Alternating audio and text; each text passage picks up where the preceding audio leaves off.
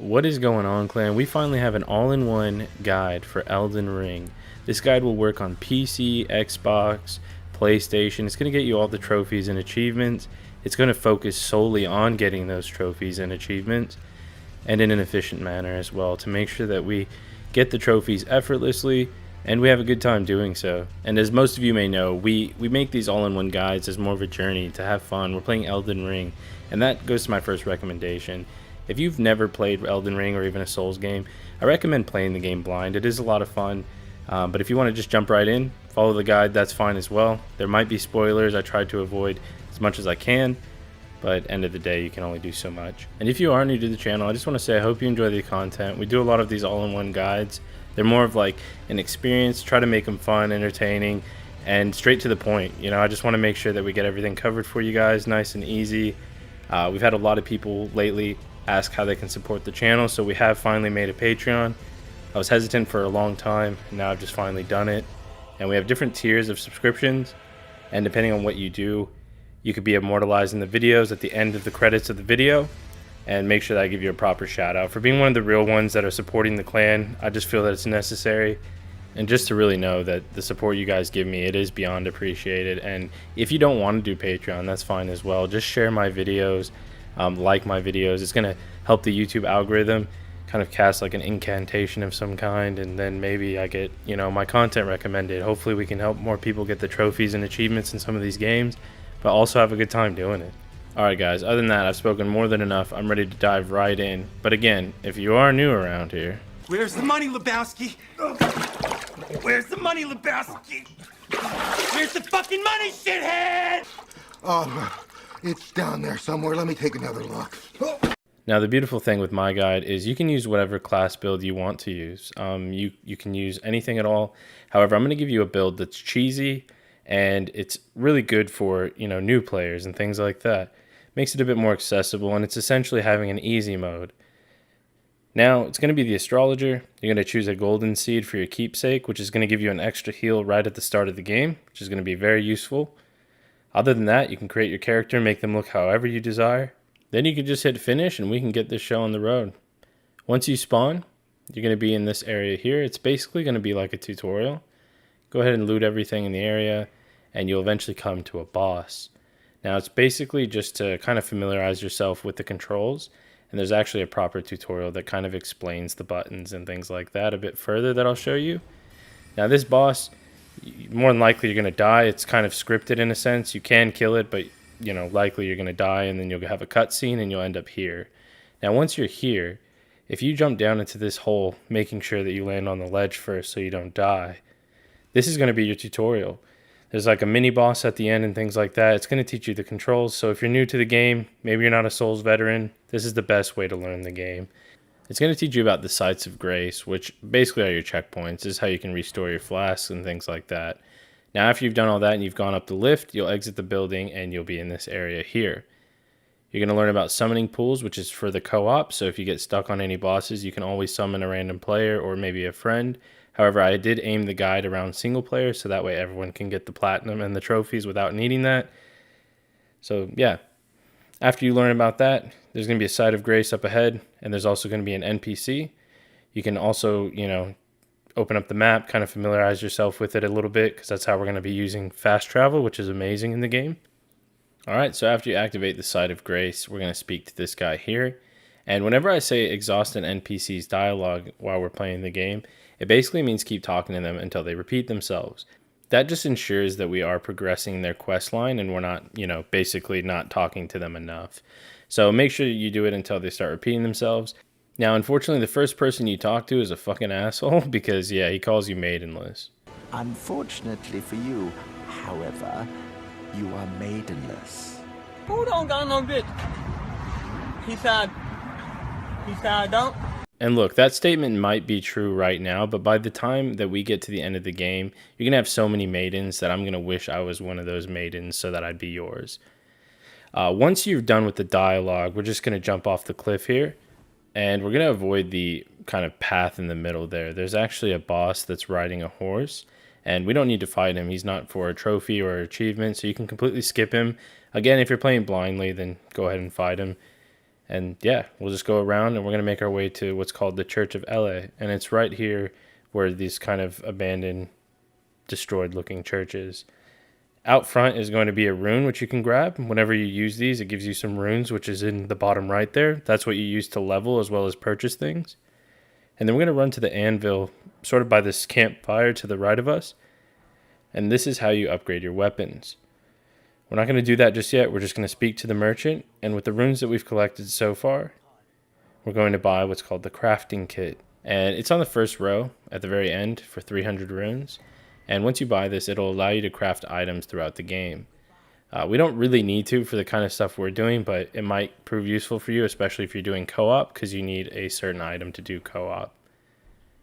So as you can see, that's a little bit about the crafting. But before we leave the church, just make sure you activate the Site of Grace. And do you guys want to see something pretty cool? You just see how I'm teleporting around so effortlessly? It's pretty cool, isn't it? Now, I know you guys are going to be like, dude, you're just using the Bloodhound Step, Ash of War. That's basically how you're able to do this. And honestly, if you're one of those people, I'm sorry to say it, but you're wrong. I'm doing this by using ExpressVPN to constantly change my location. Now, ExpressVPN is so useful in the sense that it can block your data as well as hide your IP address. That way you can safely, browse the internet, do what you gotta do without worrying about your data being stolen. And it can also be used to unlock content that would be otherwise blocked in your country or in your region. And all while keeping that connection secured. So for example, I'm in Australia and I wanna watch some Hunter x Hunter, but it's not available in my region. Well, ExpressVPN makes it easy to switch servers to the US, and then here I am enjoying my sweet, sweet Japanime. It's literally that easy. So if you're interested in protecting yourself and getting 3 months of ExpressVPN for free, then head over to expressvpn.com/BushidoCypher to learn more. That just taught you about fast travel as well, which you can do at any point when you're opening the map and you're not in combat, and you can just click a Site of Grace to fast travel. After that, we're going to run north. So we're just going to be heading north down the path, and you're going to see a knight and some other enemies as you go forward. You can go ahead and quickly kill them. They only take 2 hits with magic, and they give you a little bit of runes, or you can just run past them as well. So you can see there's some on the side. I'm just going to run past that one, and then I go ahead and kill this guy as well because he's not even paying attention. And we'll head north again, and you can see your first statue of Marika. Now, as you see in the top left by my HP and things like that, it's given us a buff. That means whenever we die, we have the option of respawning where that statue was. They're basically a checkpoint, and they spawn you back with all of your flasks and things like that. So it's really useful throughout the game if you're halfway running to somewhere. We're going to make our way northeast sort of from where that statue was, and you're going to see a Site of Grace in the distance. Make your way there, activate it, and we're not going to leave the area just yet. There's going to be a camp that's sort of west. And you'll see these caravan type carts that are on the side. And you can see a knight, kind of guarding it. We're going to take the knight out and grab the item in the back.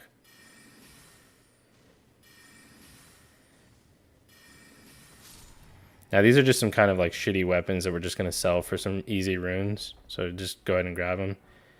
I don't recommend using them. They're dog shit. But yeah, go ahead and keep going. And we'll head west. And in between these two sort of ruins type area right here, if you make your way over this rock and you're sort of facing south, southwest, you'll find an enemy you can take out.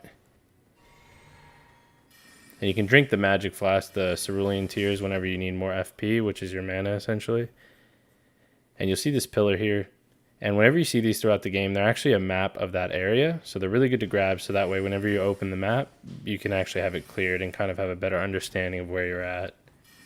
Now quickly take out the enemies in that area, or you can just run directly, northwest. They may follow you though, so I recommend just taking them out quickly because we're going to grab this chest that's on this caravan. And it's going to have another item that we're just going to sell. Alright, so quickly grab the item. And then we're going to make our way to the left, which is west. Go up, and we will find another Site of Grace. We're going to meet another NPC here. What you need to do to trigger this is rest at the Site of Grace to trigger a cutscene, and you're going to meet her. And she calls you Maidenless as well. It's fucking great. And basically go through her dialogue. She's going to give you a steed, which is your mount throughout the game. And you can put it in your equipment tab or on these pouches on the right. I recommend the pouches, they just feel a bit quicker and smoother. So now I can put it on my triangle button, and you can put your co-op stuff on there as well if you are playing co-op. But for me, just gonna go ahead and put it on my triangle and down. And then whenever I need my mount, I can hold triangle and press down on the D-pad. This mount double jumps and it's really easy to get around. You can also avoid a lot of enemies with it. Okay, now that we've got our mount, go ahead and rest at the grace and make sure that it's nighttime. And if it's not, you can use the pastime option to make it nighttime. After that, open your map with the touchpad and we're going to fast travel to the Church of Ele. And we need it nighttime so we can meet the reason of my existence. And we're just going to speak to her and go through all of her dialogue options. Now, just keep going through the dialogue options. It might be a bit hard if you have your hand down your pants, but that's okay. Just use the other hand, and you'll eventually have to let her know that you can summon the steed, and then that's not the only thing that she can mount. Once you get the Spirit Calling Bell, this is going to be very useful through the single-player journey because you can summon these ashes to help you out in battle, and they work on bosses. And they're only summonable, actually, in specific areas, which I'll show you the icon when it comes up. But yeah, it's going to basically make the game a lot more trivial as well, and it's going to make sure that we get these trophies and achievements much easier. Now, eventually we're going to replace the wolves, but for now, if you want a little bit of help, you can put them on your quick action button so we can summon them for bosses and things like that. After you've done that, before we leave, we're going to go to the merchant. And we're going to sell the weapons that we grabbed from those chests earlier in the carts. So you'll see the sword and the flail. Sell the sword and the flail, and then we can open up our map. And we're going to fast travel back to the Igil Lake North, which is northeast side of where we're at. Once you arrive here, go ahead and rest at the site of grace. And you just want to make sure that it's morning time, because there's a boss that can spawn at night, and we don't need to kill him for a trophy, so we can just completely skip him if it's morning. And make sure you go to the Add Flask option, and we can add that extra charge we got from the beginning of the game with the golden seed. So now you just got an extra heal, which is great. And then we're going to head southeast down this road. You're going to pass a telescope with a fucking pigeon on it, and you'll know you're in the right way. Because if you keep going southeast, you'll see the path with some enemies on it, and then eventually a campfire kind of looking setup, and then a bridge with a broken side of the bridge on the right. And we just want to loot the smithing stone that's here on the right of the bridge. And then we're just hugging the wall, going east, and then we're going to go southeast over this rock, and we're going to find an item that's on a dead body that's sitting in a chair. Grab that for a somber smithing stone. That's our first one. After that, we can make our way southeast still past Aaron and Zeke that are pulling a cart.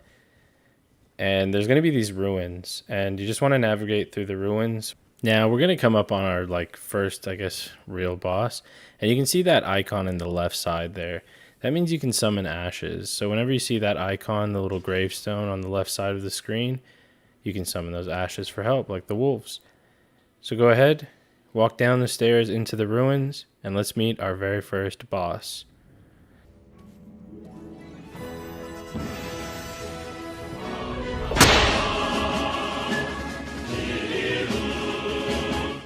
Alright, so he's not too much of a boss, but basically, as long as you're hitting his body and not his head, because it's armored, you're going to do really good damage. Now, you just want to try and dodge his attacks. He pretty much just does swipes and a headbutt, and then try and lock on, and then go behind him and get some hits in. Again, you can summon the wolves, which will make this a lot easier. Don't ask me why I didn't, maybe because I'm an idiot. But yeah, summon the wolves if you need to. It's going to be 3 other things damaging him at the same time, and then eventually, you're going to kill him. If you do die, you can summon from the statue of Marika outside and then just retry again. It's not that big of a deal.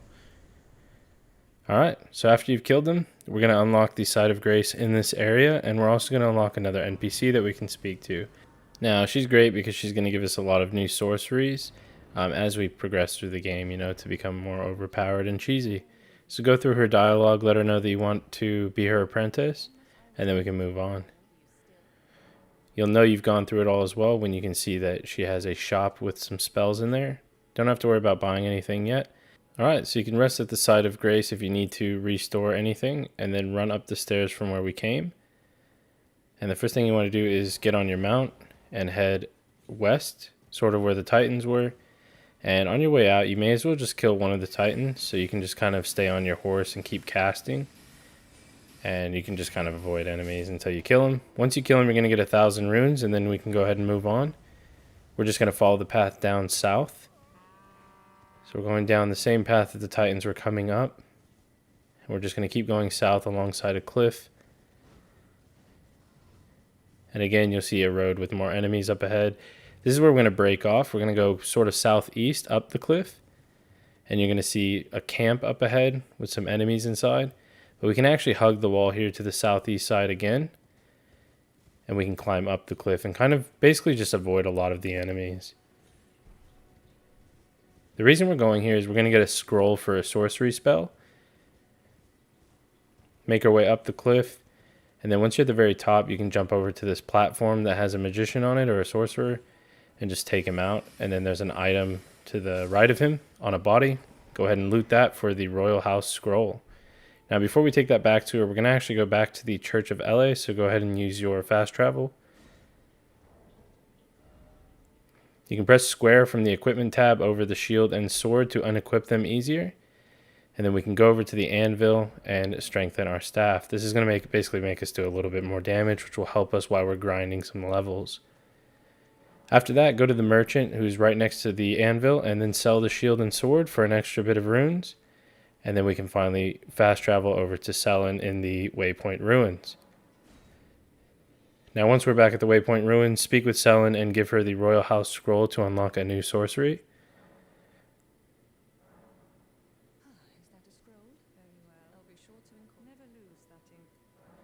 Alright, after that, open up her shop and you're going to see the spell Carian Slicer. This is what we want to grab.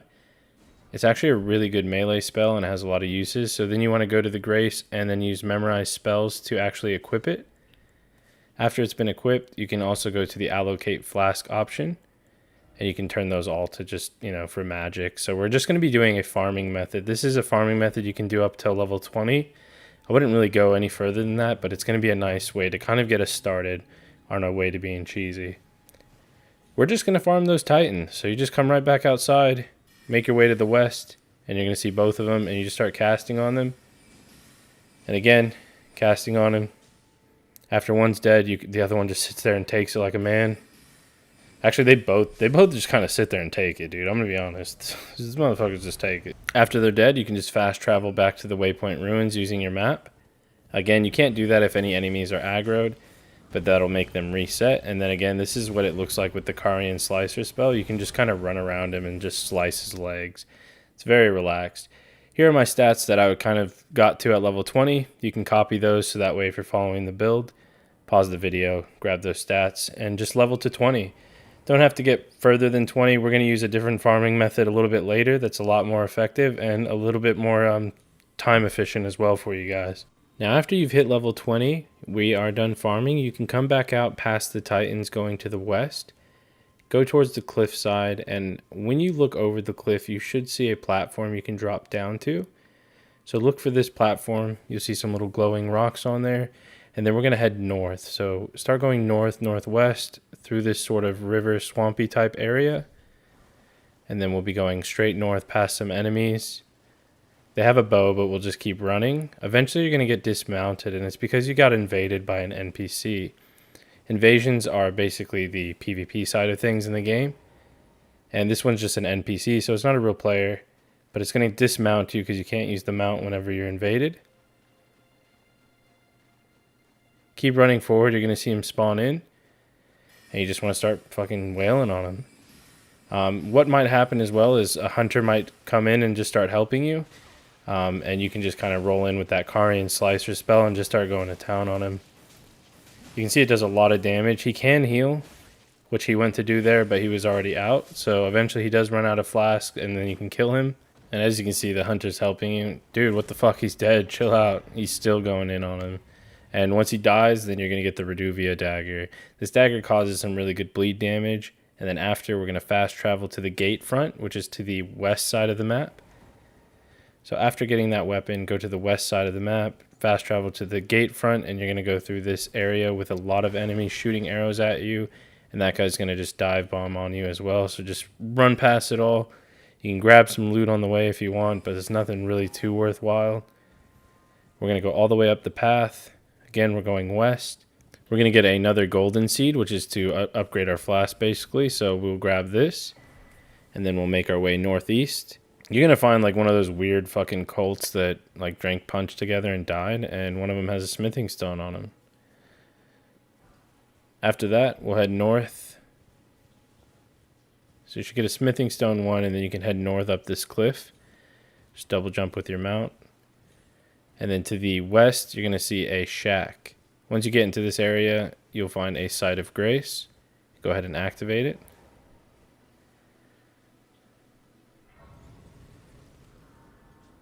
Perfect. Now that's been activated, you can rest if you need to. And right behind the Site of Grace is actually some kind of scaffold you can jump up. You can get a stone sword key, which will come in handy a bit later. Then inside the shack itself, you can talk to Little Red Riding Hood. And, bro, that's not her name, but, like, come on, man. You see it, right? Now, just exhaust her dialogue so that way we progress with her quest. And then she'll go back to basically our hub world that we'll see a bit later. She's going to give you a jellyfish ash as well, which you can use that if you want. And then we're going to go on our mount, and we're going to make our way east. Now, going this way, you will see a path, and you can see some enemies on there as well. You can hug more to the right, so that way you don't aggro them. We just pretty much want to go right past them. So go to the right, past the wagon that's destroyed there, and then you'll see a Site of Grace in the distance. Now, this Site of Grace is going to come in handy a bit later when we do something required for a trophy. The trophy's actually pretty much revolving around this guy here.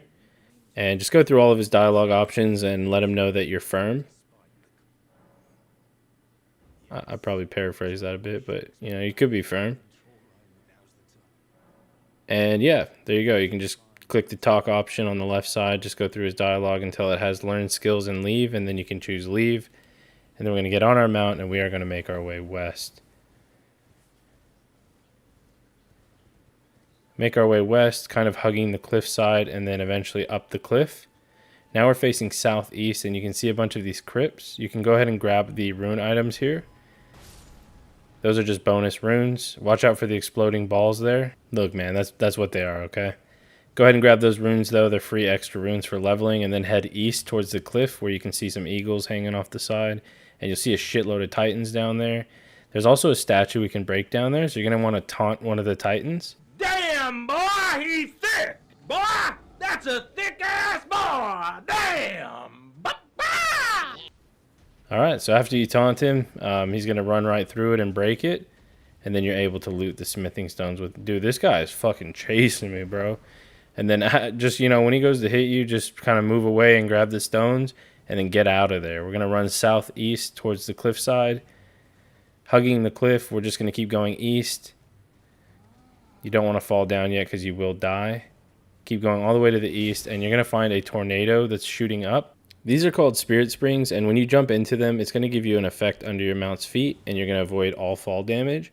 And you can also use them to jump right back up, so they're really good for kind of traversing the cliffside of, you know, the map, which is really nice. And then we'll head northeast up this little rock kind of cliff, and we're going to grab another smithing stone. After that smithing stone, you can just kind of run over to the east, jump down, and we're basically trying to get out of combat. So we have a lot of titans that are pissed off at us.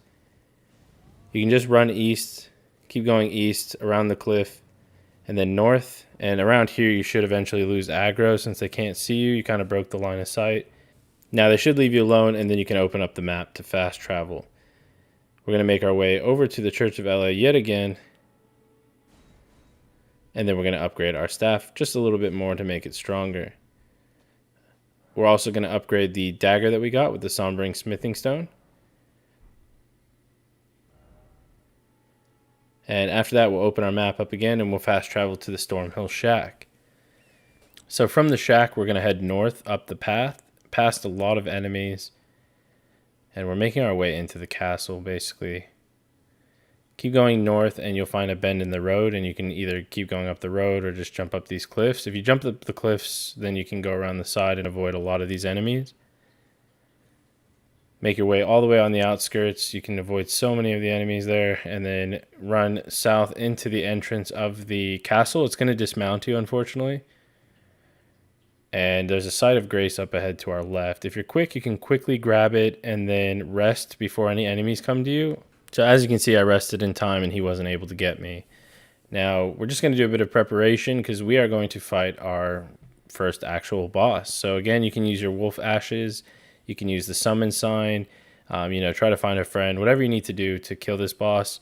But he's not too hard, so let's go ahead and meet him.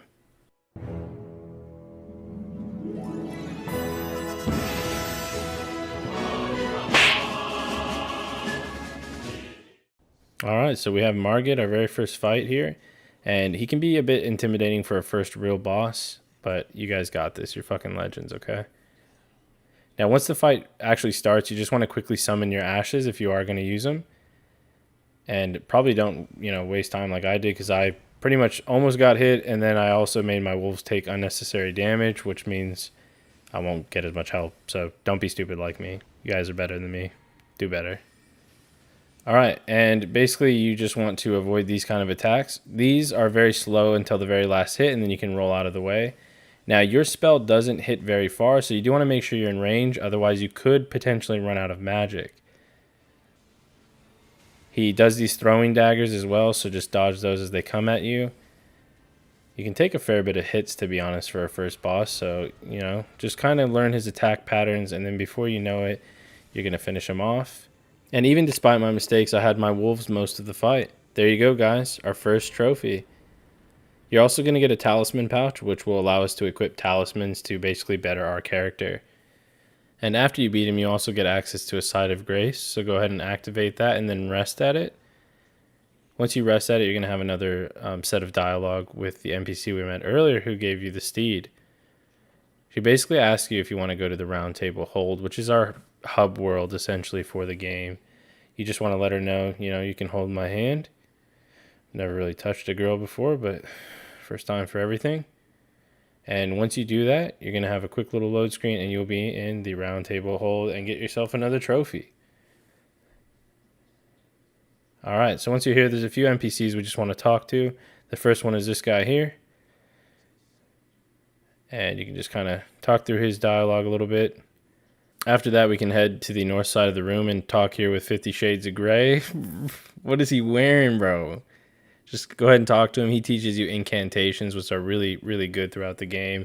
Just choose the option that you see it, and he will basically teach you some incantations. And anytime you get prayer books, you can give them to him as well. After that, make your way through the hallway to the north and speak to this guy with, plenty of words to say. And he's going to give you a gesture. Now, through the doors to the east is a very valuable shop, and we're going to purchase a longbow, which we will use a bit later for that farming method to level. So make sure you buy the longbow from here. Other than that, we don't really need anything at this present time, but that is a really good shop to be mindful of because you can get a lot of really good things for it. After that, make your way back to the center room with the table in the middle, and you can level up your dexterity. We need at least 14 dexterity to use the bow. You should have some runes after you killed the boss. So level up your dexterity. And if you don't have runes, you can use those runes from the inventory and just get more runes. So again, you should have bought the longbow and you should have leveled up to use it. Talk to that guy there that was by the table and then come over to the blacksmith here on the southeast side of the building. He actually does a lot of, enforcing your weapon and things like that. And then into the room to the right of him, you're going to meet Stepmommy. Don't do that shit, dude. And you're just going to go through her dialogue and she's going to, give you the option to, let her hold you. And then you'll get this item. And then if you don't want to go through like a 20-minute animation of you standing up, you can just open up your map and we can fast travel. So open the map up and we're going to zoom out and go towards Limgrave. And we are going to Margit, the Margit side of grace where we killed him. You can go ahead and allocate your flasks to 3 heals and 2 restores for magic. And then we can head up the path to the west and go to the castle gates. Welcome to the Stormvale Castle. Now at the front of the gates is a site of grace on our right side up the stairs. Go ahead and quickly activate that. And you're going to see a doorway to our left past the gate. And before we do that, we just want to boost our poise. This is so if we get blasted, we're not just going to get staggered. We're going to go in here and speak with this guy here.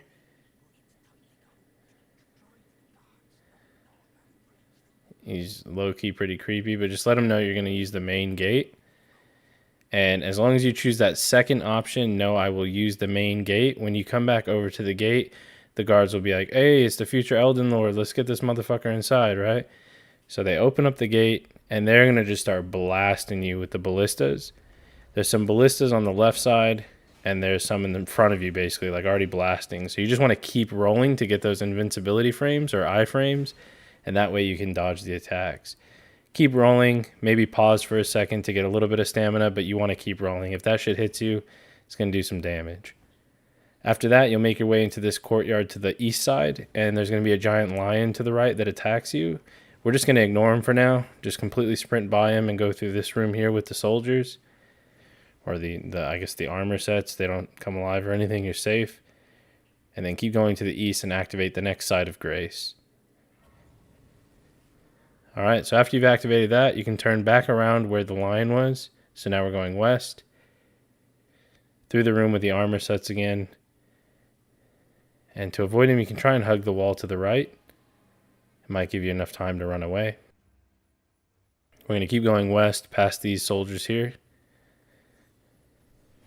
Go up the stairs to the north. Again, there's going to be more of those fucking ballistas, but these also explode, a few seconds after they've actually landed. So you just want to keep rolling, dodge them because they do initial damage and then explosion damage. Keep running up the staircase, dodging these enemies, dodging this guy with a fucking flamethrower, and then up the path to your right. You can hug the wall right here so you can avoid all of those enemies in the center. You can hardcore parkour off the tree and then go out the back. Make your way northwest towards the staircase here. Up the staircase, we're going to make a way to the left side on the west to grab this side of grace. I think it's really good to grab because if you die, you don't really want to run through all of that again. So we'll quickly grab it. It's a bit off of the path we are going, but it might be good to grab and to also rest if you need to. That way, if you die, at least we can start from here, and then we can head east. You're going to see the most intimidating thing in your life. It's a fucking pigeon with swords on its feet. Just go ahead and quickly start far casting it from back here. And you should kill it before it gets up to you. If it does get to you, like, good luck, man. Good luck, bro. You got this, though, okay? Just kill them. They ain't that bad, man. All right, so after you kill the pigeons, there's going to be one little soldier off to the left.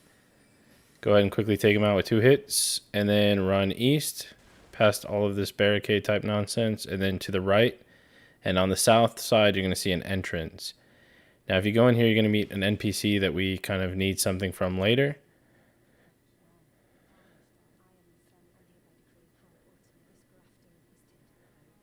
And go ahead and exhaust her dialogue. Make sure that, you've gone through all of it. She's repeating herself, and she'll go back to the Rountable Hold. All right. After we've done that, head back out the doorway. Make your way to the right. You're going to find another golden seed, which means we can upgrade our flask. Grab the golden seed between these 2 trees. After the golden seed, we'll head north up those stairs, which will be past 2 soldiers and a titan. You can completely disregard them. Okay, so make your way up the stairs, go past them, and then into this little hallway or entrance. And to the right is actually going to be a site of grace. So go through this doorway and activate the site of grace. And you can rest to reset those enemies if they're aggroed on you as well. After that, we can head into the boss room. This will be our next boss. There is an NPC you can summon here. It's the lady you just spoke to in that room. But then after that, once you're ready, let's meet the boss.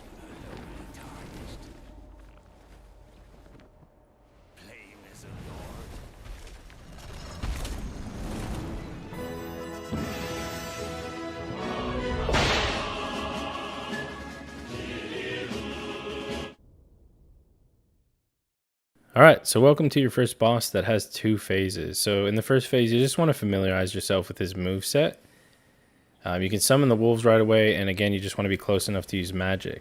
Now he's going to do this move here, and you can just roll away at the last second, and if you're close enough, if you're kind of like probably about that distance, he will keep doing that move quite often, and it's such an easy move to dodge. So you're just getting free hits. Same with this one here. If you just dodge at the last second, you're just getting free hits. Like, he's just letting you pelt him.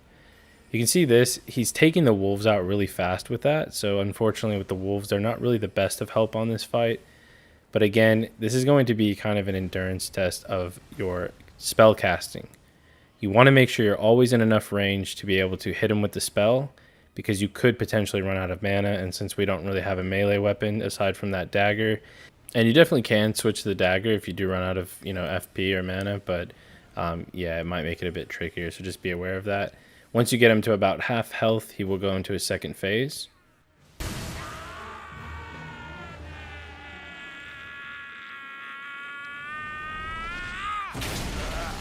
Alright, so now we're in phase 2, and yes, someone's got to ask it.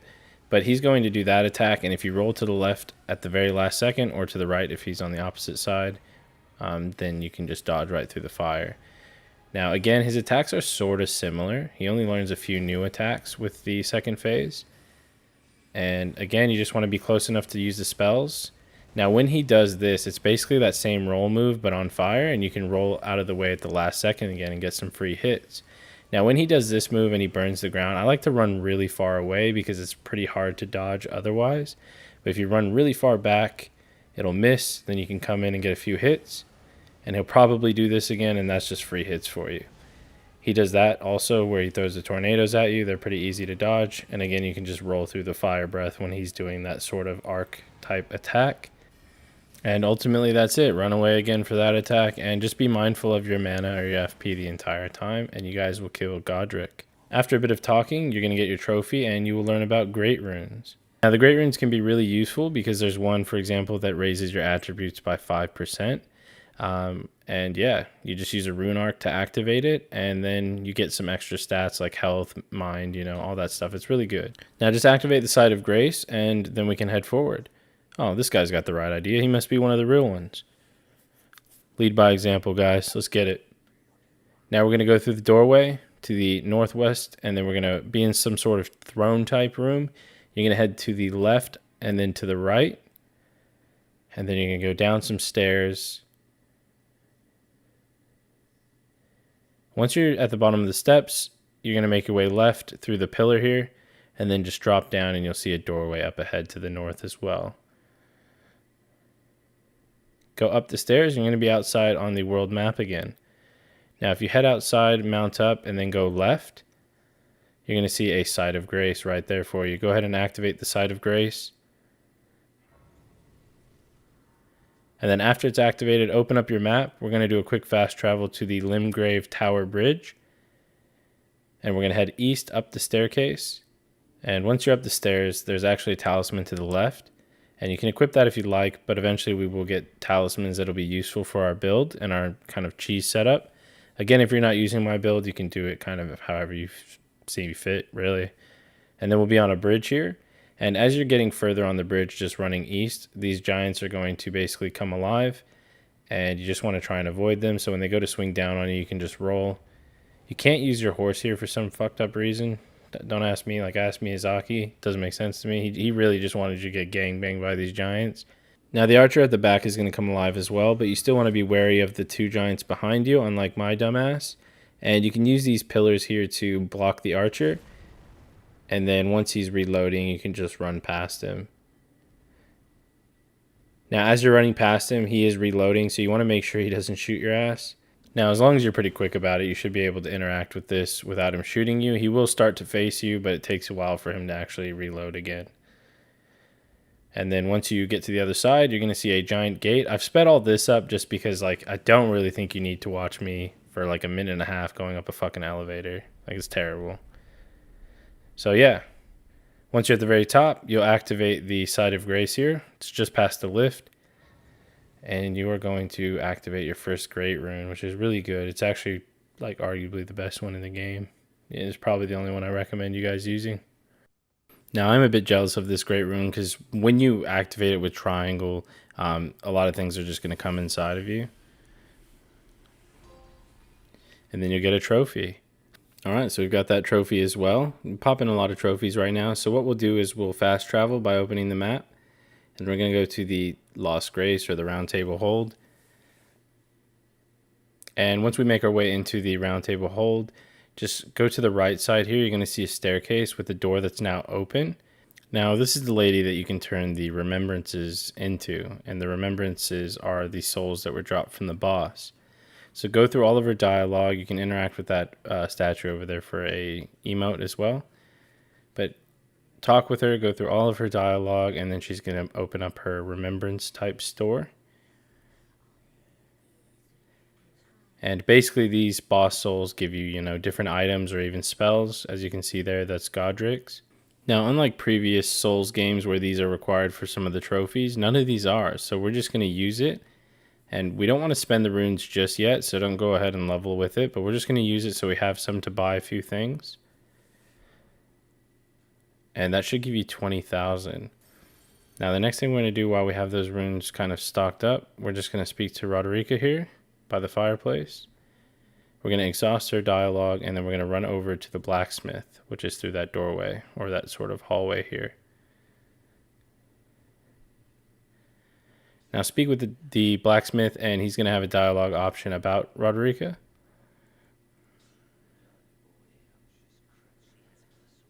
Go through all of his dialogue, then we have to run back to Roderika again.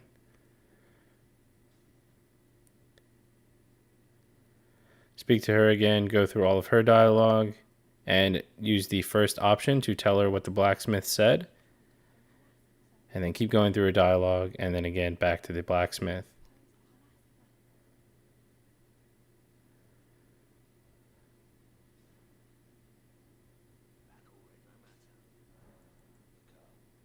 Again, going through his dialogue, just make sure you exhaust it and it's repeating, and then choose the top option. Okay, then we can head back through that hallway and we can speak to Roderika again. And she should just be saying the same thing. Alright, so after you spoke to her, you can go into the equipment and then equip the dagger on the right armament. So that way you can switch between the staff and the dagger. And we're going to head north through this hallway to the Twin Maidens. Alright, so once you get over here with the runes, you can buy the items. Now, for some reason, I used my runes. Like I told you not to, you know what I'm saying? That's okay, though. As you can see, in our inventory, we have runes that we picked up earlier throughout the playthrough. We're going to use those to get some runes and buy those. So again, after you use that Godrick one, just don't use the runes. Be smarter than me. Alright, so after we use those and get some runes, we can go ahead and buy a memory stone. We're going to use this to get basically more spell slots for our sorceries. Alright, after that, we can make our way back towards the center of the room. There's one more quick shout I want to do. There's a lady who can fine-tune your ashes, which are like your spirit wolves and other summons that you get throughout the game. Upgrading them gives them more health, and basically the survivability is increased an insane amount. So this is Roderika. She just doesn't have the red hood on, and she's going to be the one that you talk to whenever you want to tune your ashes and upgrade them. So just keep, like a mental note of her for when we do upgrade those. After that, we will make our way back to the other hallway. There was one more person that we wanted to talk to, and he's just to the right here, and he is now in this sort of study type area, and just go through his dialogue options. Now he's eventually gonna have like an option to go through like a bunch of fucking people. You actually don't have to do that. Like, don't waste your time. Just say deuces. Finish your sentence, and then you can just leave. Alright, after that, open up your map. We are finally going back to the progression. We're going to go to the lake facing cliffs. And once you're here, you can go to the Great Runes, and you can actually equip this one. It raises all attributes. It's really, really good. It's only active when you use a rune arc, and when you die, you have to reuse a rune arc. So just be very aware of that, otherwise it's not active.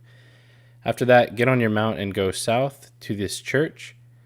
This is the Church of Irith, and there's a sacred tear here, which is going to be used to increase the potency of your flask, so that way you get healed more. Now you can just turn around and go outside the church, head a little bit northwest to these sort of gravestones. At the very back of the gravestones, you can quickly grab this item, which is an Academy Scroll that we can give to Selin a bit later. And then you can go to this cliffside here, and that's where we want to go down. You can see we need to get down there. This is a bit too high though, so what we do is we jump down this side, and then we can go down this way. So as you can see, there's the path, and we're going to go northwest. That was just more so a reference point, so you can see the camp that we're making our way to. Now keep going northwest through the camp. You don't have to kill anyone, just, fuck that guy, and grab the item. That's going to be a cookbook. And then we're going to keep running north, down the path, and eventually on the side of the lake you're going to see a fire. And that's actually where the merchant is again, and also a site of grace. So go ahead and quickly activate the site of grace. And if you have some runes, and if you don't, you can just, activate a few runes. So as you can see, I'm going to use those. Then you should have more than enough runes to go to the merchant and buy a nice little lantern that comes in handy in the darker areas of the game. And I do recommend it because the game is insanely dark at times.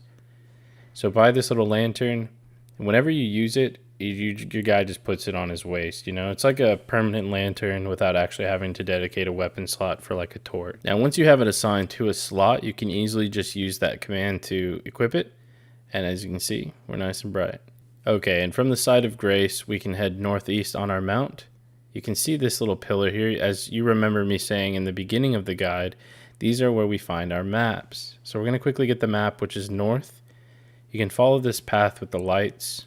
You can see that the path is kind of covered with water, and you'll find a few enemies here, but if you're quick, you can sort of just dodge past them, grab the map, and then get out of there. You can remount and then head north a little bit around the ruins and then head west.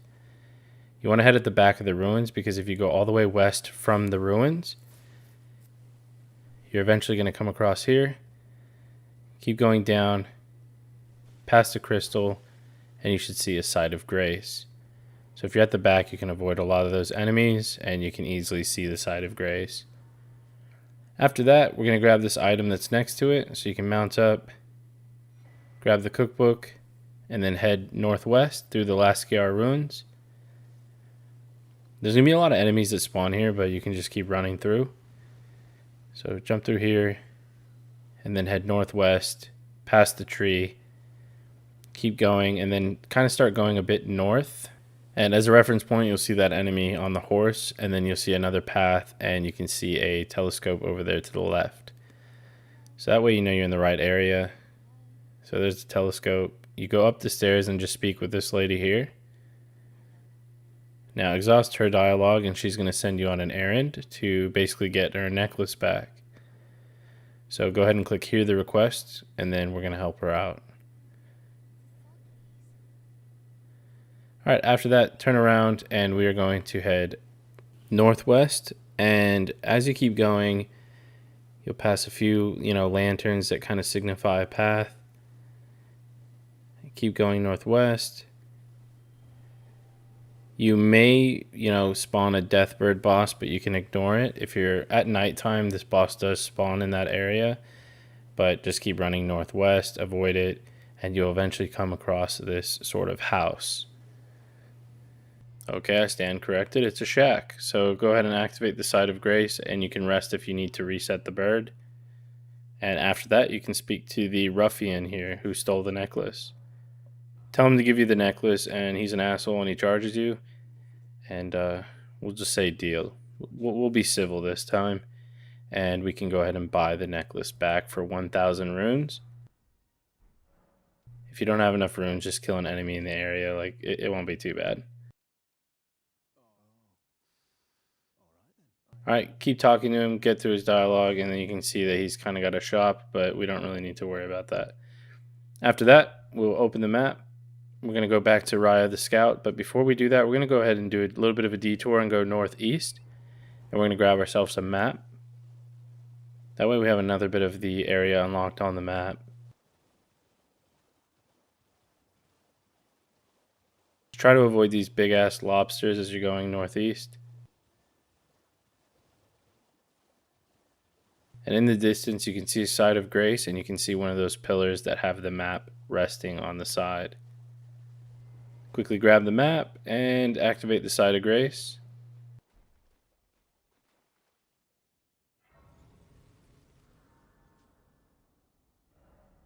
And as you can see, we've unlocked this whole type of lake map area.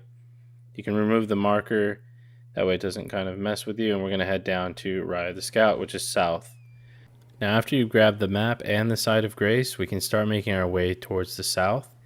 But before you go directly south, if you look a little bit southeast, you're going to see another one of those tower type areas, and there's going to be a smithing stone inside of that area. So just go up the stairs, grab the smithing stone, and then continue going south. After grabbing that, we're just going to continue heading south. That's a bit of a run, so there's not too much really to talk about, except for if you are a new viewer and maybe you don't know some of the content on my channel, well, here's a few all-in-ones that you can maybe check out that might interest you. I mean, guys, we've got Demon Souls, The Last of Us, Witcher 3, Mortal Shell, South Park. We even have, like, you know, Skyrim if you want to play the 500 different releases of that. But once you make it south, you're going to be back at the lady who had her necklace stolen, and we're going to go ahead and give her necklace back. Now, for her gratitude, she's going to give us a Volcano Manor invitation, which we'll use a bit later. Go ahead and exhaust the dialogue, of course, as always, and then after you've done that, make sure she's repeating herself, and then we can head over to the northwest rock. So you want to mark it at that rock, and then if you go northwest a bit higher, kind of where that finger lady is there, and you can mark that rock as well. So there's two rocks that we're marking, and the first one we go to is northwest.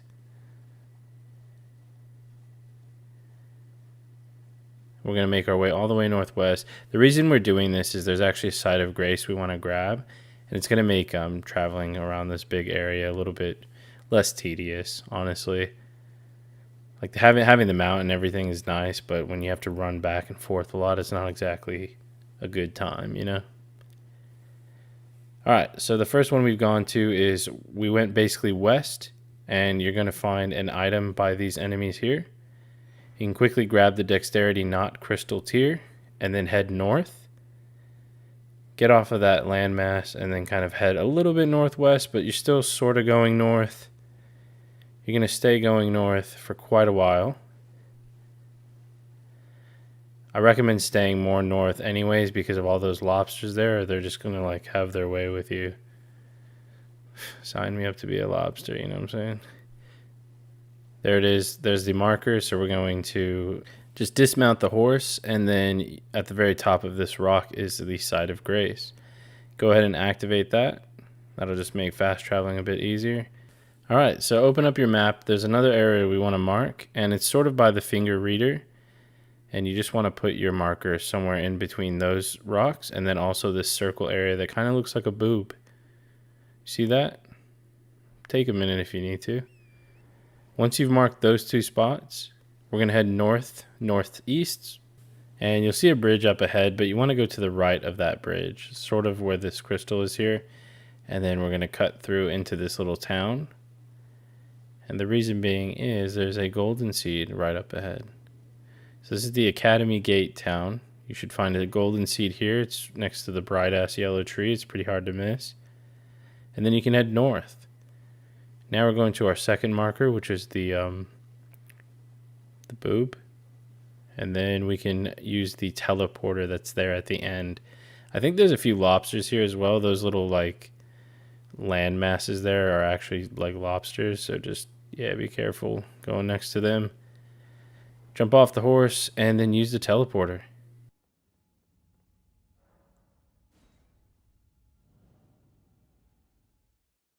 Perfect. Once you teleport, you're going to be in this area here. There's going to be a map to your left, and there's going to be some ruins to the north. So you just want to go north through the ruins. Should be the King's Realm ruins. Go all the way north to the very back area. Just be careful. There's a lot of sorcerers that are invisible, and then they just kind of appear. But you can cast at the wall, and it's actually a fake. Then you can jump off, quickly activate the Side of Grace, use the iframes to dodge that guy's magic because he's a bitch. After activating the Grace, head south over this wall. Or you could like use the doorway we made if you're normal. But you could just jump the wall. And then head to the east side where there's the cliff. And you should be able to fall off right around here towards the end of the cliff. And then we're going to make our way north, hugging that cliff, so you can kind of use the cliff as a guideline to go to the back area here. And then we're going to be heading northeast into the corner. And then you're going to see this little ledge here on the left side. Jump up the ledge and past these hands and grab the item here. You just want to avoid the hand that's in the ground as well. You can see his fingertips there. And then we're going to head back to, well, we're actually just going to kind of get out of combat because we can't fast travel when they're aggroed on us like that. So you can just run over here. You can maybe jump off the ledge again as well. And then you should be out of combat. Then we can fast travel at the Lasciar ruins that we unlocked here on the southeast side of the map. And we wanted to grab those things because we're going to use them a bit later on. So make sure you did grab those. And then we're going to head northwest again through the Lasciar ruins. But this time we're going to this area right here where the stairs are. Again, you just want to quickly avoid the enemies. So you want to interact with the teleporter fairly quick, or they might get pissed off at you. Alright, so once you spawn in, you're going to be at this top sort of castle gate entrance. And up towards this magical barrier is actually a map. Grab that really quick and then go ahead and activate the Site of Grace.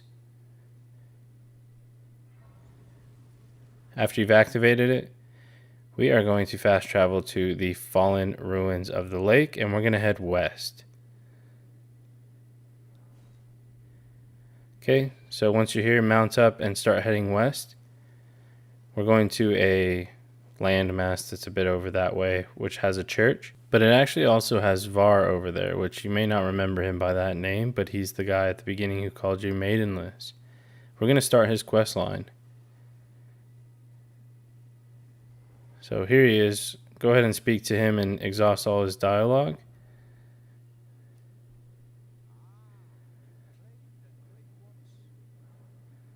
Go ahead and just choose the first option. They didn't seem right. And what you have to do for this first part of his quest, he gives you these festering bloody fingers, and when you use them, they actually invade other people's world. We don't have to win the invasions. You do have to do 3 invasions, but again, you don't have to win. So you can just go into your inventory, use one of them to start invading another person's world. Now, if you do find that you're not invading anyone's world, I will have an alternative location that you can try it at as well. But basically, it'll just start invading, and once you're in, you can just start, attacking them. Now, I actually saw that this was Johnny Sins. I don't know if it's the real Johnny Sins, but yeah, I remember him because he was a doctor for my mom and stuff. So that's pretty cool. But yeah, I just got fucked up. So like I said, you don't have to actually win. I didn't really want to kill Johnny Sins either. He's actually a really good guy. And yeah, there we go. So the other place I'm going to show you is called the Liftside Chamber, which is in the southeast side of the map in the Stormveil Castle. I found after my first invasion with Johnny Sins that I wasn't really finding anyone. And I read online that this place is a pretty good hotspot, so you could try that as well. And you can also try before boss doors, because as you see, as I went into the area, I got kicked out, and that's all we need. And then we can go back to the fallen ruins of the lake after we've invaded 3 people. Again, don't have to win, just have to invade. And then speak with Var again, and he's going to give you Lord of Blood's favor. What he wants us to do is get a maiden's blood on that cloth. We're going to take a little bit of a detour first before we do that. We're going to head northwest to these little ruin type looking things on the map, and then to this rock just northwest of those ruins. So you got 2 markers just to kind of help guide you there. And don't worry, we will definitely go back to Var's questline. We're just multitasking so we can kind of feed 2 birds with 1 stone, if you catch my drift. So just keep heading northwest to the markers, and you can see these sort of destroyed houses and things like that. You're going to see a lot of flowers. You can just keep running past them. You'll know you're in the right area because you'll see those guys there. And then you want to just go northwest past that flower. And on the side of these buildings that are kind of just the roofs, you can see a Site of Grace. So go ahead and activate the Site of Grace. This is just a checkpoint in case you die, really. There's a dragon that we're going to see up ahead. And you honestly shouldn't die, but if for some reason you die or, at least you have that there. So we're going to head north after getting that Site of Grace, and you'll see the dragon by the rocks. Now, if you're quick, you can grab the items and then just leave. And he might not even, aggro to you if you're really quick. So I don't think he did for me. He just got up. But the main item we want is that one there, the Academy Glintstone Key, which is the second item I looted up against the rock on a dead corpse. And then you want to just keep heading north until you're out of his way. And since he didn't aggro to me, I can fast travel. We're going to go to the South Rhea Lucaria Gate, which is where we found that magical barrier. And you're going to head up to the barrier until it gives you a prompt with the triangle button. And then it's going to bring you into this area here with a grace right at the center. After we grab this grace, if you head northeast, you'll see this little magic barrier here, but you can just run right through it onto the bridge. We're going to get another golden seed. This one's a nice free one. You just got to double jump over or just jump over. And then you'll see the golden seed at the end of the bridge next to the golden tree.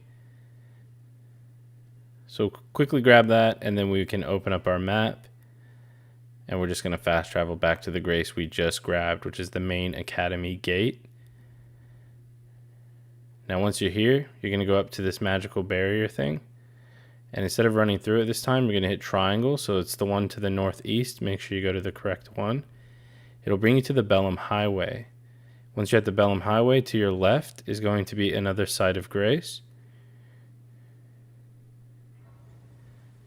Activate that site of grace, and then we can make our way to our next point. So we're going to open up the map, and we're trying to get to this area here, which is just kind of to the northwest, just a little bit. So we'll go up this way onto the path. So at the moment we're going north. And we'll just keep going north. You'll see a bunch of destroyed ruins. And we're just going to go around onto this path. And the path actually leads into where we want to go, which is another church.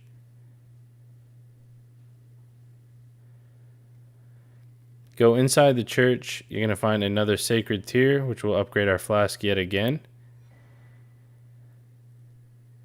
And there's also a site of grace here as well, so you can mark that as a checkpoint.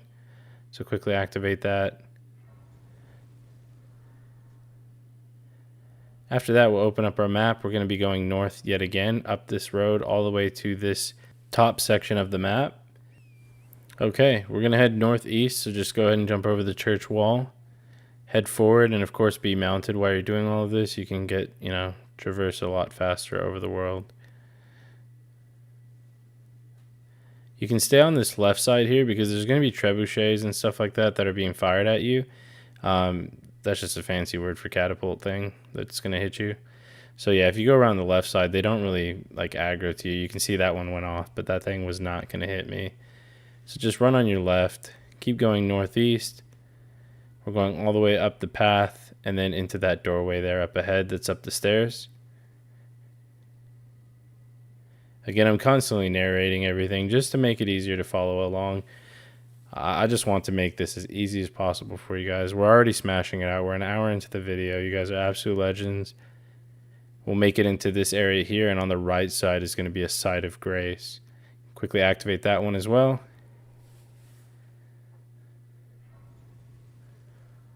Now the next part, we need to go to this church that's up here on this hill. So we have to go all the way around here, as you can see where my cursor is. It's a little bit of a journey, but just bear with me. If you do die, we have to run all the way back from this area here, which kind of sucks ass, but you guys won't die. Right? So just head south. So you went down the steps from the side of grace, and then you went south, sort of southeast up this hill. Now there's going to be a thing that gives you madness. When madness is full, you take a lot of damage, but you also take damage while it's filling up. So that sun thing up in the sky, whenever that's active, you just need to hide behind something and break the line of sight. And you can run to this wall here, or you can keep going all the way up, and you can see I'm starting to take damage. Now the main thing while you are taking damage is just to be mindful of your health, because you are losing health as it damages you. But if it also fills up all the way, then you get hit for a fair bit of damage as well. So you can stay on this side here, and you can even wait for it to go down if you'd like, if you're not quick enough. But once you're ready, go ahead and run south. We're going to quickly sprint across after the eye just went away, and it should just come up now, and it's only going to get me a little bit, and then I'll run through. Now once I'm here, we're going to go sort of northwest through this village. There's an item we want to grab that might help you out later if you're struggling on bosses. So quickly grab this talisman. This talisman allows enemies to basically focus attacks on you. And that sounds terrible, but I'll tell you, later in the guide what that's for. So again, we're just hiding behind these rocks, hiding behind the pillar on the side, whatever you can hide behind whenever that's active. Otherwise, you're going to take a lot of damage. And then we're heading up the mountain to the north. So this is northwest of that village we were just in.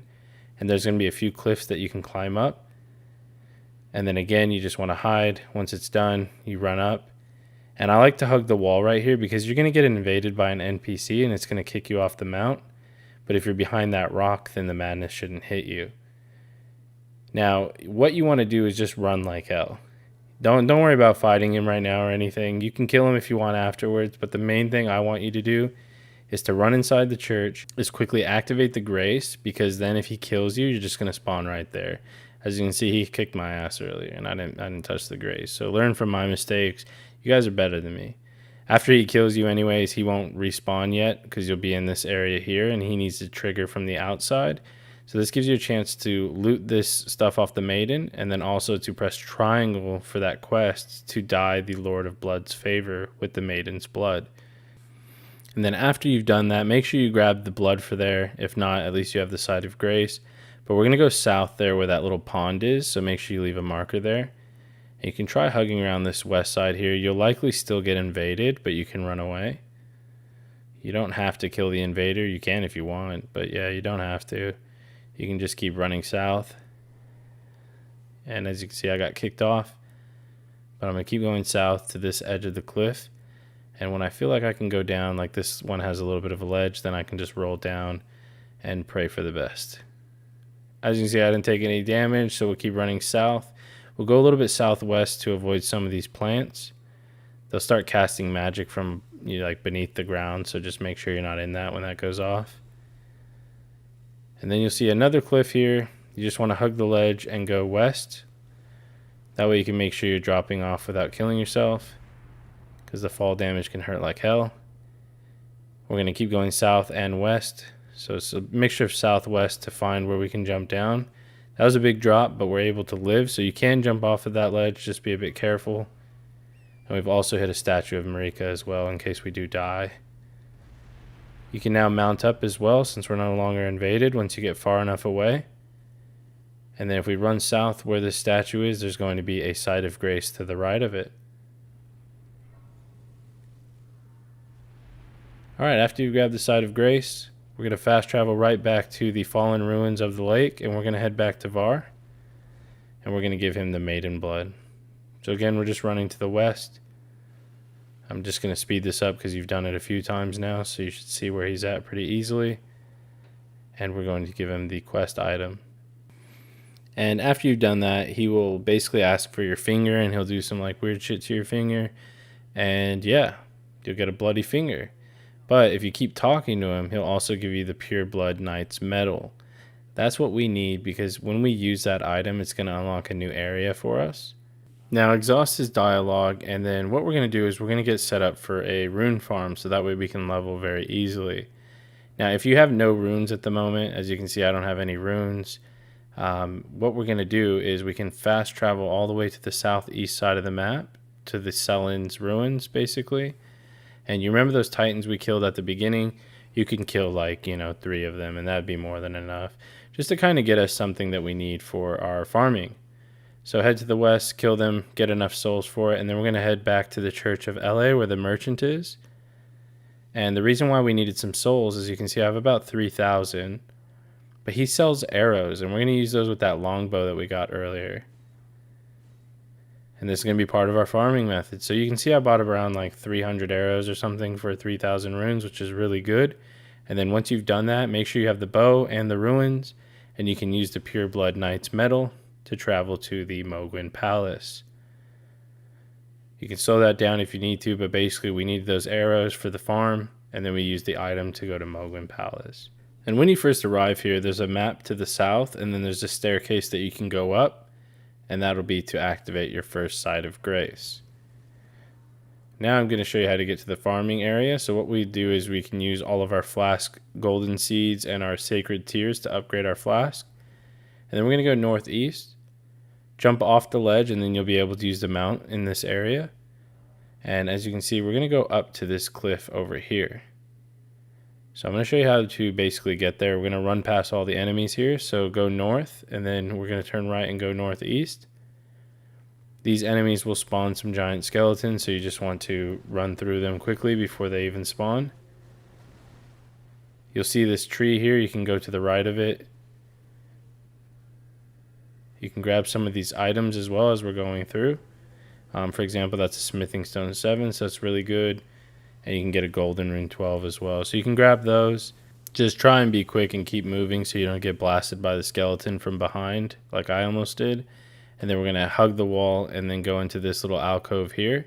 You can get trapped in here, so don't stay in here too long. Grab the swarm of flies. Sometimes the enemies come rolling in at you and then you get kind of staggered. So if you die, you just got to reset basically the path we're going on. But just stay on your mount, keep running. You should be able to dodge without getting hit. And we're going to go south and we'll be up this mountain.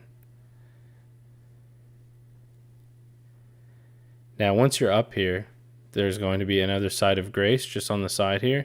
And this is the area that we're going to be using to farm the runes, so that way we can get to level 100. Now in order to do the farm, you need to equip the longbow. You can equip it in your left hand and then equip the arrows if they're not equipped already. And then you can press L1 to basically two-hand the bow, and then L1 again to go into like a first-person mode, and then R1 to shoot the arrow. So you just want to try and hit the bird, and when you hit him, he's going to run off the edge. And if you're slow enough, when you go to rest, you'll get the runes as you kind of kill him. So you'll understand the timing as you're doing it. I'm hitting him, I'm letting him fall off, I'm waiting a second, and then I'm resting at the graze. If you rest too early, you're not going to get the runes for it, so just give him a chance to fall, but you don't have to wait too long either. Now, let's say you're not a huge fan of the bird. An alternative I'll give you, which was patched, as you can see by these rocks. There's actually a workaround after the patch. Now, it could be patched again by the time you watch this, so just be aware of that. But basically, we found another way to climb up this cliff. And if you climb up the cliff right here where I'm showing you, the side of grace was to the right. And you'll see this kind of bloody looking wall. And the jumping's a little bit tricky. But once you land on that ledge there, then you can kind of squeeze your way onto the cliff side here. Now, this definitely isn't as fast as the bird method, but it's something different for you. Make sure you have the dagger equipped and then follow this shadow like line right here as a sort of guideline. Jump off the ledge. You have to use the dagger because it's a fast weapon and you need to keep attacking as you're falling or you're going to die. Once you see that rune drop in the bottom right, you want to quickly open your map and fast travel before it kills you. You have a bit of time, so don't worry too much. And then when you fast travel, you can see I have 110k runes, and that's pretty much it. So that's an alternative I gave you instead of the bird. And again, it may be patched, but I thought I'd at least give you another alternative. Here's some stats on the screen in case you want to quickly copy them. This is my stats at level 101. Now, if you do want a little bit more bleed damage, you can sprinkle a bit more into Arcane, or if you overlevel a bit more than 100 doing this method. It should take about 25 to 30 minutes killing enough birds for this. And you can allocate the flasks how you want, and then we can head to the Rountable Hold and continue with the guide. So once you're in the Rountable Hold, we're going to go the left path here. And then to the right here, you're going to see Nepheli. Go ahead and speak with her and exhaust her dialogue.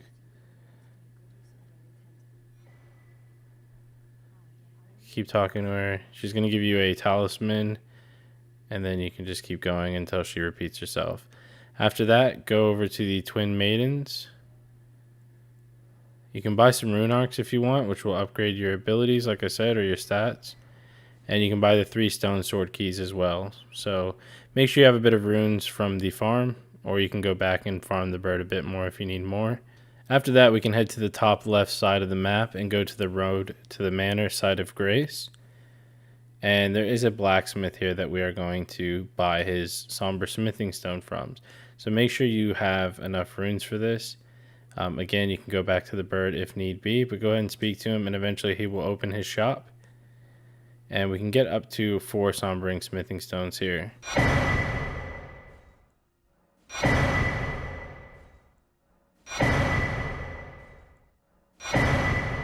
And the reason we need these stones is there's a trophy to upgrade your weapon to max. After you get the stones, you should have 3 of each, like I said, and then you want to go ahead and upgrade the Reduvia dagger, which is that bleed damage dagger.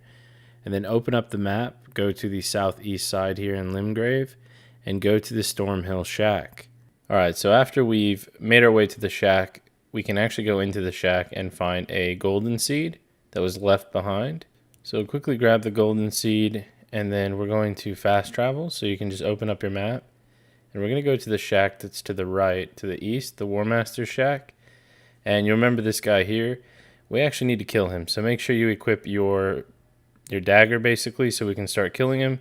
You can use a rune arc if you want, get a little extra bit of stats, but he's not hard at all. It's just a little bit overkill. Now the reason we want to kill him is he drops a item, a legendary armament that's going to be used for a trophy. So if you just start wailing on him with the dagger, you can probably get a bleed proc off on him as well. So you'll see right at the end, I did some bleed damage and he just dropped. And once he dies, he's going to drop a weapon that's called the Devourer's Scepter. And that's the item we need for the trophy. So that's going to be our first one. So make sure you've got that. Once you do, you can go to the Side of Grace and then mount up. And we're going to head sort of east through this woods type area. And we're going to make our way up to this bridge over here. You can put a marker if you want, just to make it a bit easier so you stay on the correct path. Alright, so just keep heading east. You're going to go through this camp. This camp has some enemies in it. You can just avoid them. If you're quick too, you want to dismount and open up this chest. And you can grab a shield if you'd like. You don't have to grab the shield, but it might come in handy a bit later depending on what you're using and, you know, things like that. You don't have to grab it though. And then you can just keep going down the path. So we're just going east. We're going down this cliffside here. And eventually you'll come to another Side of Grace and a bridge. So we can go ahead and activate the Side of Grace.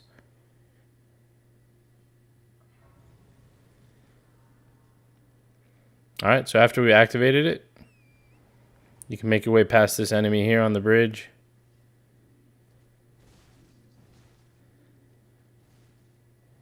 You can loot a smithing stone right there on the bridge as well if you'd like. But we're just going to keep going down the path, making our way east. You're going to go past these gravestones through a cemetery, and you're going to find an NPC. You want to dismount and just talk to him. And you just want to make sure that they're not attacking you, so just be wary that they might be aggroed to you, those enemies that were spawning in. There's a bunch of skeletons in that cemetery. Go ahead and exhaust his dialogue. And then after, we can start making our way east down the path again, and we can find another Side of Grace to activate. Alright, so after we activate the Side of Grace, we're going to fight a really easy boss, and it's just down here in this watery type area. So you'll see a ghost-like enemy that's basically rowing a boat. It's the Tibia Mariner, and this boss is really easy. You can just jump up and start attacking her, or completely miss like me. She can teleport, but she'll just teleport somewhere else in the area, so just roam around until you find her again. And you just basically want to go up, just start wailing on her with the dagger. The dagger does more than enough damage. She does spawn adds, but you can just ignore them. Or she can just take some of them out like that as well, so that can happen. But you don't really need to pay too much attention to them.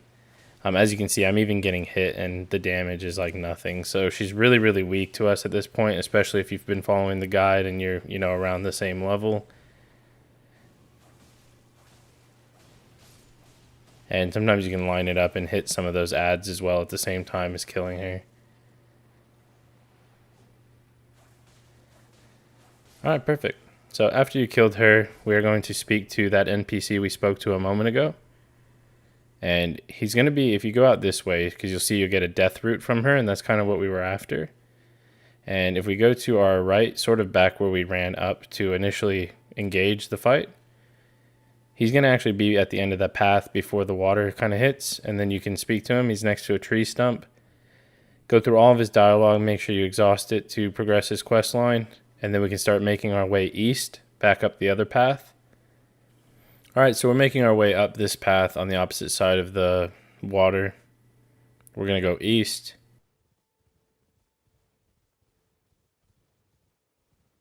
You'll see an Erd tree in the distance, that big, bright, glowing tree. That way you know you're going in the right area, and you can also see a church on the left side.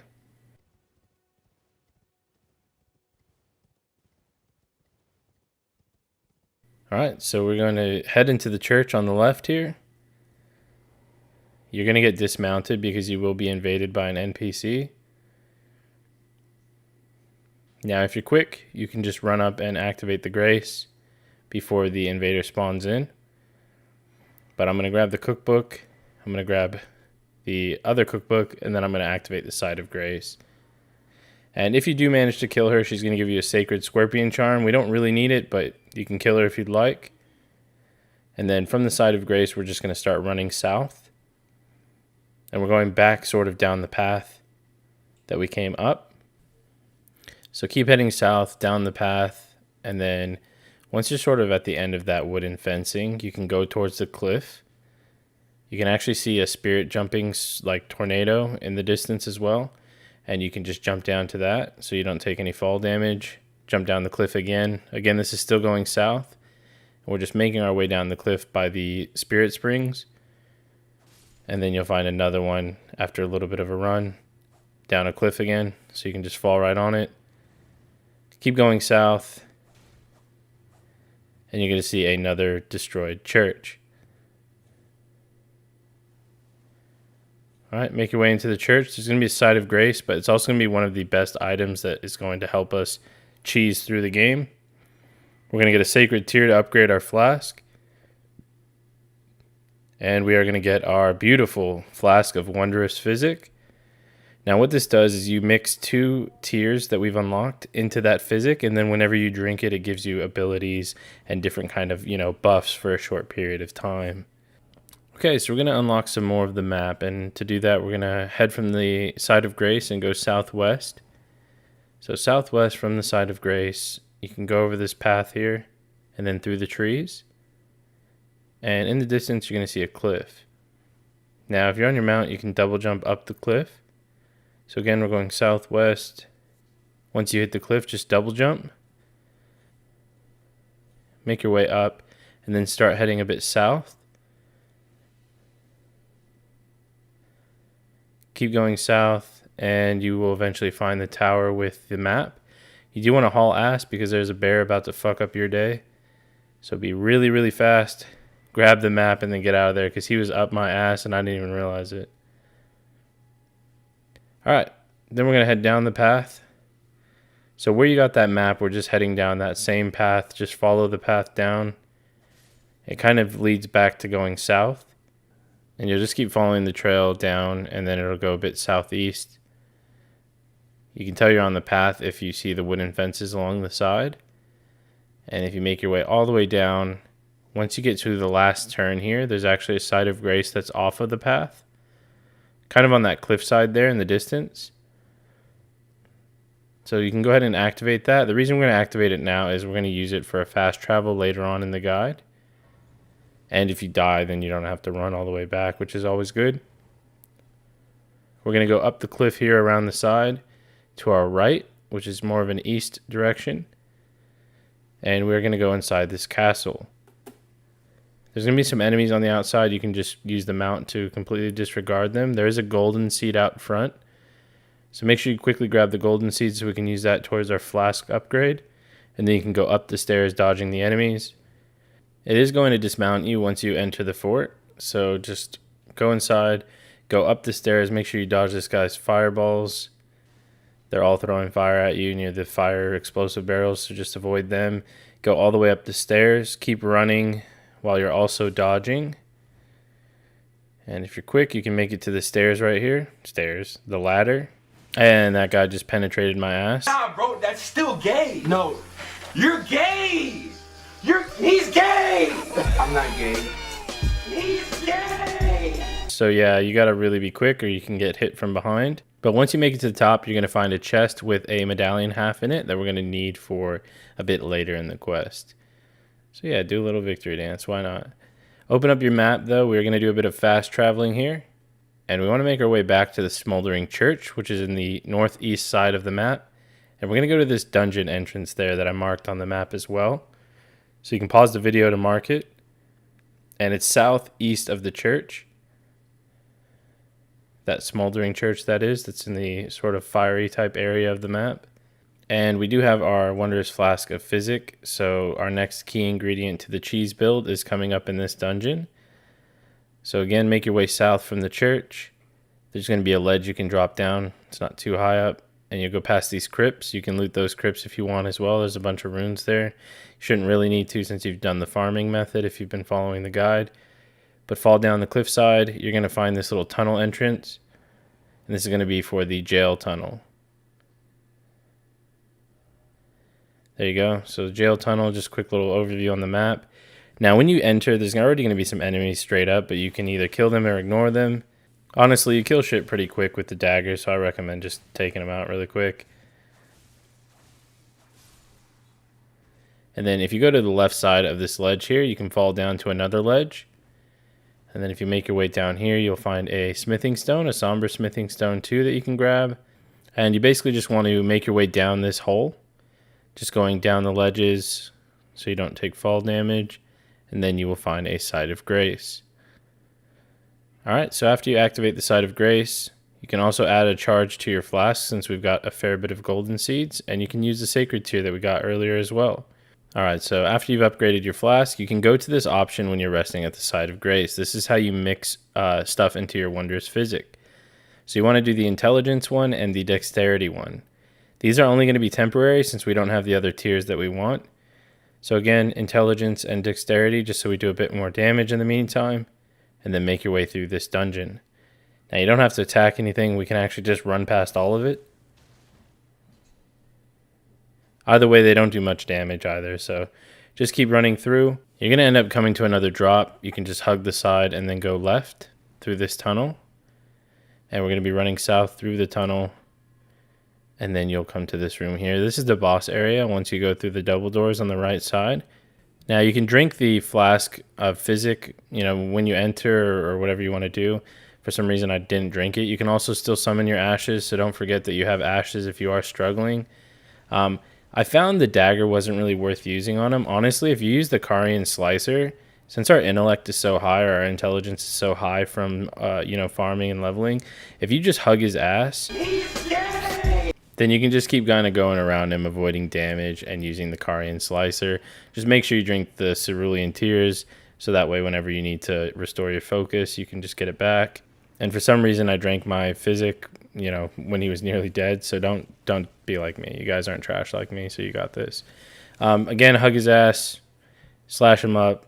You can avoid most of the damage, and once you kill him, you get a Dragon Heart, but more importantly, you're going to get the item we need for our cheese build, which is the Moon Veil. Now this katana scales off of our intelligence. It has a really good, special attack and things like that. And it attacks from a range, so it's a really, really good weapon. And it's very friendly for, new players and things like that. All right, so after that, we can make our way outside of the jail tunnel exit. We're going to run directly south off of the cliff, and then we're going to activate the Site of Grace. All right, clan, so we're going to activate the Site of Grace here. And once you've got that done, go ahead and go back on your mount and head down this path south over these firewalls. You can just run past all of the enemies, just keep going south. You'll see a sorcerer on top of that cliff. You can just ignore him. Okay, he's actually an archer that happens to... Look, just dodge him and then go up the stairs to this fort. And if you go around the side of the fort, you can see the statue of Marika there in case you do mess up and die, so it's not a big deal if you do die. But just go ahead and jump onto this tree branch, kill this dude, and then start climbing up this ladder. Holy fuck, I just got rained on. And watch out for that archer from back there. Alright, so we're going to climb up to the top of the ladder. This is going to get us access to this fort. And you're going to find a wooden beam that you can cross. You can just run past the knight. You have to be really quick here because I think there's quite a few enemies. Yeah, so you're going to run into a few knights. You can bait this guy out of the tower. And then once he goes to swing, you can just roll and climb the ladder. That way you can get away. Okay, and he penetrated my ass again. Look, is it even a Souls game if you're not getting your asshole penetrated repeatedly? Not always. Sometimes there's real life scenarios, but make it all the way up to the ladder and go through the teleporter. And once you use the teleporter, you'll be in this new area here with these sort of barricades. You're just going to mount up and run straight northeast. So run northeast past the enemies. You can kind of hug the cliffside if you want, so that way they don't even really aggro, and that guy just fucking suicide bombed his entire team. And then go up to this cliff. And in order to access this fort, we go around the back again as well. So you can jump down to this platform, and then jump down to this cliff. And then you're going to make your way around the cliffside. Now there's a few bats here, but honestly, if you're on your mount, you can run past them pretty quick without getting attacked. So just keep climbing up the cliffs, going all the way around the back of the fort. Because at the very back of the fort, there's this gap here too, so make sure you jump that so you don't fall. Don't say I never helped you guys, right? Alright, then we're going to climb up the ladder to get into the fort. And once you get to the very top, you can kind of just like, you know, don't be suspicious and just jump down. You're going to run to this ladder over here quickly before the dog starts munching on you. And then once you're up here, you're actually going to jump over this wall before the knight catches up to you. Now, you won't die from fall damage. You will take damage, but that's fine. Just go ahead and drink one of your flasks because we're about to activate another Site of Grace, so it doesn't really matter. Go up the stairs. And then you're going to dodge these enemies here. You just kind of want them to attack, and then once they're reloading, you can quickly run past them. So make your way behind them, and then you will see a fog wall. Don't go in there. You actually just want to go into this room and activate the Site of Grace. This guy ended up fucking jumping my ass, so just quickly take him out. The Carian Slicer makes quick work of them, and then you can touch the Grace. Now, we're not going to actually do what's required in this area just yet. We're going to actually fast travel back to the Roundtable Hold. And you can go into your equipment tab and you can equip the Moon Veil. We're finally getting to use one of our cheese weapons. And it works really well on the fight. So it's going to help you guys out a lot. So go ahead and speak with the blacksmith and then we can upgrade that. Just upgrade it as much as you can. You should be able to get it to +4. As long as you've been following the guide, you have enough stones for +4. And afterwards, we're going to go back to the east side of the map, and we're going to the third church of Marika. And you're going to see this red sending gate just above that. You can put a marker there if you need to, but basically we're just wanting to go northeast to this sending gate. Because when you go there, there's going to be a teleporter that gets us to another new area. It just saves you from having to run there and, you know, go there a different way. So this is just a quicker way to get there. Once you're there, you're going to open the door. And inside the door, you're going to activate the Site of Grace. And then you can speak to the NPC at the back, and you can offer him a death root. Now, you may remember we got death root earlier when we killed the Tibia Mariner. And, yeah, you should have that on you. He's going to give you the claw mark seal and a beast eye. And we need that for something a bit later, so you don't really need it right this moment. We're going to run back outside of the room, and we're going to mount up. Now, it's actually a boss, but you can just run straight past him. And if you run down the path, which is southeast, you're going to see a golden tree in the distance, and that's going to have a golden seed, so go ahead and grab that on your way down. And then keep going southeast. You're going to see a bridge up ahead, and right before that bridge is another Site of Grace, so make sure we activate that. There's also a giant dragon on the bridge, and we're going to run straight past him, so you don't have to actually fight him.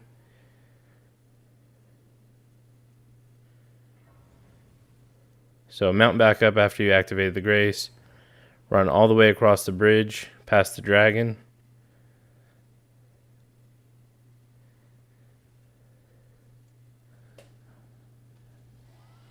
And the dragons do look pretty cool, but they did add a lot of dragon enemies in this game. So, yeah. And while some of them look cool, some of them are just kind of trash. But once you make it to the other side of the bridge, you're going to see, you know, as a reference point, we're on the other side of the bridge. We just went past a big dragon, and we don't have a compass at the moment because of the boss bar, but that's okay. You're going to start getting zapped from Zeus and shit from the sky. You're going to just keep going down to this Erd tree. You can tell it's an Erd tree with all of the pots and stuff around it. And we're actually just going to hug this cliffside so we don't aggro the boss here. And we're going to keep running down. And we're going to actually go, you can barely see it there, but it's a tower that we're trying to go to. And it's those towers that carry the map on the side of them. So we're going to try and go get that map just to clear this area up. So we're running west down the path. We've just skipped past the Erd tree, so that way you know where we're at. And you can just follow this path past some enemies. You can see up ahead there's some dragons, or there's a dragon at least. Like I said, they added a lot of fucking dragons, but you can just hug the side of the wall, keep running west.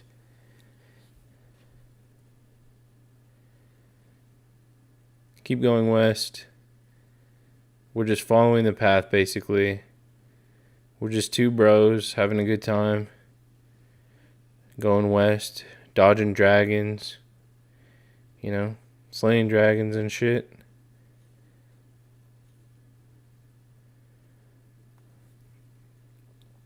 Okay, we finally made it here. Past those two dragons is going to be the map. Grab the map, and then we're going to head up this little cliffside, and you're going to be facing south now. And we're sort of backtracking, but up on a cliff. And then you can drop down from this cliff. You shouldn't take damage if you do that correctly. If you do, it's not a big deal either. Just drink a flask. And then head southeast. You'll know you're going the right way because you'll see a burning wall against the cliff. And you're just going to keep following the burning wall. And just keep going east. And we're staying at this back wall so we don't aggro any enemies, basically. There's like nothing back here, so you can just kind of coast against the wall. And you'll see this big giant-ass white dragon. And we are going to kill him. Now, he is surrounded by a few other little dragons. We only really need to kill maybe two of them. One might aggro to you, but what you do is you use the L2 and then R2 special on the katana. And you can see it does a fair bit of damage, and it's not even fully upgraded. And if you keep hitting their head, sometimes you can stagger them as well. So keep getting some hits on their head with that, and then you can get yourself a visceral attack. After you kill that one, you can go up here. And we want to equip the bleed dagger because I feel like it's a little bit quicker. Because you're just going to be slashing at the dragon here. And that dragon down there might aggro to you. So if he does, just quickly kill him. But yeah, equip the bleed dagger because eventually you're going to cause bleed damage. And it's just a little bit quicker, I think, than the katana itself. And again, this dragon might aggro to you because that's what happened to me. But just quickly take him out. You can switch back to the katana. Smack him with some specials and he'll drop pretty easy. Go back to using the bleed dagger, and eventually you will kill the big dragon, which will kill all of the little dragons around him. It's going to give you your flask back as well in case you need to heal, but we're going to go to a side of grace anyway, so you should be fine. We're going to run directly east, hugging that firewall, and then we will find this side of grace here. As always, activate the grace, and we can run up these stairs that are nearby. And we've got my trusty torch equipped, and we're just going to run up the stairs and go in the fort. I recommend having it just because it's really fucking dark in this place, and there's those annoying-ass bats. I recommend even just running past them because there's that other bat that can poison you. And if you're quick and you run to the ladder at the very back of the room, you might only just get, you know, a little bit of the poison bar and not actually be poisoned. There's a side of grace there anyway, so if you get poisoned, it's not a huge deal, but I recommend just running past them. They're not even worth your time. As you get up to the top of the ladder, though, there's going to be another item that we're going to need, which is the other side of the medallion. You might have remembered the left side that we grabbed earlier. And don't leave just yet, and I also forgot there was a gap there, so don't fall off like I almost did. And then make your way over to this area here that has a ladder, and then drop down. So it's the one at the very back. And when you drop down in here, there's going to be some rats, so just get ready to take them out. You can do the L2 R1 special or the L2 R2 special. The R1's good if you have multiple enemies that aren't lined up because you can do it horizontally, and then the R2 is more of a vertical slash. The reason it's so good too is because it hits at a range, so you don't have to be too close to the enemy, which is always nice. But after that, go ahead and jump across the gap. And then now you're going to fight a few smaller rats and also a big rat. So just get ready for the big boy. So we're just going to quickly take him out. I'm going to try and lure the big rat out because he's stuck on the wall there. And we're just going to keep spamming some specials on him, stagger him a little bit, dodge an attack. Then you can go right back in and smack him with the special. And we can just finish him off. As you can see, the katana does put in some serious work. And once he's dead, we can jump down the ladder here. And we're going to find our first legendary talisman, which is for a trophy. Once we get all of those, we're going to get a trophy. So make sure you grab that one. And you can put it on if you want, but you do get increased damage. We're going to get some better talismans later that I recommend. And then after, we can just fast travel right back outside to the side of Grace. And then we're going to run south.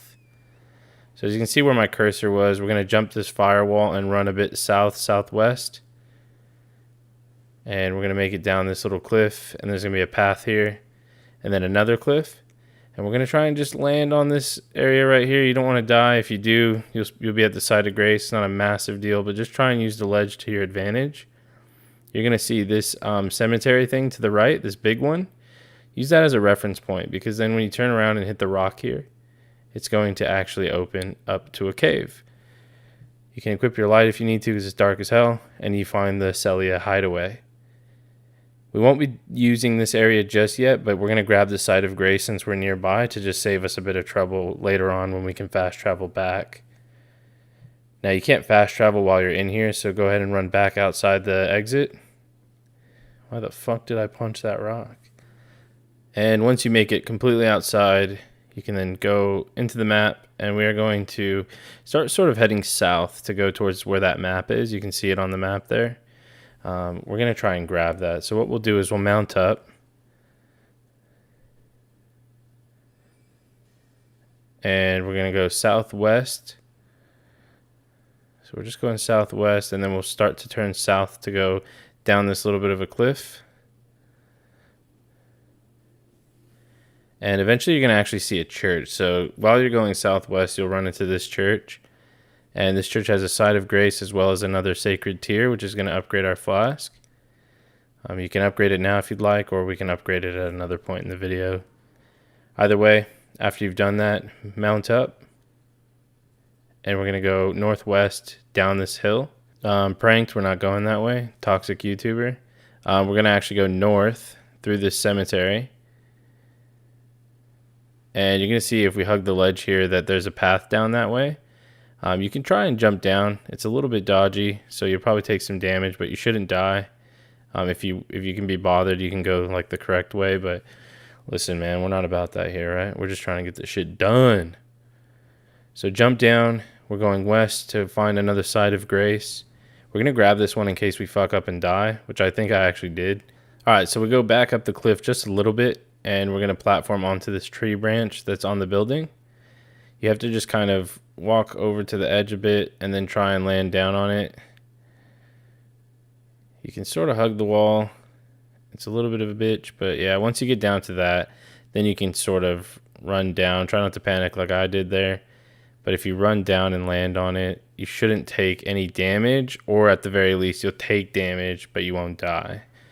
You just don't want to die, basically. Grab the golden seed and then jump over to this branch. And we're going to make our way up this ledge here. And you kind of just can jump up the side there with your mount. Okay, fuck me then. You can jump on the side here without the mount. And you can just climb up the ladder. And the reason we're going up here is we have to light these sort of braziers. Braziers. That's a porn site. Yep, and just make sure you light the flame, and then we can move on to the next one.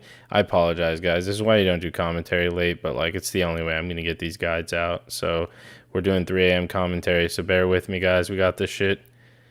Mount up as you get down the ladder. We're going to jump over to this building here. We're going to then hardcore parkour over to that building on the left, which is east, sort of southeast. Jump over there.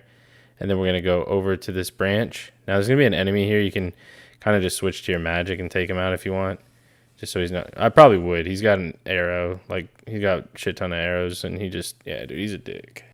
And we'll make our way over to this building here. I'd kill this guy too. These guys are like fucking kind of nuts when they start spazzing out. And then you can jump over to this tree branch here on the southeast side. And make your way over here to this ledge. And there's going to be another ladder. So we can climb up that and light the flame. Just be careful when you dismount as well. Your character likes to do a dramatic like ass thrust backwards. And you can throw yourself off. So just be cautious of that. Alright, so that'll be another one knocked out. After that, we're going to make our way back down the ladder. You can just mount up and fall down if you're lazy like me. And then you'll see this tree branch over here from this building. We can climb over to it by just double jumping, making our way on this building over here, jumping over, and then you'll see another ladder. Make your way up this ladder for yet another flame that we can light. And whenever you light these, it's actually opening a seal down below to get like some random items and chests. I think there's some talismans and stuff. It's not needed for the trophy, but if you want, you can kind of explore and look at them. If you want as well, there's this guy here, and he's got a stone sword key, so I recommend getting that.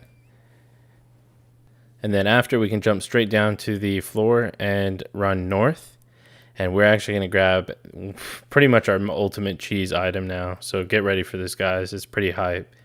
Don't forget, it's going to be a double boss, so there's 2 bosses in here, but they're not hard by any means. Don't forget you have your ashes, you have the physic, all of that stuff. So without further ado, let's pot up and meet the boss.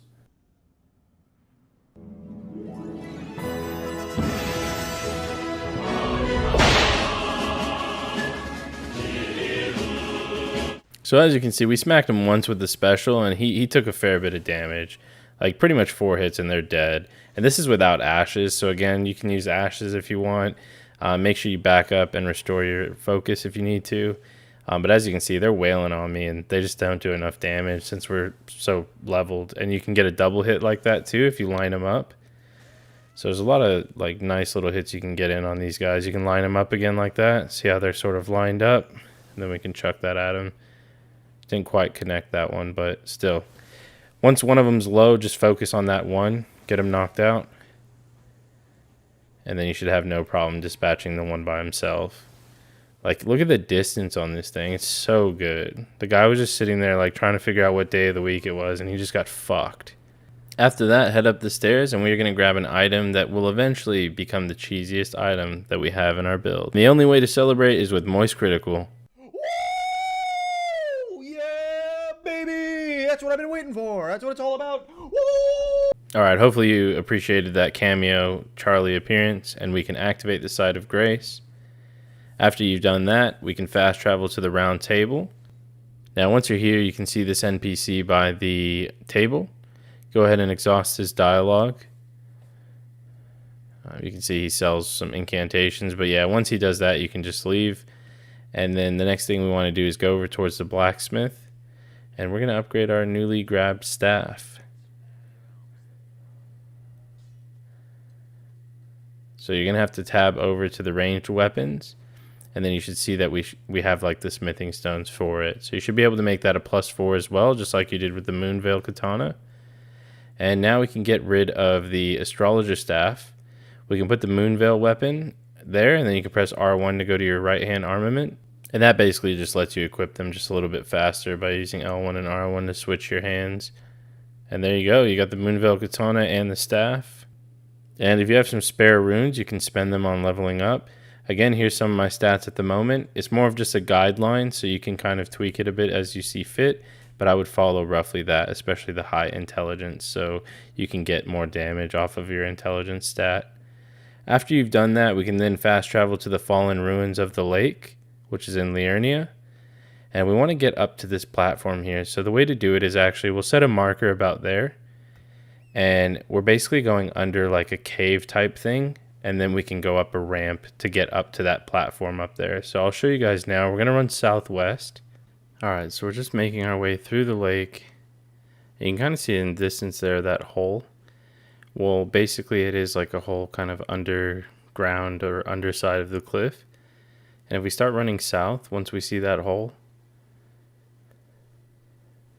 we can make our way under the cliffside. There's a Site of Grace there if you want it, but we're going to grab one where we're going anyways. And in this area, the ground is poisoned, but since we're on Torrent, we're not going to be affected by the poison. And we'll just keep going south under this area here. So again, we're under the cliff itself. And you're going to end up seeing those kind of posts in the distance with some bodies on them. And that's where we want to go, because that's actually a ramp that goes up to the town itself, or the village. Make your way all the way up to the top. You don't have to talk to the NPC. You can just go all the way past her, through the village, and then into this little shack where the Site of Grace is. Go ahead and activate it. And the main reason we came to this town is we're going to head southeast up this hill. There's going to be one enemy in our way. You can just quickly kill him. It's pretty easy with the katana, to be honest. So go ahead and kill him. Keep going east past where he was at. And you're going to see a pot right here. And if you just brush up against it with a roll, then you're going to see that it was actually a disguise. And if you exhaust his dialogue, he's going to give you the Medallion secret right half. So it's for a different area. It's a secret area. And then after, we'll go all the way to the north side of the map, and we'll go to the Bellum Church. Now, once you're at the Bellum Church, go ahead and mount up on Torrent, and then head north. Make your way outside, and we're going to run down this hill, past the merchant on the left. And we're going northeast now, just all the way down the hill. Just keep running.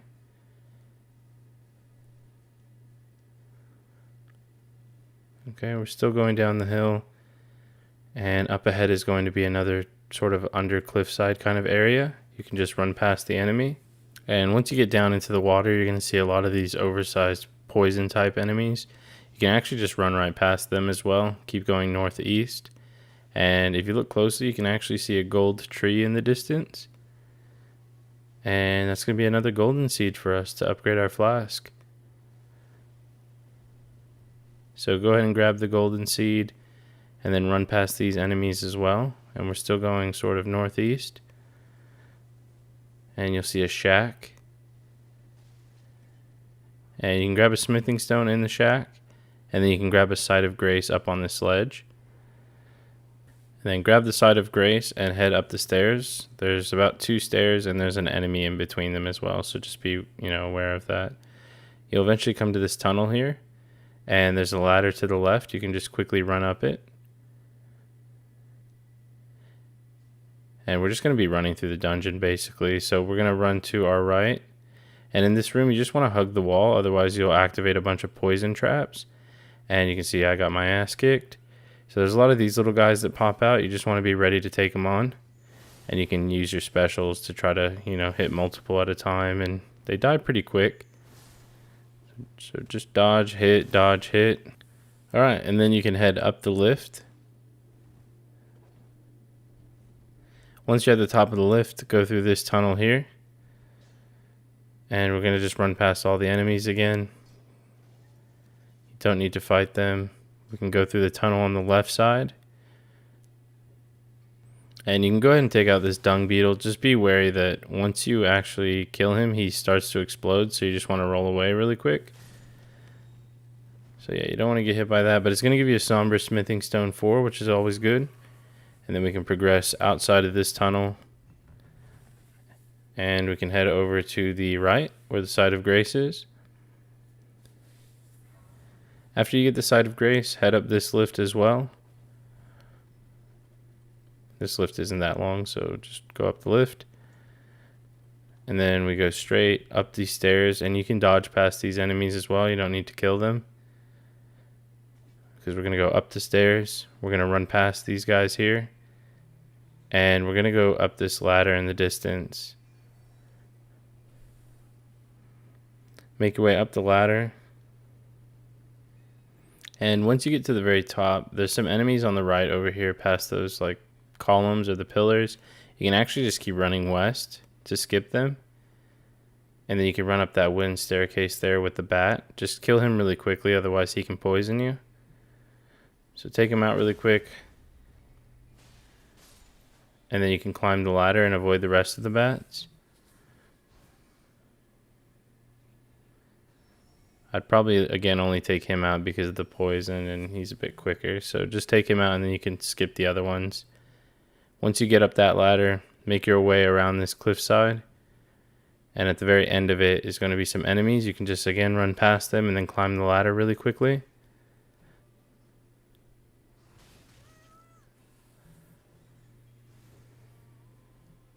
And once you're up this ladder, there's a few bats that are in the distance as well. And then there's also a lift. You can just run past them if you're quick enough and go up the lift. They usually take a minute to even really recognize that you're there. So as you can see, the poison didn't even hit me. And as long as you're quick, it shouldn't really do anything to you.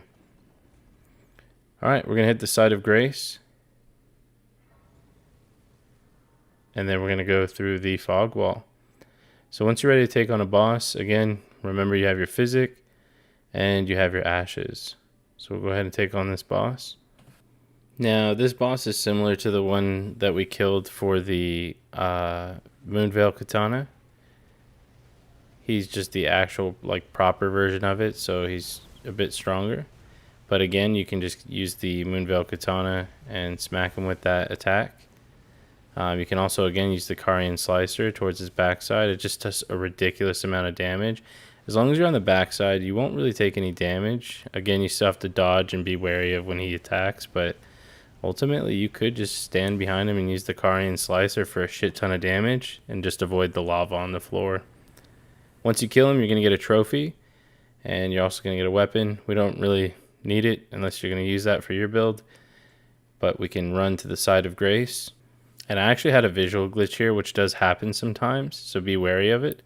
You can see, like, I'm way over here, and it's saying touch Grace, and I mean, like, I wear glasses and shit, but I'm pretty sure the Grace is over there. So yeah, there's like a few bosses that it does it on. It's not a huge deal, but just make sure that you are aware of it, and you can press triangle a bit later. Just head forward after that, and then we can go up the lift. And right after that is already another Site of Grace. Go ahead and activate that. After that's active, mount back up, and we're going to head northeast up this hill. You can just, again, run past all the enemies. Now, earlier when I said the dragons looked really fucking cool in this game, I did mean it, and it's because of dragons like this. As you run up here, a dragon's just going to come down. I mean, he's got like red lightning and shit all over him. It's super badass. But yeah, we're going to skip him. So just keep running northeast up the hill, past the dragon and the other enemies. And you'll see some coyotes as well, or wolves. Just go ahead and run past them as well.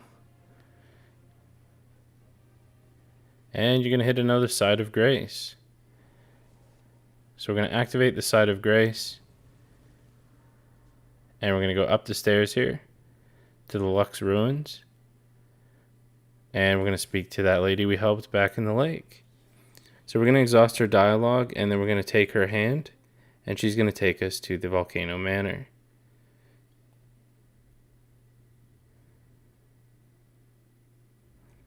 Alright, so once you've spawned in at the manor, you're going to see these two NPCs here.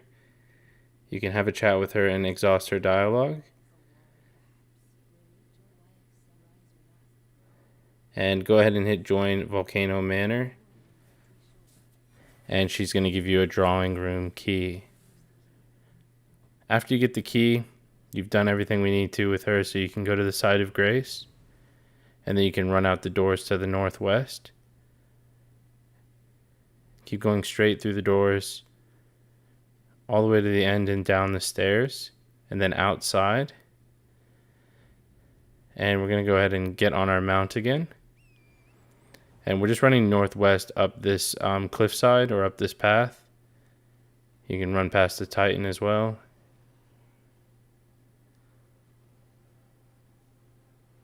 And you can see it from here. There's a golden seed in the background there on a golden tree. So we're going to quickly grab that. After you grab that, run down the hill. And we're going south. Down the hill after getting the golden seed. We're going past the hands. And we're going to hug the left side so we don't aggro the big hand. So this part here is where the map is. And if you're quick, the big hand will come out, but he won't aggro to you. So quickly grab the map and then make your way left. Past the fire, and you're going to see another Site of Grace.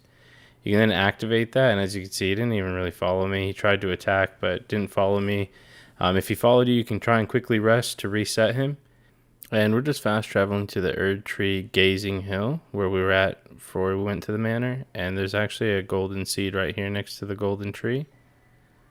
So grab that if you haven't, and then run north, up the mountainside. We're going all the way north. Just start climbing up this cliff. And as you get up, you know you're going the right way if you see another Tibia Mariner. We're not going to kill this one. We're just going to run straight past, go through the Windham Ruins, and just follow where I'm going here. We're going all the way at the back of this area, the very, very back, and you're going to go around this cliffside here, and there's actually a path back here. And there's also another Site of Grace. If you feel like you're going to die or anything, you can quickly grab it. I feel like it's worth grabbing anyways, because if you do die, then at least you have a checkpoint. After that, keep heading north. You can see a dung beetle there. If you kill him, he's got an Ash of War. It's not needed for a trophy or anything, so you don't have to do it. You can just keep running north. You want to try and avoid getting hit by that because it does a lot of damage. But on the left side of this path is going to be yet another golden seed to upgrade our flask. And we're going to keep running north, and we're going to start going west once we come to a fork in the road. So we're going to turn to the left, which is west or northwest. There's going to be a lot of enemies just fucking dropping from the sky like that. And we're just going to run right past them. Keep dodging the random geysers. And now we're going west down a path. And we're just going to go all the way to the very end. And there's going to be another Site of Grace at the very end of this. So you'll see a fort in the distance. And then you'll also see the Site of Grace between the trees. Alright, so make sure we activate the Site of Grace. And we can use this as a reference point as well. Because what we're going to do is mount up. And we're going directly west up this cliffside. Again, you can run past all the enemies here. And you're just jumping up the cliff and then going around the left side, which will be south, southwest. Keep running straight past all of these rocks and enemies, and then you'll eventually see the lava. We're going to run through the lava with Torrent. A boss is going to spawn, but we're just going to ignore it. And you do take damage over time, but if you're quick, it's not a lot of damage. Torrent is a real one, and he's taking the damage for you. Immediately after that lava, there's this little left path that's kind of hidden a little bit, so make sure you go left. You'll know you're the right way if you see these crypts or these coffins. And then you're just going to head up the path to the southeast side, and then it's going to wrap around and go east. And you just want to keep running because a giant bear is going to jump from the ledge over there. And we're just going to keep running east. And we'll keep going east. Again, we're running past all of these enemies. There's a Site of Grace to the right if you want to grab it, but you don't need to.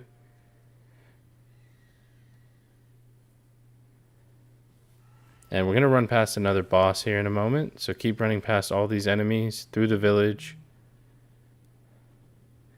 You'll eventually be in Hermit Village. You can, again, just run past everything.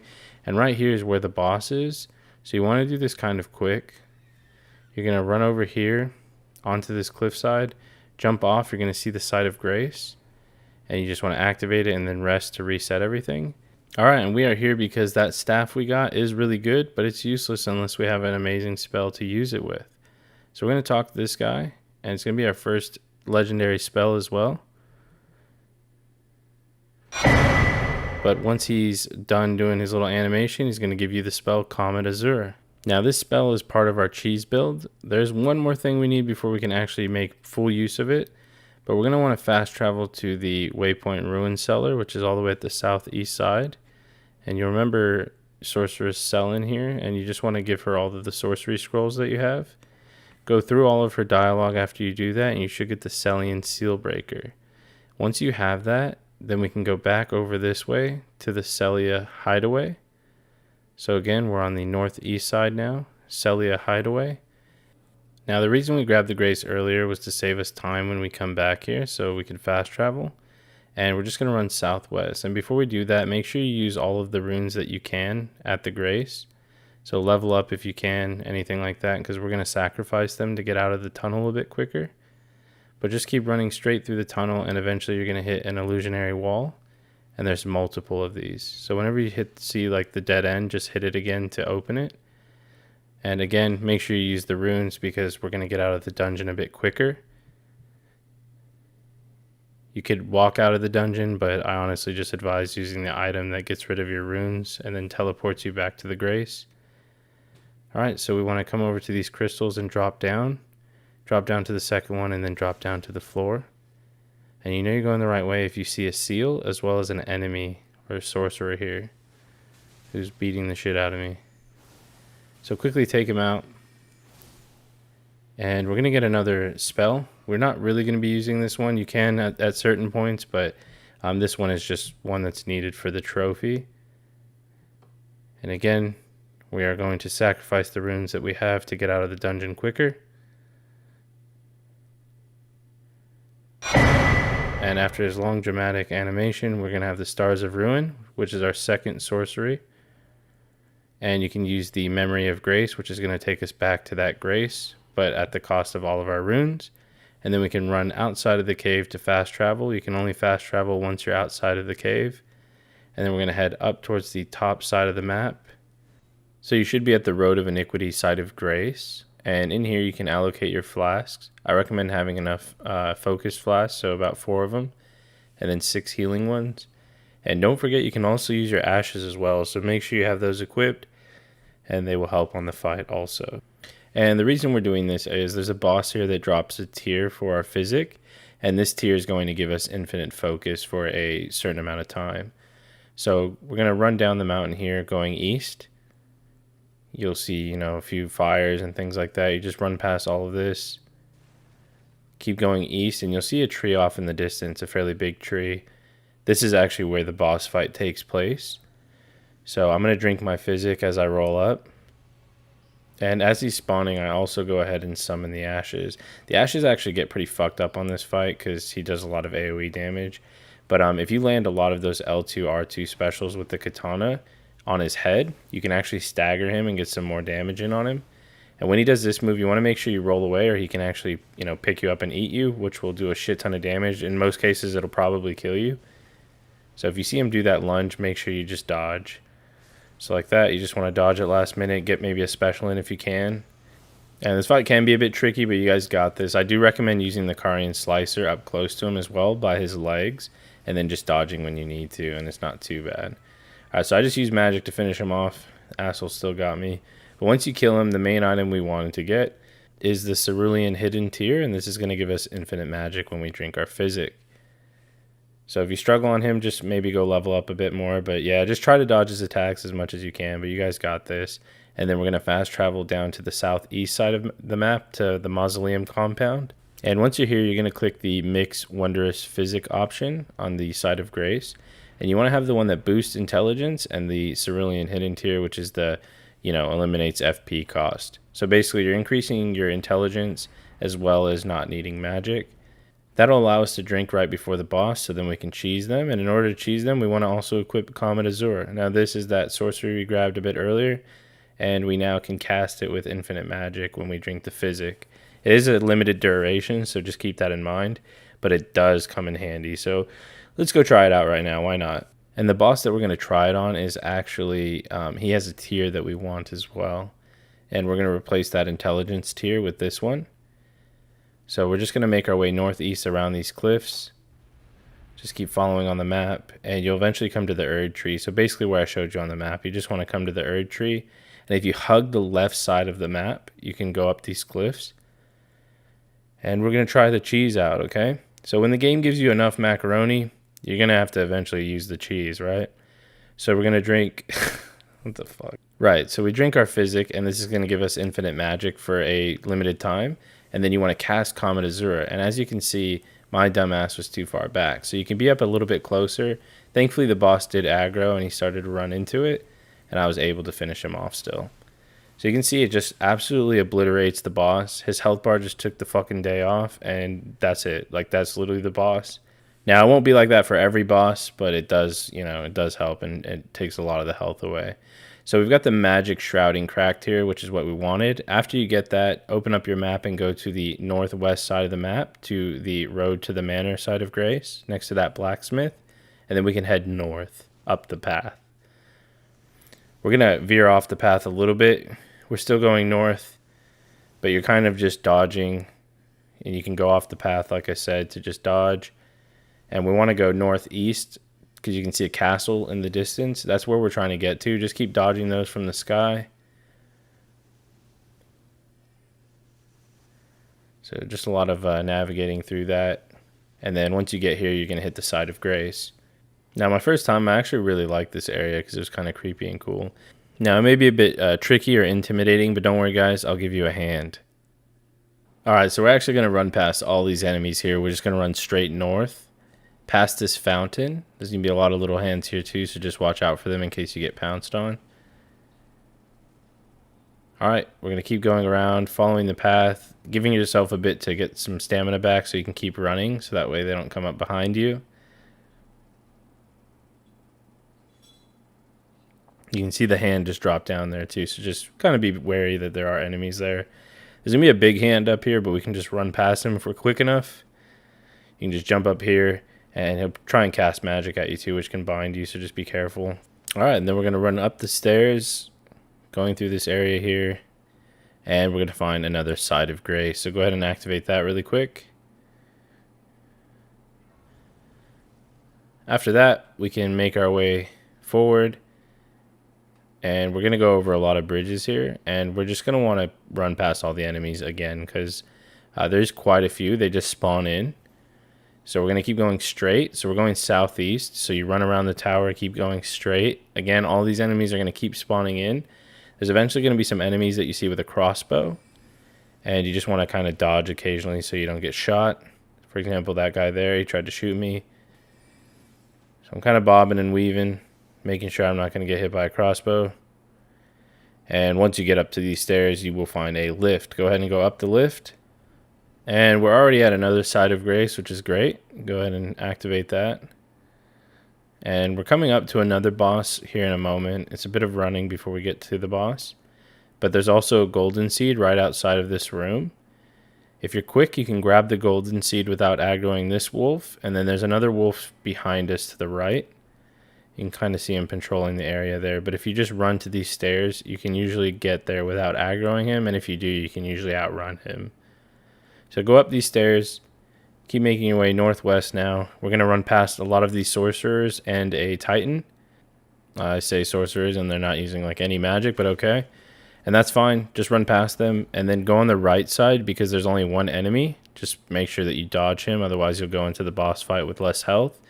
And other than that, we're going to run straight to the top and we are going to meet our next boss. So have your ashes ready and your physic ready.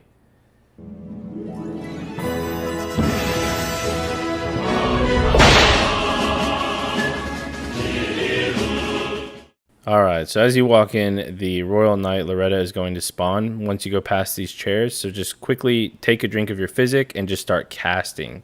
If you're quick enough, she's going to do some animations which will allow you to get some hits in. And as you can see, we're still doing a fair bit of damage. So we did a bit over half her health bar. And that right there is usually enough cheese for you to get through the fight, even if you don't know the fight. Her attacks are pretty predictable.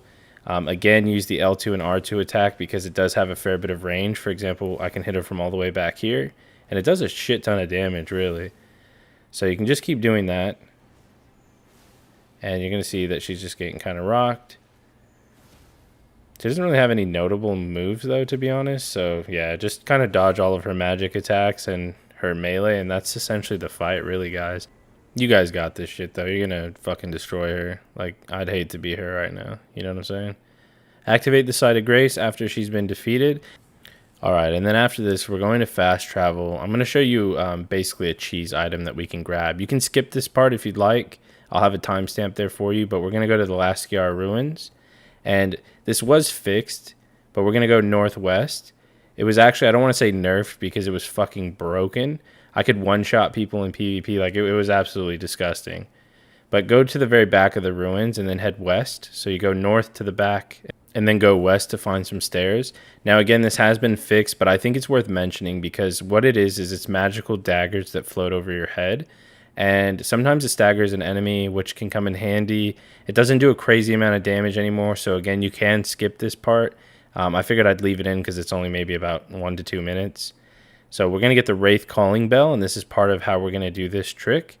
And we're going to go back to where we fought the Royal Knight Loretta just now, which is the Royal Moon Gazing Grounds. And then from here, if you go to the north kind of direction, there's actually a doorway you can exit out of. And we're going to hug the left side so we don't aggro this dragon. So we're going southwest, hugging the left side because there's a dragon to our right. And we don't want to aggro him. Make sure you have some runes here for this because we're going to purchase something. And we're going to come over to this ledge here. And you can go ahead and kill the dung beetle as well. He tried, you know what I mean? But he actually doesn't give you anything, so it might not even be worth it. Go ahead and jump down here and then go off this kind of side of the building. There's going to be these platforms that you can land on. Land to the platforms and then jump all the way down. And then roll down again. And then you don't have to go down the ladder. You can just jump down. You're going to see an NPC here that's like licking the floor. And you're basically just going to talk to him, go through his dialogue so he opens up his shop.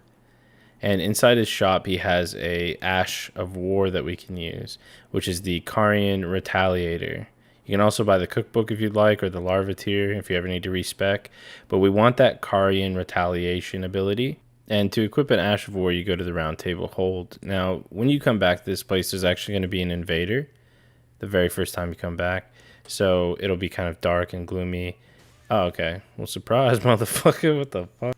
So in all honesty, I was kind of unsure on, what the hell was going on. But yeah, you get invaded, but once you beat him, you can get, I'm assuming that's a weapon, but you don't need it for the trophies or achievements. So then we can go on to actually adding the Ash of War onto a shield. And if you grab that shield early on, the one I said earlier in the guide, then you can add it onto there. And again, this has been fixed, so you add it on and you add it as magic. So yeah, it doesn't do as crazy of damage, but it might still be used for you in certain scenarios. You can upgrade if you want, but I don't really recommend it, especially after it's been fixed. And what you do is you just put the Wraith Calling Bell on your action bar. I'm just going to quickly show you how it works. And then we can go back to where we killed the Royal Knight Loretta at the Royal Moon Gazing Grounds. And how it works is you use the Wraith Calling Bell and then you press L2 to quickly parry. And that turns it into these magical homing daggers. Now, before it was fixed, you could literally four-shot a boss with these. They were fucking nuts. But now it's nothing like that. So again, that's it for you if you do want to have it. It comes in handy for staggering sometimes when you need to run up on a fast opponent.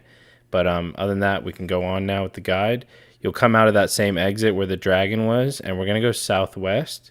You can still hug the outskirts of it, so that way you don't aggro the dragon. And we're going to go to the tower that's called Ronnie's Rise. You'll see it here. There's 3 little circles on the map, and the one we're going to is the one in the middle, and that's Ronnie's Rise. And this will be Ronnie's Rise. Now, you might remember Ronnie from the beginning. She introduced herself as Rena, which was that the reason for my existence. And yeah, so you come into Ronnie's Rise, and I guess it's like a sort of play on word because they know that I'll also be rising when I come and see her. But go up the stairs to the southwest kind of direction. Just keep going all the way up, and you're going to find a site of grace. And then you'll keep going up again, and there'll be a lift. Now that you've familiarized yourself with this area, whenever I say go up these towers, I'll kind of just shorten it so you don't have to keep watching that. But again, we'll go up the lift. We will make our way to the very top. And you're going to see Ronnie there in her chair. Go through all of her dialogue. Make sure you exhaust it and then head back down. And near the side of grace is going to be her 3 kind of support people. Go ahead and exhaust all of their dialogue. And the next one's just down a bit further. Go ahead and speak to him, exhaust all of his dialogue. And then the last one you can see in the distance down the hallway. You go over to him and exhaust his dialogue as well. And this is part of her quest line, so you do need to do this if you want the trophies. After you exhaust all of 3 of their dialogues, then you can go back up to the top of the tower and speak with Ronnie again. So again, once they start repeating, we'll make our way all the way back up and then start talking to her, and she's going to let you know that she will be sleeping soon.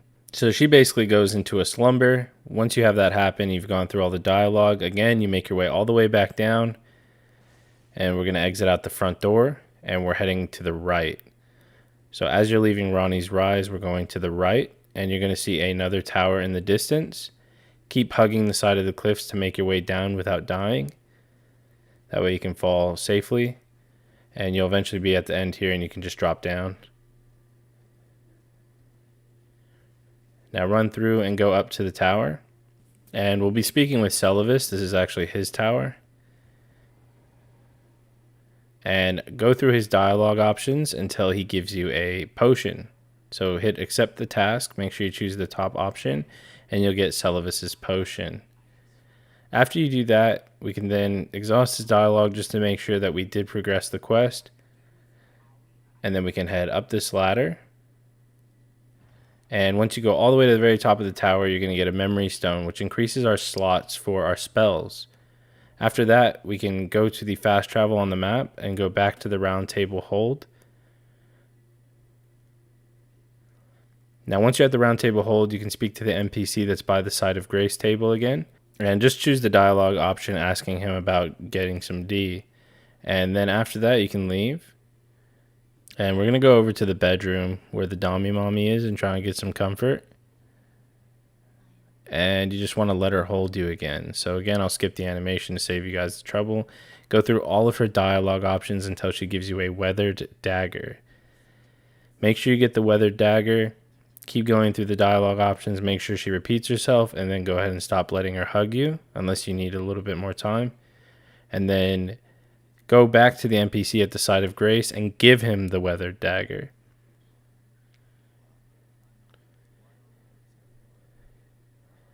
After that, you only have to give it to him. You don't need to speak to him again. And we can just fast travel to the Rountable Hold, so that way it refreshes the area. We can go over to the left area now, and we can loot the Royal Remains armor from this guy. And then we can go back towards the blacksmith area to our left. And you're going to see there's 2 doorways here. We're going to go at the one at the very back. Now you're going to see Fia here again. And you're going to see that this guy got fucking wrecked. So go ahead and loot him, get all of his stuff, and then start speaking to her. And go through all of her dialogue options.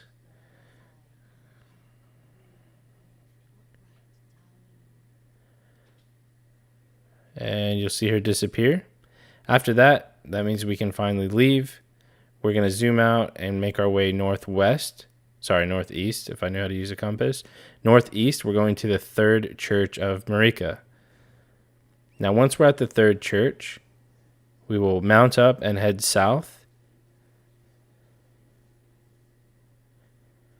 So keep going south down this path. You're going to see, a bit of ruins and things like that. And just keep running down the path through the woods. All right, so keep going down the path a bit, and we're still going southwest kind of direction. We don't want to go too far because, again, there's a bear there, and we don't want to aggro him, so we'll jump up on this cliff to go ahead and bypass them, and you're going to find this like mausoleum-type entrance. And you'll find an entrance on the right side if you go around, and then a lift. Now, I cut the lift out because it was legit a minute long. Like, if you last longer than me, what the fuck? On the way down, grab the side of Grace. I'm not a huge fan of this area, if I'm completely honest, but we will get through this together. We're already making good time, guys. We're at 2 hours in the guide. We got this shit. So we're going to go northeast. You can kind of loot shit as you go, but you don't really need to. And we're going up this path, and then we're going to make a sharp left here, go up the stairs, and then a right.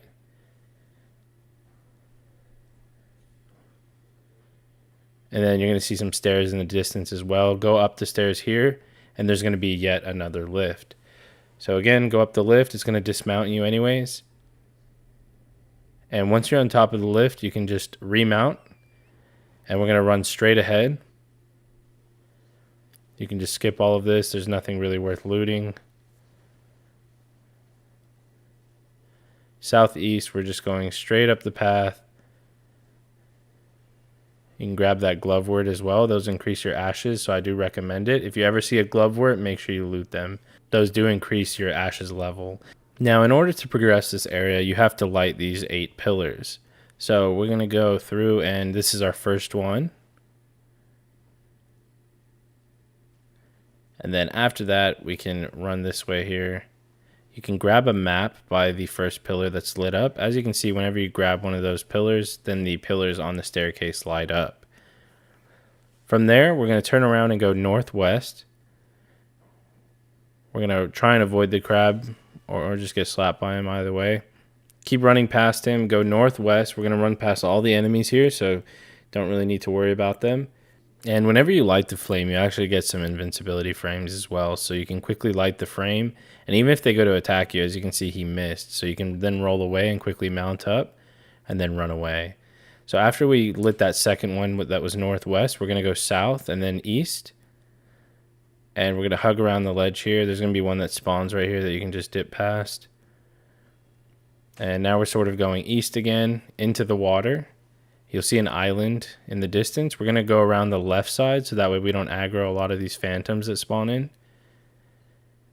If you went around the left side like that, they shouldn't spawn, but go ahead and light this. And you can see they're not aggroed on me, which is good.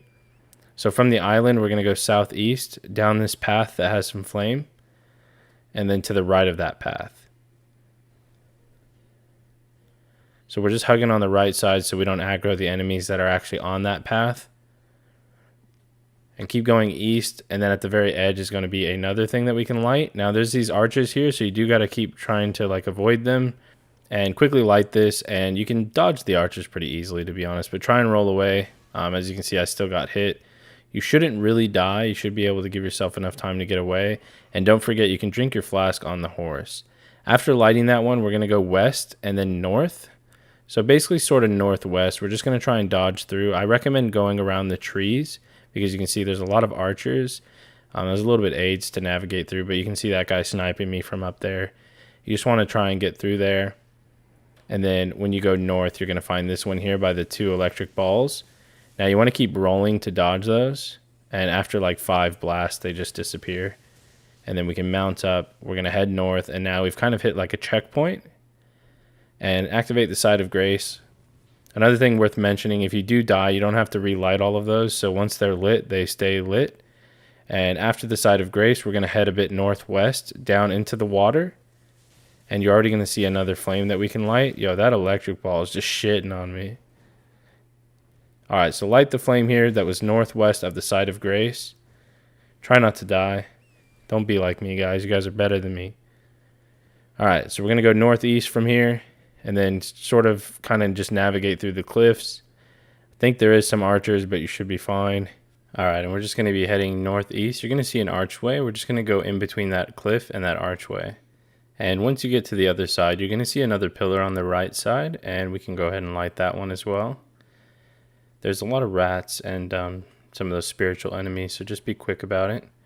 Again, you get your invincibility frames. And you'll see that part of the cliff you can actually go up. So just start jumping up to it.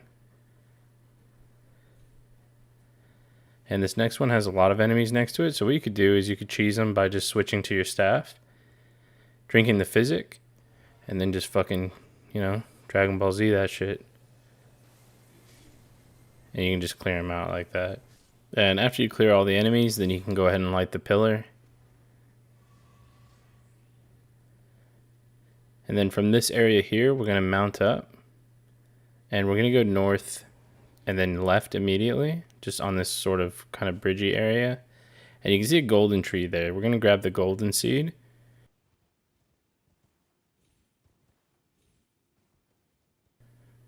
Alright, so grab the golden seed. And after you grab the golden seed, we're actually done with this part right here. So we'll just fast travel to the Side of Grace here, the Worshipper's Woods. Alright, so after you've done this and you've come back to the Side of Grace, we're going to start heading south a little bit. And then we're going to make our way southwest through here. And you're going to see like a broken column that you can jump on. Jump on that while avoiding the archer here. And then you're going to find a teleporter at the top. So we're going to quickly use that.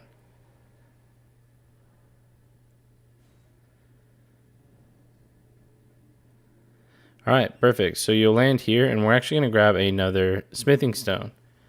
So we're going to make our way southwest, and then jump over this sort of rubble or debris here. And you'll see an entryway up ahead. And we're going to get our 5th Somber smithing stone. Alright, so after you've gotten that, we can use the map to fast travel. If you're really quick, you can do it before you get in combat there. And we're going to the riverbank side of Grace. Because we have all of the pillars lit, we can go to the boss.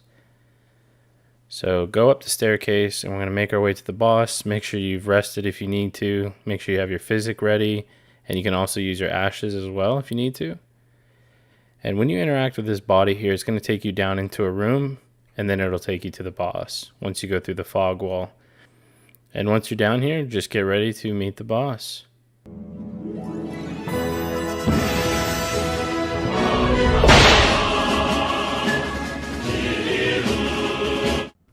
Alright, so this boss isn't too bad. Again, you can use your ashes, but what you want to do at the start of the fight is quickly drink the physic and then cast your Kamehameha wave. If you're lucky, he'll just keep running towards you. Other times he'll jump in the air and he'll just, kind of make his way towards you like that. But I still did about half damage on him, which isn't bad at all. Again, the fights may vary based off of your build, but you can still get in another kind of Kamehameha wave blast if you're quick enough. And as you can see, it drained the rest of my magic because the buff ran out. But other than that, yeah, you can just finish him off. And he's pretty easy to fight with melee up close. And you'll get a trophy as well. Okay, so after he's been defeated, you can just return to the entrance by going to the map and fast traveling. Now, the next place we have to go to twice. So I actually found out a better path for it. So that way you don't get a lot of enemy aggro. And from here, if you actually just go northeast over this island, then you can go around the back here and then start heading east. Now, normally where those trees are off to the right, there's some enemies that spawn in and they aggro if you go that way. But I found out if you go this way, since you have to come back to them a bit later, that you don't aggro anything. So to make your life easier, I just went back and edited that so that way you guys don't have to fuck around with more enemies. Because as you can see, there's an enemy in the background, but just go through all of his dialogue options.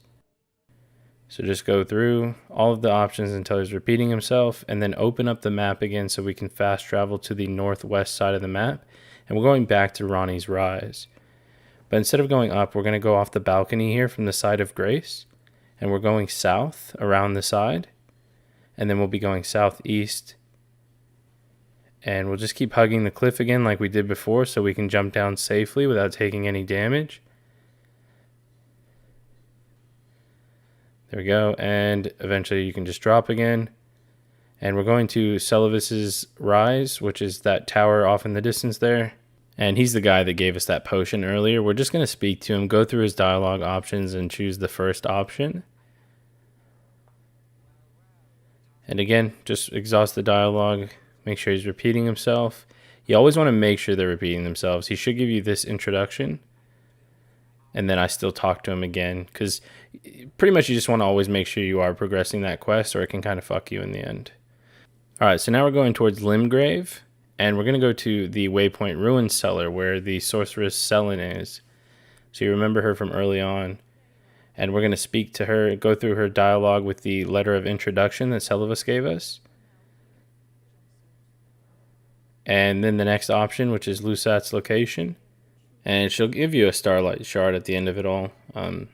So I guess thanks for that. And then after that, we can leave. So we're going to open our map back up, and we're going to click R3 to go back underground. And we can go to Siofra Riverbank. Now once we're back here again, we're going to mount right back up. And we're going northeast. And you're going to see a teleporter on this island, just right here at the start. You're going to run past it. Keep going. That way you can kind of use that as a reference point. We're going east around this pillar here.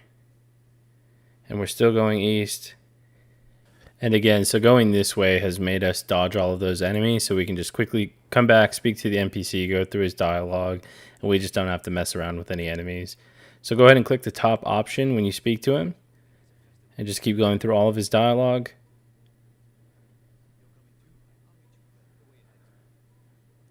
And you'll see he starts repeating himself to meet at the castle.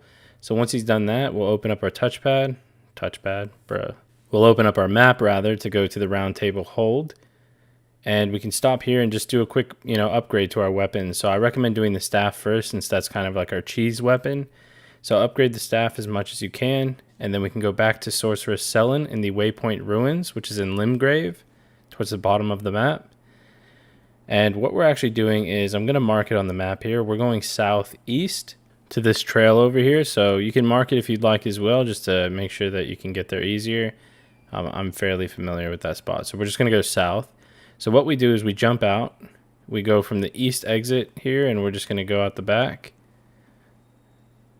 And we're just going to start heading south.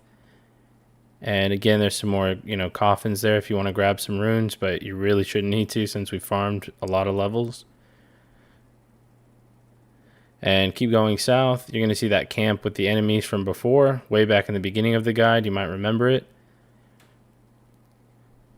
And we're still just running straight past them. We don't need to worry about them. You can hug the right side as well if you want to try to avoid aggro. And still going south. Now we will have to make our way downwards. So what I do is I go off to the side here, and there's a spirit spring. Jump into that so you don't take fall damage, and then continue going down the path south. You're going to see sort of like a fort barricade kind of setup. There's going to be a giant ass ballista in the middle, so you just want to try and avoid getting hit by that. But we're just going to try and speed through really quick before they really know that we're there. And there's a smithing stone here on the left side, a smithing stone 1 you can quickly grab. And then we can grab the stone sword key right there as well. There's a site of grace to the right, which you can grab if you feel like you might die, so you don't have to run all the way back. It is worth it, I think. So grab the site of grace. And then keep running south. Especially because right here has a fair bit of enemies, and you never know. Maybe you just mess up and they destroy you. Unlikely, though. You guys are fucking gods. So go south. Keep going south. You can loot some of the shit along the way. They're pretty much, nothing too special. And just keep running south. And then past here, if it's nighttime, you're going to see that boss there. You can just avoid him. He's that guy on the horse over there. He's actually kind of a fun boss. I mean, you can kill him, but there's no trophy for it. So just grab the site of grace. And before we leave, we'll speak to the merchant here at the campfire. Now, the merchant has a stone sword key you can buy. Other than that, there's a talisman as well if you want to raise your max HP. And we don't have the talismans that we want for our setup just yet. So, I mean, by all means, you can buy that talisman from him and get some extra HP out of it. So why not? After you've done that, call your mount and start heading southwest through this broken castle wall. And if you keep heading down the path, you're going to eventually see a pillar with those maps that are on the side of them. So quickly grab the map. There is an archer that's going to be shooting you from a distance. You can see him down there. So you want to keep moving at all times. Otherwise, he can ruin your whole day. There's going to be a golden seed here. So get on your mount, of course, and then jump up here. Now, I did wait a second to bait him out because I figured he was about to shoot. And then we can grab the golden seed or get stuck on the tree as well if you're trash like me. And then we can run down southwest. It's always nice when you get stuck on shit, isn't it? So make your way south. You can use this kind of like to block yourself from his arrows. And we want to make our way into this castle back here. So again, we're just running south. You can just run right past him.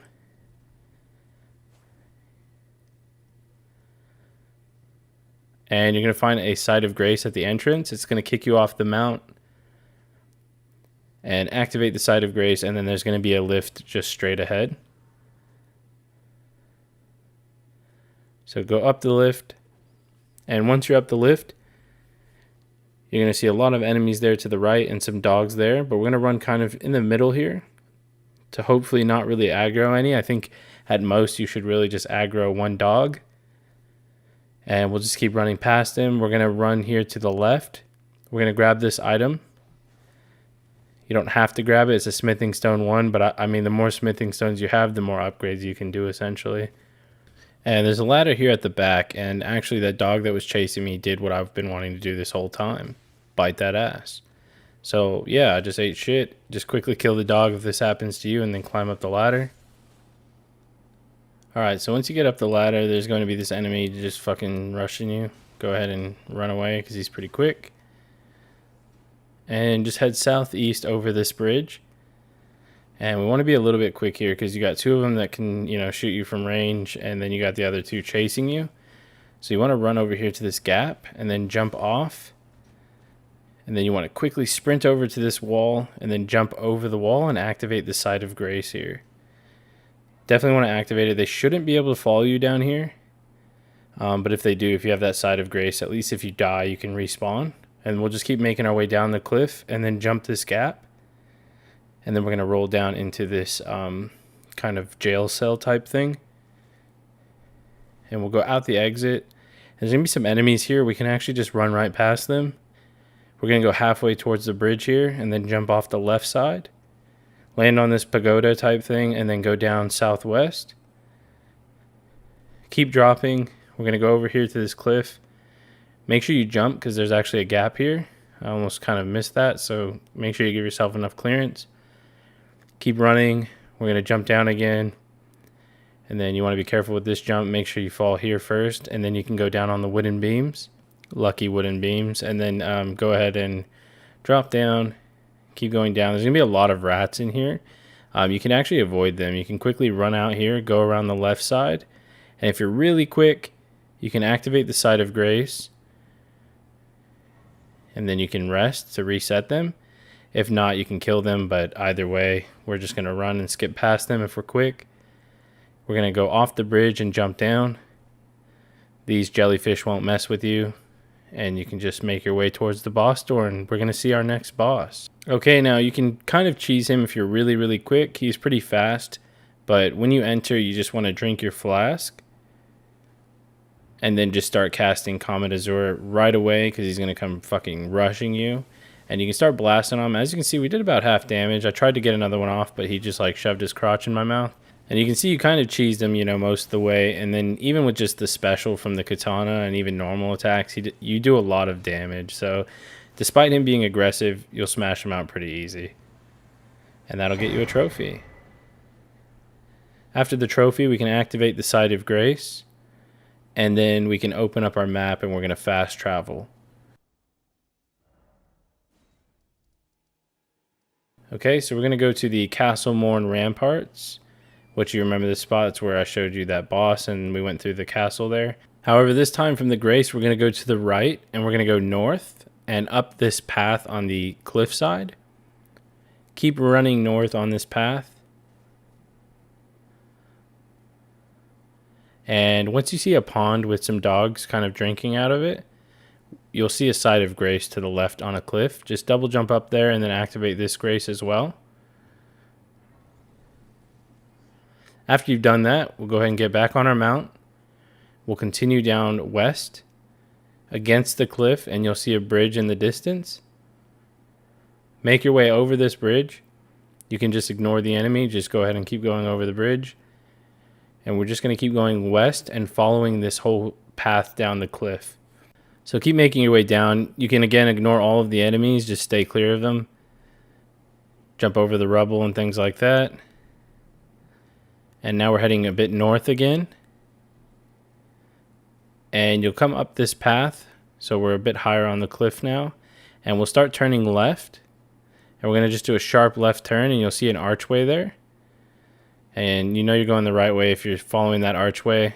Just had a cut there so you can see. This is the archway, and then behind that archway that you can see there is a door. So just keep looking for that archway, and then you can find the door behind it. Alright, once you're in here, activate the Site of Grace down below on the stairs. And then you can allocate your flasks. I have 6 heals and 4 restores. We're going to go south and then to our left. We'll run down the stairs. We need to get that door open, so we need to find a lever throughout the dungeon. Alright, so we're mainly just going to speed our way through this dungeon. We're going to run south down the steps. And there's actually an entryway on the left. make your way left, go through here, and you can pick up the Gloveworts as well throughout the dungeons. Anytime we're in a dungeon, it's worth grabbing them because they upgrade your ashes. Now you want to be quick here, otherwise you will get hit by the fire. And sometimes an enemy will follow you in here as well, so just be aware of that. And then after the fire goes away again, quickly run to the end of the tunnel. And then you just want to attack the pillar here, and it's going to go down. And when you jump on it, you can see that it didn't go up.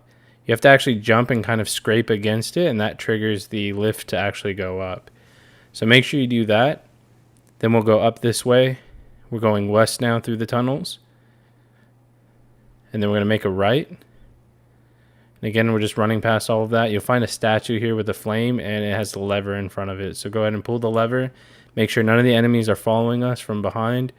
And then we're basically back at the start of the dungeon. We're just going to run north up the stairs. And we're going to grab these Gloveworts that I missed here. Well, I grabbed one of them, but yeah, they're definitely worth grabbing because they level up your ashes. And then now we can fight the boss in the area. Now he's really easy. You guys don't even need to use the cheese. And you might not even be able to as well. I think he dodges it, but as you can see, we'll go in and yeah, like the katana just wrecks this guy super easily. Now that's a lot of damage. So go ahead and finish him off. And there it is. We got one of our first legendary Ashen remains. We need to get all of those for a trophy. So after you get that Ashen remain, again, make sure you kill the boss. We're then going to open our map and fast travel to the Liurnia Lake shore, where it's got the nomadic merchant there. So fast travel there, and we're going to mount up and start making our way north. We're going to hug the cliffside here to the left. Keep going around the left side. You're going to see a spirit spring. That's how you know you're going the right way. And we're going to use the spirit spring with the mount. And you go flying through the air, and you're going to find this circle with a purple platform in the middle. It's called Malefactor's Everjail. You want to enter that. And in here is going to be another boss that gives us something we need for a trophy. So it's going to be a legendary spell or incantation. And he has some iframes when he first spawns in, so just be aware of that. He does dodge a fair bit, but for example, when he goes to cast, he's left himself really wide open, and you can kill him in almost 4 hits with the special. So just make sure you fill up on your special, and you could even use the flask if you wanted for that, for just some easy hits. And again, just keep doing that until he's dead. And then once he's dead, you will get yourself another legendary spell. Alright, so that's 3 of 7. And after we kill him, we can leave the Everjail. It just kicks you out automatically. We can open up our map to fast travel yet again. We're going to go towards the center of the lake. We're going to the main Academy Gate site of Grace. And we're going to head up the lift. So make your way southwest towards the lift and then go up it. And you know, I always carry this thing on me for my protection. Get some light source going in here. Now we're going to go southwest. And if you had that shield trick that I told you about, this might help you here just because there's 2 sorcerers that just start blasting at you once they see you. You just have to be careful. As you can see, one of them broke there. But it kind of just went and did some damage on him. It's not going to do that much damage now, I'm pretty sure, since the fix. But it might stagger him enough for you to get some kills. Or for me to completely fucking miss. And then just open the door. And you want to be quick here because there's a lot of enemies that are dropping from the ceiling. We're going to run to the left, make another left, activate the Site of Grace just in case we die. Now, once your iframes are done, you're going to quickly try and roll away. And if you do that part pretty quick, they won't follow you. Just head down the stairs here and make your way down through the cemetery. You need to be careful because these guys can grab you and do a fair bit of damage. So just keep rolling past them if you need to. We're going to go across the bridge. And then to the left there's a cliff you can drop down. So drop down the cliff and make your way around the side here. There's going to be 2 enemies that you can take out. Somehow that guy didn't get hit, but okay. So just make sure they don't kill you. And I went around the corner here just to hide and get a heal in so I can quickly take them out because they're a bit quick with their attacks. After that, you can grab the soldier ashes if you want. They're not needed for a trophy, but they are a decent one. And then we're going to run southeast up through the cemetery here. And again, watch out for these assholes because they will grab you. And we want to be quick here as well, because again, there's going to be a lot of enemies kind of rushing after us. You can take these guys out really quickly, or at least the dog. That's kind of the main concern, really. These guys are too slow, so you don't really need to trouble yourself with it. I do recommend at least taking the dog out so you're not kind of panicking, trying to, know where to go. But when you come through this door here, there's actually a ledge that you can drop down on the right side.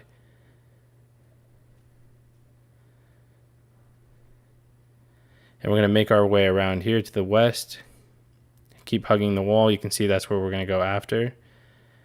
And we're going to grab ourselves some fashion. We got to have some fashion ring going on. So we're grabbing the Carian Knight armor set. And we're going to run back up to where we came from. There's going to be a little hole in the cliff here. And then when you jump out, it's going to be right back where we were, where we killed the dog on the stairs here. And watch out again for the enemies. You can see they came in there after we had gone through. And then we want to run up over to this water lift, and we're going to try and land on the platform. As long as no enemies are chasing you, you can take your time with this so you don't have to, feel rushed. And we're going to ride it up to the very top and then quickly jump off once you get to the platform. So you can just roll or jump off, whatever you feel comfortable with. I recommend jumping, to be honest. And then go through here and we can activate yet another Side of Grace. You can also take a moment here to go ahead and equip that Carian Knight armor set so you can be a true Chad. Absolutely. You got to look good while you're playing this game, So we'll continue on through the doorway. We'll start heading west up the staircase. I recommend running and kind of, bobbing and weaving through here because they're all casting spells. We're going to quickly run up the stairs to the right. And then we're going to go around the stairs to the left. Again, dodging their attacks. And then you're going to see a bookcase on the left side of here. You just want to smack it. It's going to be an illusion. And then we can make our way through here. You can see a chest and an item there that you can grab if you'd like. But we're going to go up this ladder here. Make your way all the way up the ladder. And when we get up to the top, you're going to go to the very back of this area here. And you're going to jump over the banister or the railing. And then you'll fall down through this hole. And then jump down to this hole as well. Now there's a lot of enemies in here. They're pots. You can't really tell because they're kind of hidden, but if we just run over here and quickly grab this, we're going to get a talisman that's going to be good for us. Now the pots will come to life, but if you're quick, you can open up your map before you get into combat and you can fast travel back to the classroom, the schoolhouse classroom. And then once you're back here, we're going to go through this doorway again, run to the right, go up the stairs like we did before basically. Except for instead of going to the bookcase, we're going to go to the boss room. So run up the stairs here. And again, have your cheese weapon ready and make sure that you have your physic ready as well to drink. And you can drink it before you enter also, since he's a bit of a quick boss. But let's go ahead and meet him, shall we?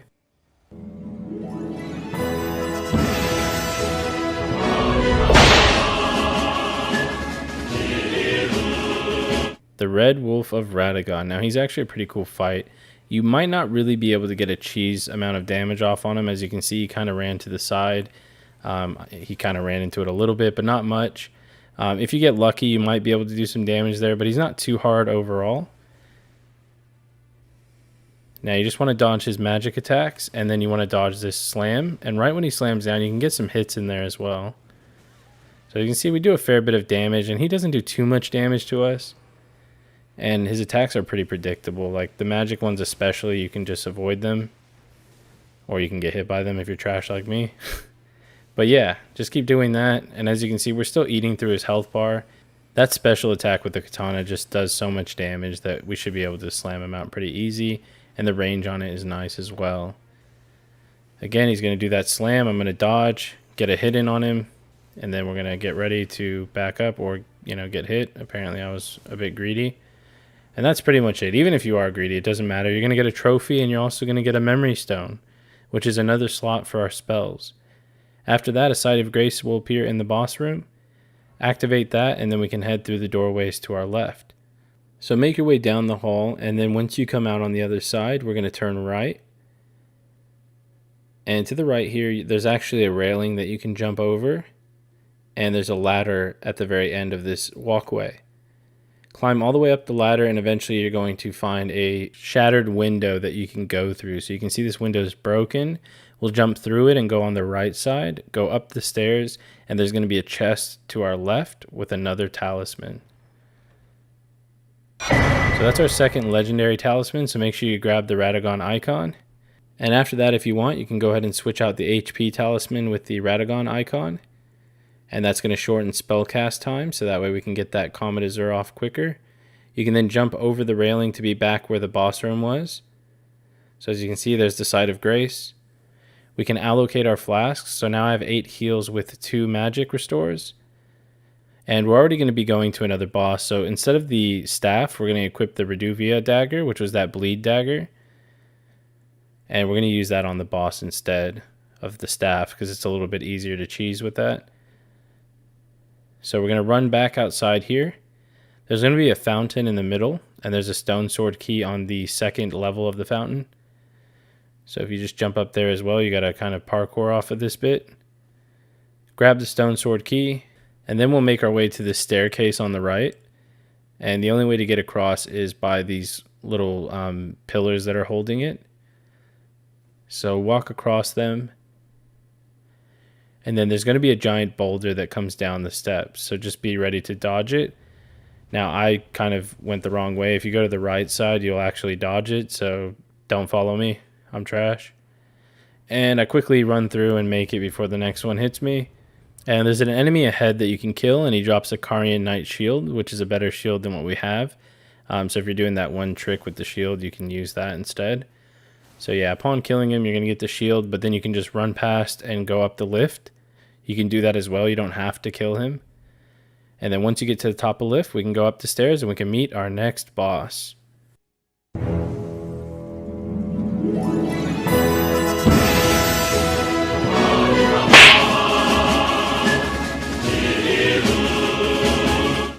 Alright, so at the start of the fight, guys, there's going to be these students that are singing, and they have a gold aura around them. If you attack them, it's going to stop the gold aura from being there, and you need to do that to 3 students in order to break her barrier. Once the barrier is broken, you can just go in with the bleed dagger and just start wailing on her. And she's going to take a lot of damage from when the bleed procs, basically. So you'll see the bleed chunks just going like that. Now, after a few hits, she's going to eventually explode, and you just want to back up. So you'll likely have to do this twice. One thing to note as well, if you do this fight on co-op, it might still be bugged, but you have to actually summon the player and then run in. Otherwise, the gold aura around those students, they just don't show. So make sure you do it that way if you are doing this fight on co-op. But again, after she's got her barrier back up, just look for the 3 students that have the gold aura again. And once you've done all 3, she's going to fall right back down. And when she's vulnerable, the students actually won't attack you, so you can just start wailing on her. And once you've killed her, she's going to go to phase 2. Now in phase 2, she's going to be here. You just want to run up right away and try and dodge this magic attack. And then you just want to start wailing on her again with the dagger. We're trying to get that bleed build up, because she does take a lot of bleed damage. You can switch to the katana here and there as well if you'd like, but I do find that the bleed dagger works really well. And you just want to try and dodge the magic spells. Being up close and personal is pretty good on her, to be honest. And rolling forward is better when dodging a lot of her spells, as opposed to rolling, left and right. As you can see, she summoned some wolves, so I did a quick katana special, horizontal slash, so then it took out most of the wolves just right there. And they don't last long anyways, so just be aware that she can summon, spirit ashes to help her. And you don't want to get caught in between that, because you can die. Again, just hug her a bit close, and you can just start wailing on her. You should be pretty over leveled here for the most part anyways, because this boss is pretty early on, or it's supposed to be. And there we go. We have killed the boss, and you're going to get a trophy for that as well.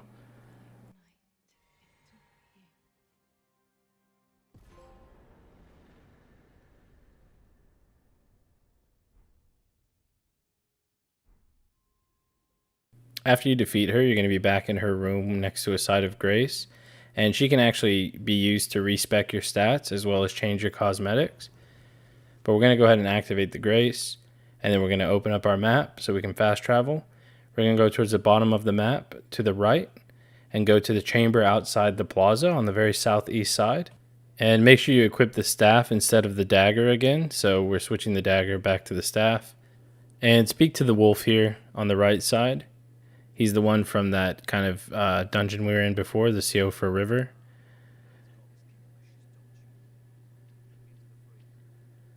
Alright, go through his dialogue after he's repeating himself. We can just run up the staircase to the north. And we're going to turn left immediately and speak to this guy up on the stadium. Tell him that you'll be ready as you'll ever be on the first option. And we will be fighting a boss here shortly. But before we do, we're going to turn around and go over to where all these chairs are behind this guy. And there's an item in this corner, which is a smithing stone. It's going to be a smithing stone 5, so we get another one of those. And then you can run back to the Rountable Hold if you'd like to upgrade the katana. But if you don't want to, you can do it after the fight or the next time that we're at the Rountable Hold. But to get to the boss fight, you come at the very back here and you go down the lift. Once you're down the lift, you're going to see a statue of Marika. That's going to be a checkpoint for us if we ever die on the boss. And once you go through this teleporter, that's going to initiate the boss fight. Alright, so once you're in here, you can actually run to the summon signs, and he's going to start shooting arrows at you. And if you're actually behind these, then the arrow that he shoots will just drop. The timing is a little bit tricky to get used to dodge that, so just be aware of him shooting at you. You can grab the other summon signs as well, and then once you have, a few NPCs summoned, you can have pretty much 6 people beating on him with you, which is really good. We're going to start mounting up from back there and then run towards him with our mount. And you can even wait until he aggroes on someone. That way you can use the cheese. You can get a hit or two in, but he does hit like a fucking truck, so just be careful of that. But as you can see, he has aggro from them now. So we're going to drink our physic and we're going to try and get some damage in with our spell. Hopefully he doesn't move too much. Like right there, I didn't really get too much, but I mean, it's still better than nothing. And then you can try and hit it again. He interrupted it, otherwise I would have done a bit more damage. And then we ran out of the buff. So we ran out of the actual buff there. That's okay, we can start using the katana. You're just going to be seeing the NPCs die, one after another. But they do help a little bit and they keep them distracted. Then you can go in with the katana as well if you didn't get lucky with the Comet Azur spell. And then just make sure your health is full most of the time. And you want your magic full so you can do that attack. Try and avoid his melees. Now he's going to eventually launch up in the air at some point. Now I like to mount up so I can run away. But you're going to see like a shooting star coming at you kind of thing. And I ran into it. So that's going to be coming out. And that guy just got fucked up by it, as you can see. And then now we have no more NPCs helping us. So if you're quick enough, you can kill him before all of your NPC companions die. But he's still not too bad. You just got to be careful not to get hit because he does hit pretty hard. But overall with that katana, you're going to be able to do a fair bit of damage. And if you get lucky with the Comet Azur spell as well, then you'll be able to clear him out. This was my first attempt on this playthrough, so it wasn't too bad. And I'm pretty average overall, so I know you guys can smash him out. Hopefully you get lucky with the Comet Azur though, because it just deletes him. And I actually ran out of focus flasks here, so I'm trying to get a visceral on him. Since I actually broke his posture, and I'm just going to try and finish it while I can. And he literally needs a tap, which was a bit annoying. That's okay, I ran out of magic, so make sure you have magic at all times. If you find that you're not needing to heal as much, make sure you have more, magic flasks as opposed to healing ones. But then you'll get the Shardbearer Radon trophy. Okay, so after we kill Radon, there's going to be the NPC spawning into his boss arena. And there's going to be a Site of Grace as well. Go ahead and exhaust his dialogue and activate the Site of Grace. Now we're going to run to a dungeon that's in this area before we leave. It's to the very north, up against the beach here. So we're going to mount up and run all the way north. So get on your mount, keep running all the way north. And again, it's against the beach, so you'll see this area here, and then you'll see a doorway. And once you're here, open the door. and make your way inside. Now, we're getting the Side of Grace here, but I actually do the boss a bit later because I do find that he's a bit tricky at this point in time. You can try him if you'd like and go through it, but I recommend just following the guide, and we come back here a bit later. After that, we'll make our way to the Rountable Hold, and we're going to upgrade our katana if you haven't done that yet, because you might have done it before you fought Radahn. So go upgrade your katana, fast travel back to Redmane Castle, which is the plaza, and we're going to make our way all the way to the very back where we spoke to that guy before. Except this time he's in the building at the far back, so we're going to go up the staircase.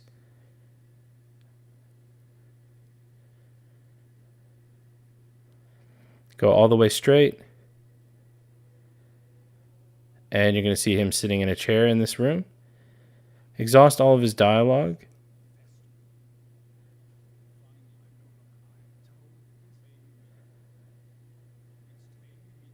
After you've done that, we're going to fast travel right back to the plaza again. So chamber outside the plaza, and it's going to trigger our next boss fight. Now this boss fight is a double boss fight again, and it's a Crucible Knight and a Misbegotten, so you can drink your flask and then try and cheese one of them really quick. So target him right as you enter and just start casting. He should hopefully just run into it and get deleted, which is pretty much what he did. I mean, he's almost dead, so then we're going to quickly swap to our weapon and dodge his attacks or get hit by it, try and do better than I am. And you can see we took him out. That way you're only having to worry about the Crucible Knight, and you can hit the Crucible Knight with our attacks, but you want to also make sure that you're dodging because you're not going to stagger him. I mean, this dude is a tank. So you can keep using the Katana special and then backing up. This method I gave you guys, since it was fixed, it won't do that much damage, but you can still try it as well. Make sure you dodge his tail swipes, but again, see how much damage that katana does. It still does really good damage. You just have to make sure that you know when to use it. After that, and you kill them, you're going to get a Side of Grace in this area as well, so we go ahead and activate that. And also for that fight, again, don't forget you do have ashes, so if you need to, summon the wolves or something on the Crucible Knight. You know, every bit helps. Alright, so after that, we'll run south from the Side of Grace in that boss room. And we're going to make our way south past all these enemies.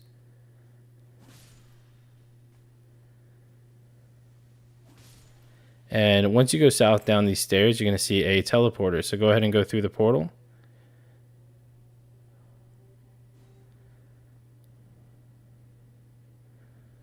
And once you spawn here in Caelid, there's going to be a Side of Grace to your left. Activate that. And then we can go ahead and mount up, and we're going to head northwest through this camp. So over these firewalls.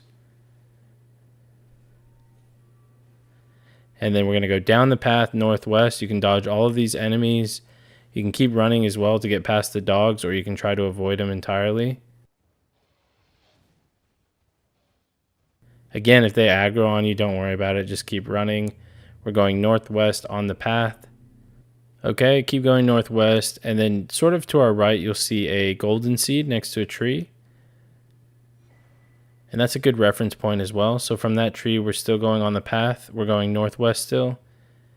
And eventually you're going to see this pillar on the right side, which is going to have another map on the side of it.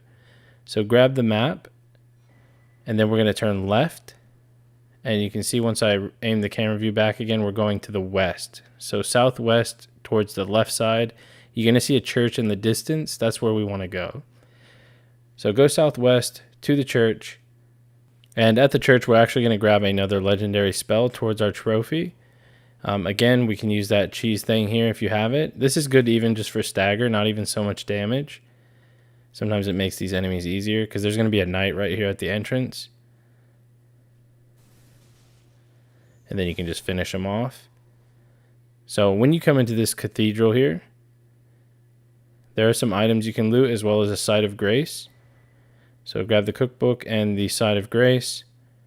And then the spell we want to buy is on this altar over here, this little flame altar. And you need a dragon heart. Well, you need a few dragon hearts to buy the one we need, which is the Roar.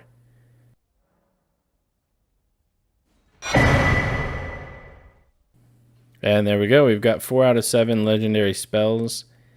So make sure you grab that Roar, and then we can open up our map and we can start fast traveling to the Rountable Hold. Now, right when you get into the hold, if you go to your right, which I for some reason went all the way around the table, so just ignore me. But if you go all the way around the right into this doorway, you're going to find the finger reader. And when you go through all of her dialogue, she's going to give you a talisman pouch so we can wield another talisman or equip another talisman.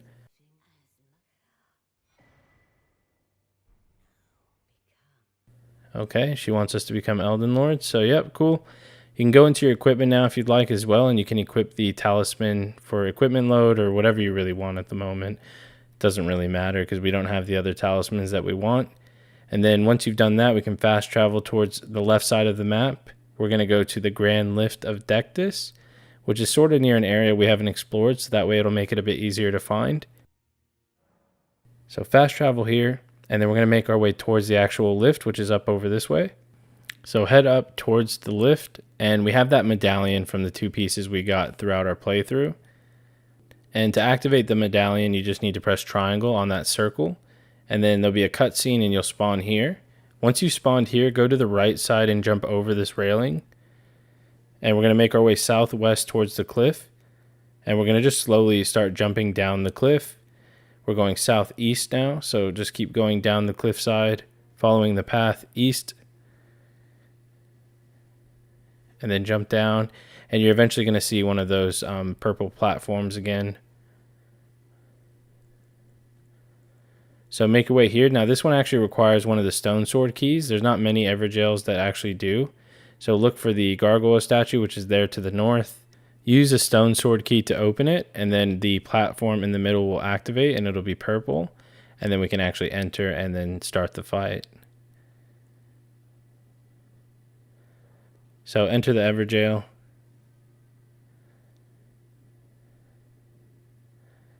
Okay, and once you're in here, you can drink your physic right off the bat.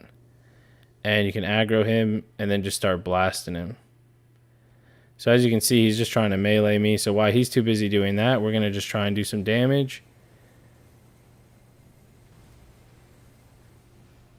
And we want to roll forward on those. And I got them about halfway, so that's not too bad. You can also wait a little bit when you first come in the room, and they'll eventually just spawn, and you might be able to get more hits than I did. So again, I'm just comboing here. You can hug him for easy damage because a lot of his attacks are melee. Just avoid that whirlwind. He's going to do that roll that we remember from the beginning.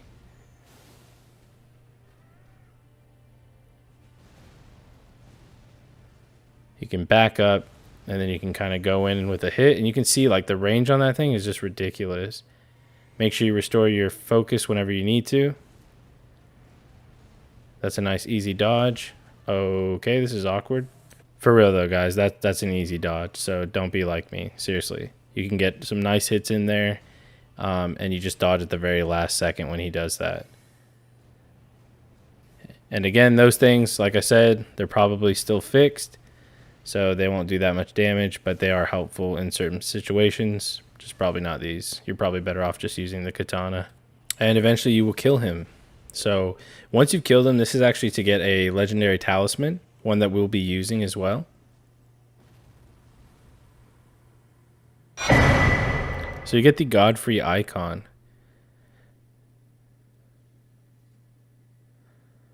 Now I recommend equipping it because it does enhance your charge spells, which is basically Comet Azur. And you can get rid of that equipment load one that we had on earlier. Alright, so we're going to mount up once we leave the Evergaol and just head north through the woods. And you're going to see a cave here, so just keep going north. Go through the cave and you can just avoid all the enemies.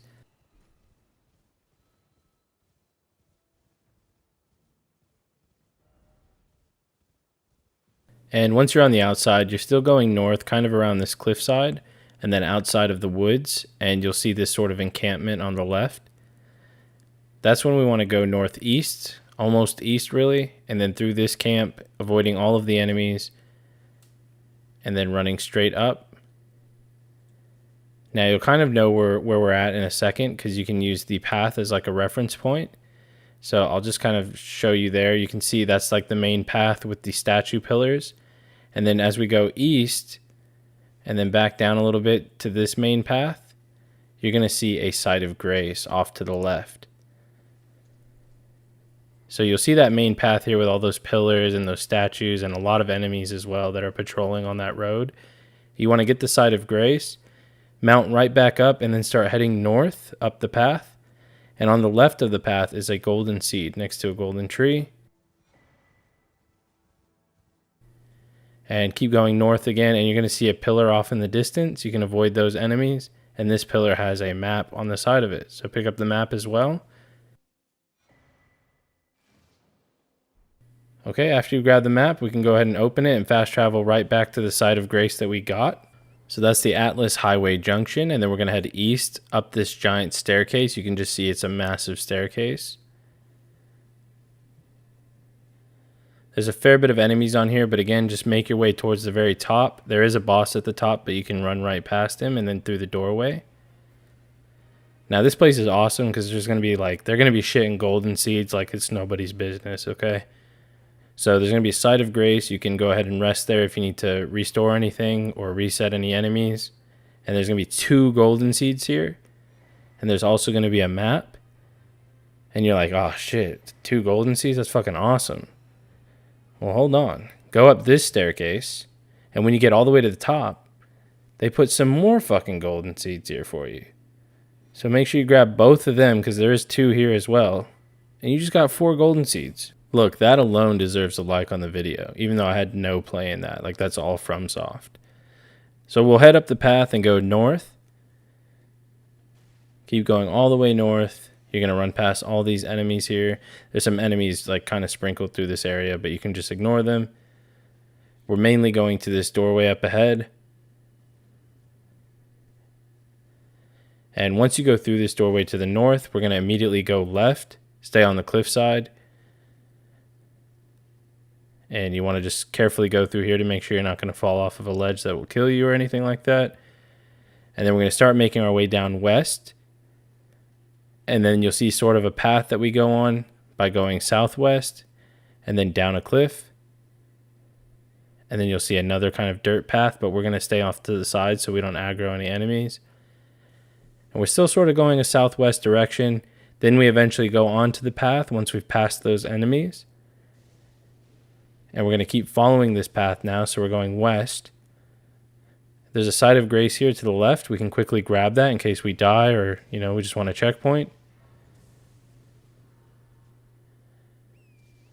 Perfect. Mount back up after grabbing it and then head back west onto the path that we were going on. You're going to see a bunch of lightning falling from the sky. And we're going to go towards that statue in the distance with a doorway. Now there's a mini boss before him, but we can kind of cheese him for the most part. So get your Comet Azur ready with your staff and your physic. And you want to get close enough, so I'd say just look where I'm at in the video. We're in the middle of these red flowers here, almost to the rock. So we're right at the rock, we're going inwards, and we can blast him from here, and he's going to start rushing us, and he's just going to get fucking deleted. And he actually hit me with that attack, which does burn damage. So you want to quickly back up and heal if that happens to you. And then we'll start attacking him with the katana. Nope. Not with the staff. What the fuck am I doing, guys? Now, make sure you guys do switch to your katana, because as you can see, I'm struggling right there. He does kind of put a lot of pressure on you because he's very aggressive. But then he'll just stop randomly like that. But he can go invisible and teleport, so make sure he's not behind you, and that leaves you kind of vulnerable. But eventually you'll be able to kill him. Just get some clean hits like that with the katana, especially with that special attack. And we can knock him out. After you've killed him, we can go through the doorway that he was guarding. Now, if you're lucky as well, your Comet Azur might even just kill him right at the start. But go down the lift and then activate the Side of Grace. And we're going to go through a bit of an interesting dungeon here where the enemies only take damage when they're in a light source. So we'll go down the stairs, and if you go all the way to the end, it's a dead end, and there's some glove words there if you want them. But we're going to actually go to the right, so the first right, and we'll be going south. This is sort of your tutorial type hint at the enemy. You can see he's in the light, so he'll take damage. And then as you progress here, you're going to see some more shadowy ones that you're supposed to bring towards the light. We're not going to bother with these ones. We're just going to run past them. They're not the ones we actually have to kill to progress. So again, even these ones here, we're just going to keep running past. Just make sure they're not beating on you. You can kill them if you want. There's a light source there as well, but we're going to run through this doorway. We're going to go down the steps. And you don't want to run into the middle because it's going to drop and you're going to miss out on an item here that you might want. So there is an Ashes here. It's not for a trophy, but you might want it. And then you can go ahead and fall. It's going to bring all of those enemies into the light and we can slowly start taking them out. After you've killed all of those enemies, we can activate the lever to open up this door. And we're not quite done with the dungeon yet. We're going to head north through here and avoid these blades that are dropping down on us. You can clear the enemies here if you'd like, or we can just avoid them. They can grab you, so just be careful. And also make sure you grab the glove worts. They're pretty useful. I'm sure I've said that enough in this, but just so that way you guys aren't stuck having to farm them later is the main thing. So we'll keep going around the corner here. There's going to be an enemy that's actually on a horse. Now, I let myself get grabbed, so try not to do that. Go ahead and take the guy out that's on the horse. Otherwise, he might be a bit of a pain, especially with the wraith balls that he throws at you. Once he's dead, though, you can ignore the rest of everything and just slowly make your way through this. You can see on the side there where the blades drop down, so just try to avoid them. Grab the glovewort here as well, and then we can climb up the ladder. Now, don't grab that item on the left, because if you do, this son of a bitch is going to spawn behind you, and the item is not worth it. That guy there that I'm showing you, so don't grab it. I'm warning you now. And also, we're going to come in here, and this is me from the future. But make sure you grab this glovewort behind this shadowy guy. Otherwise, you have to come back later if you want to upgrade your ashes, and we don't want to do that. So grab that one there, but also the one behind him. And again, that's why you don't want to summon that guy. Then we're going to lure them over to this bridge. We're going to go to the south direction, because this is where the light source is for that big guy. Now, that one that I accidentally spawned, he won't follow me down here, but I still wanted to tell you about him so you don't accidentally spawn him. Now, this guy's fucking annoying sometimes because he just fucking stares at you instead of rushing you. So you might have to kind of bait him into it. And as you can see, I just rolled into the back of the blade. So you really want to be careful because now he can just come in like a little bitch and get the killing blow. So be really careful when you're backing up into those blades. Keep luring him into this light source. Now, again, he starts to be a little bitch. If you go too far away from him, he's fucking annoying. Try and just lure him. And then I got lucky and he came to it. And just start wailing on him with the special. Now, eventually, once you kill him, that's going to be the final one. And it's going to say a heavy door has opened somewhere, which will be for the boss. Now, to get to the boss room, we want to just go straight back through all the blades. So I'll go ahead and cut forward since you know how to do that. And as you get to the end of the hallway, instead of going right like we did last time, you can actually see the doorways open now. So we're going to make our way through the doorway. I think there's one random ass enemy on the right side, so just be aware of that. And there's the statue of Marika. Yeah, you can see him there. There's also a glovewort there on the side if you want to grab that. And then we can go ahead and go into the boss room. Now you can drink the physic before you enter, and then right when you enter, you can just start blasting him. Now he'll likely dodge it. That's okay. You can quickly try and cast it again, but if you're unlucky, he'll likely dodge it again. Oh, what do you know? Who knows? But that's okay. He's not really hard or anything, so you can then stop. You can also summon your ashes. Don't forget, you always have your ashes. Oh, sick runes. Some fucking noob died in here. But yeah, just keep using the katana special. That's pretty much all you really have to do for this fight. The cheese method with the Comet Azur might not work, but you do a lot of damage with the katana. Like, look at that. You're probably looking at maybe 10 of those to kill him. But yeah, he's not too bad. Just keep doing that and you will eventually kill him. And once you've killed him, we're going to get another legendary Ashen Remain. So that's our second one now. So we have 2 of 6. And after that, we can exit out of the dungeon by going to this little blue beam thing here and hitting return to entrance. Alright, once you're back at the entrance, you can fast travel. So open up your map. We're going to fast travel to the Erdtree Gazing Hill, which was to the west of us. And we're just going to mount up and start heading east. There's that golden seed if you haven't grabbed it, so make sure you do grab it. And we're going to jump down the cliff and start going towards the north side through this like wood type swamp area. And just keep running north. And again, any enemies, you can just run past them and completely ignore them. Alright, so we're just going to keep going northeast. Keep going through all the trees. Eventually you're going to come to like these rocky sort of cliffside areas. And there'll be some titans and things like that. There's a titan there on the left. You can just run past him, and you can run past that horse enemy as well. and then keep going north. You can double jump up this cliff and then make your way at the path in the back, and we're going to keep going north. Keep running all the way down, and eventually you're going to come to this castle type area. Now here we actually want to go to the right side, and since we're on our horse, we're not going to get poisoned whenever we walk in that stuff. And right here you can see a way we can get in. So you can go up this rock and then jump up with your horse. It'll dismount you, and if you want, you can go up the ladder right here for a Site of Grace as well. So you can activate the Site of Grace, and then we can jump back down and continue on. And you want to try and just run through this part here. If you're quick, you won't get poisoned as well if you're just jumping on the ledges. And run through here. We're going west. We're wrapping around here, then going to the right of this building. And then there's going to be a ladder. We're going to go up this ladder. And then once we're at the top of the ladder, watch out for the enemies on your left side. Go through the hole in the castle wall right here and jump on this building. We're going to run east, make our way down without taking damage. Keep going east. And you'll come around this way and then go north up the staircase. And again, you can just run past everything. And then to your left after the first staircase is going to be a ladder. Make your way up this ladder, and then we're going to go to the right, and we're going to activate the Site of Grace here.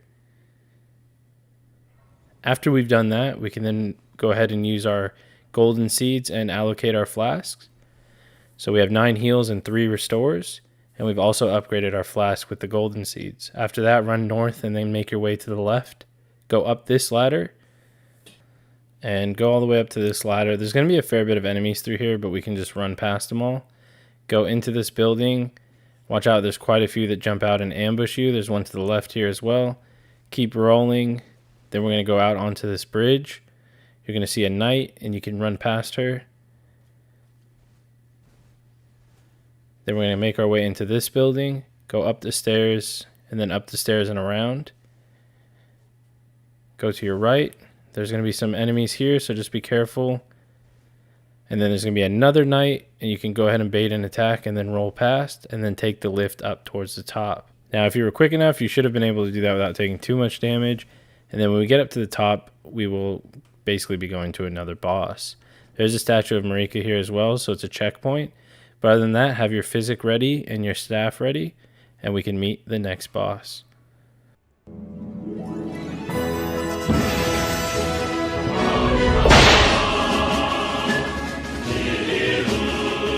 Alright guys, so as I said, you can use this item as well before you go in to boost your poise. It's going to only take a little bit of focus. Then you can drink the physic, and as you enter in, you can quickly spam the Comet Azur spell to hopefully get a cast off. You might be able to cheese some of his health, but not a whole lot, because he's pretty aggressive. He'll get to you pretty quick, especially in such a small space. His attacks are fairly easy to dodge.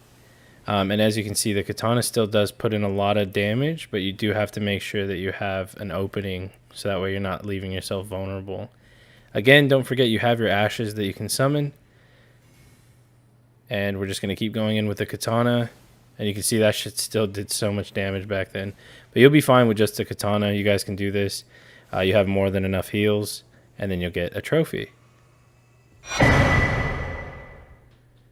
Alright, so after that, a Site of Grace will appear in the boss room. Quickly activate that, and then we can move on with the guide. We're going to open up the map so we can fast travel to the Volcano Manor. So it's only to the west of where we were at. And then we're going to head west down this hallway, and then we're going to open this door on our right. So it's the very first door on the right. And you should be able to open this door and then go to the painting back here on the right. And then when you bump into the wall itself, it's going to get rid of the illusionary wall. We can make our way down this tunnel and through this doorway. And we're just going to run past all these enemies here, so just quickly run down the stairs. And then in this room is another enemy that we want to avoid aggroing. So we're just going to crouch, and we're going to quickly sprint to the side. And we can run through here, and then go up the staircase, and we found another Site of Grace. Okay, so activate the Site of Grace and then head through the doorway.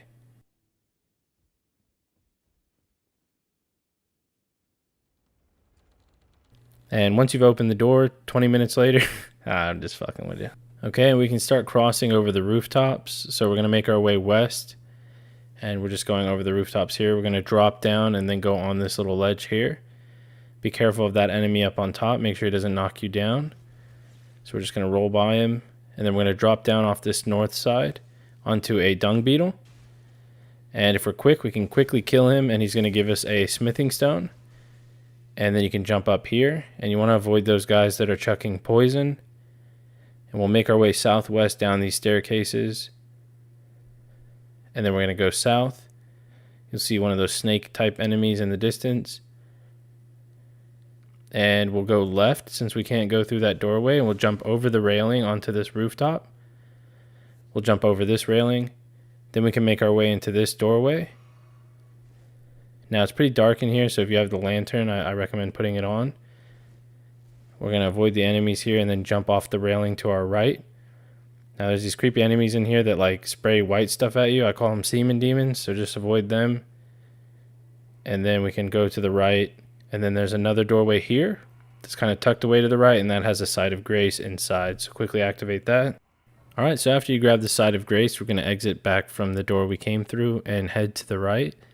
We're getting close to fighting another boss, but we're going to activate a shortcut first in case we were to die. And then that way you don't have to run all this way every single time. So you can just roll off the edge here and then jump over the fire or the lava and then keep running east towards the stairs. We're going to make our way up the stairs, just running past everything. There's an enemy up here that you can try and avoid depending on where he's at, so you can have like a quick look. I didn't see him, so I just quickly dipped, and then he was like, "What's up, bruh?" But if you're fast, you can make it to the lift, and if you have a shield as well, you can turn around and block, so that way he's not damaging you. And then we'll make our way up the lift, and there's going to be a knight on the side here, so we're going to kind of cheese him if we want. We can use this, which again was fixed, so it might not do as much damage. Either way, you have the katana, so you can use the katana, and that still does a fair chunk of damage, and then just get him killed. Progress up the stairs and then go to the left. You don't want to go into that room yet. That's the boss room. But we're going to activate this bridge because that's actually a shortcut. And you can see a doorway down there where the bridge was. And that's for the Prison Town Church, which is where we got. And then you can come up the bridge. And then that way if you die, you only have to run from the Prison Town Church up to the bridge. Alright, so now we're ready to fight the boss. We can get our flask ready. You want to drink the flask when you're at the third bench. And then you can do the cheese method. So let's go ahead and meet our next boss.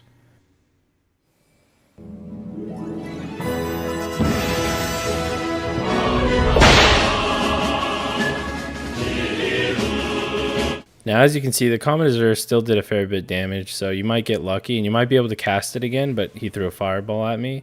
But either way, we still almost had him half health, which isn't too bad.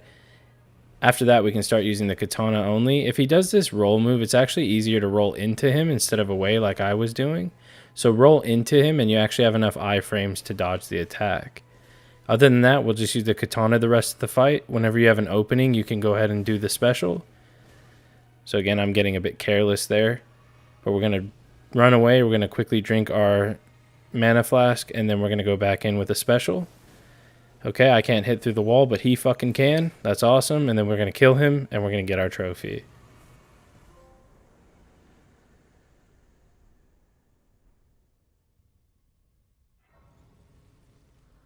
Okay, so after the boss, there's going to be this lift here that you can go up. Make your way to the top after you got the grace, and then you're going to see a balcony. So run forward and take a look over the balcony. You want to go over more, kind of more toward the northeast side of it. You'll see a ledge you can drop down to with some lava and also some of those slugs. So just make sure you land in the right spot. And then we're going to have to cross a bridge with a bunch of slugs over it. You can quickly take them out or try and jump over them. They die pretty quick with the katana special anyways.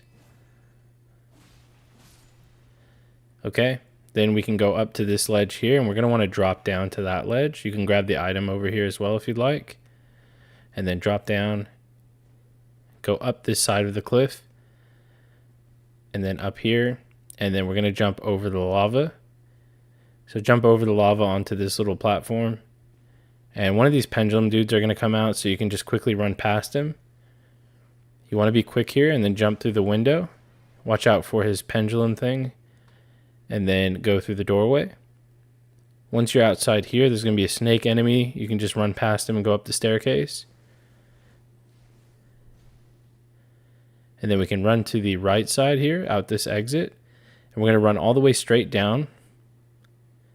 You're going to see a bunch of poison enemies and things like that. We're going to keep going north. And we're going to run past these enemies here. And you want to try and roll a little bit better than I did there. That's alright, we made it into this building here. There's a doorway to open at the end, which will give you some invincibility frames as well, because they'll likely chase you in here.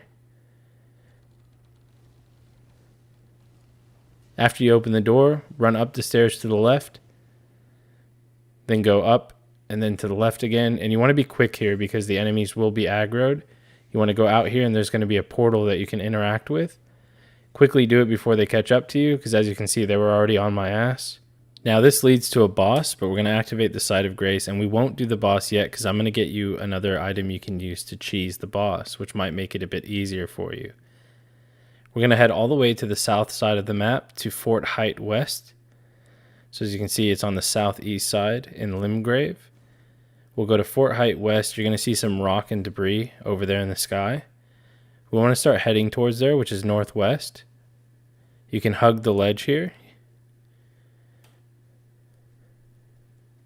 So we're going alongside the cliff northwest, and then you can drop down or you can keep going until you're at a safe spot to do so. And then you're going to see that it wraps downwards on the west side. So keep going down, and we're just going to keep going down. And we're going to start trying to drop down to these platforms. So slowly drop down onto this one, then jump over, and then look for the next drop down, which is here to the left. And then you'll be into this tunnel. Now once you're in this tunnel, it's going to dismount you. And we're going to go to the left side. And we're going to try and drop down. So just find a spot to drop. And then we're going to go to the left side again, drop down. So we're just basically dropping down up to this point. And then you're going to see a doorway that we can go outside to the north. We'll be on top of these rooftops. We're going to make our way down the roof. Go down this part here. And then we're going to jump over to the building to the right. You want to dodge the enemies here. Some of them can throw stuff as well, so just be careful. Jump over to this building down below, and then down over to this building that's laying sideways. Now keep running.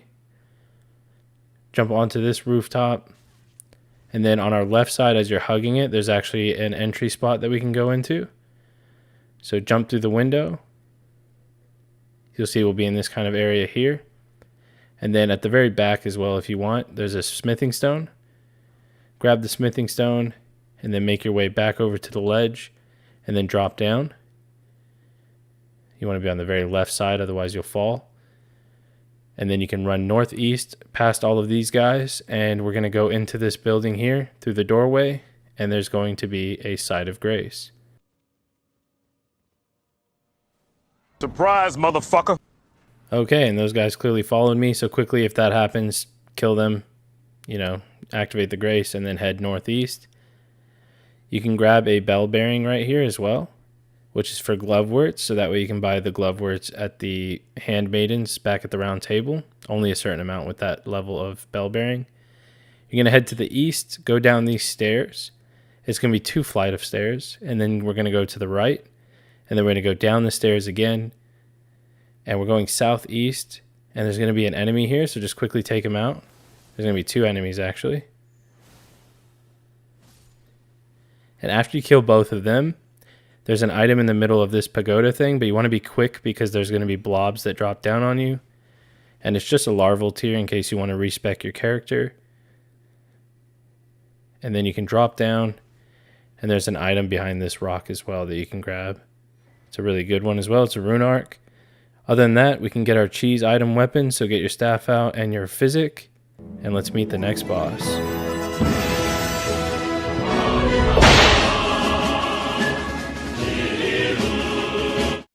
That's right, you're going to be fighting yourself for this one. It's going to be basically a ditto that turns into you, and you can drink your physic and try and hit him with the special attack. I found that it was a bit hard to even land that, especially since he doesn't trigger until you're up close. But you can try and land it. Oh, you can just hit the ground with it as well. Amazing. So I recommend just using the katana, to be honest. He also hit the ground, so he's pissed. But yeah, just go ahead and whip out the katana. You can never go wrong with the special on that. Now, they have literally your moves as well, so, you know, it's not too bad. You kind of know what to expect. So look at that katana special. I mean, it just does so much damage. Oh, okay. Yeah, and be careful that you don't get parried as well, because it is smart enough to parry you. It also has flash, so it can heal. It only has a limited amount, of course. And whenever they're trying to do Comet Azur, you can just quickly back up and dodge it, and then restore your magic if you need to. And again, just keep doing the katana special mixed with, you know, you can do those again. I don't know if it's worth it after the fix. This motherfucker parried me twice. Are you kidding me right now? You're making me look like shit. So anyways, that was just for, you know, instructional purposes, so you guys could see that even I can struggle at times. And yeah, so again, we're just using the katana special when we can, and we're just slowly getting the enemy killed. It's really good if they have that, because then when they're going to cast it, it just leaves them open. That'll get you another trophy.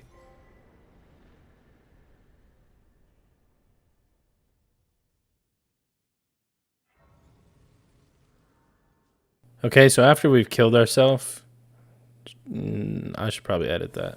Like, I mean the boss that looks like us, okay? And then we're going to mount up and go northeast over the bridge.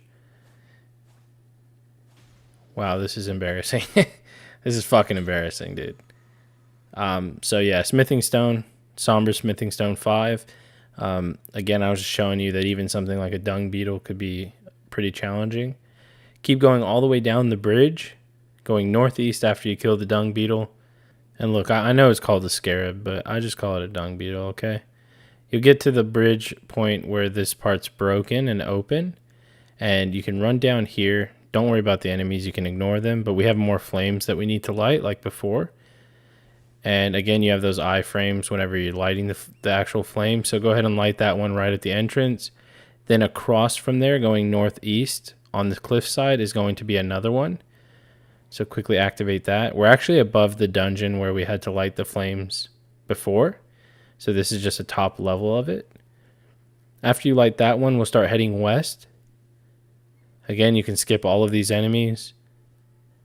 And we're going to follow this path west. Keep going all the way to the back. You're going to find this little like cult meeting here.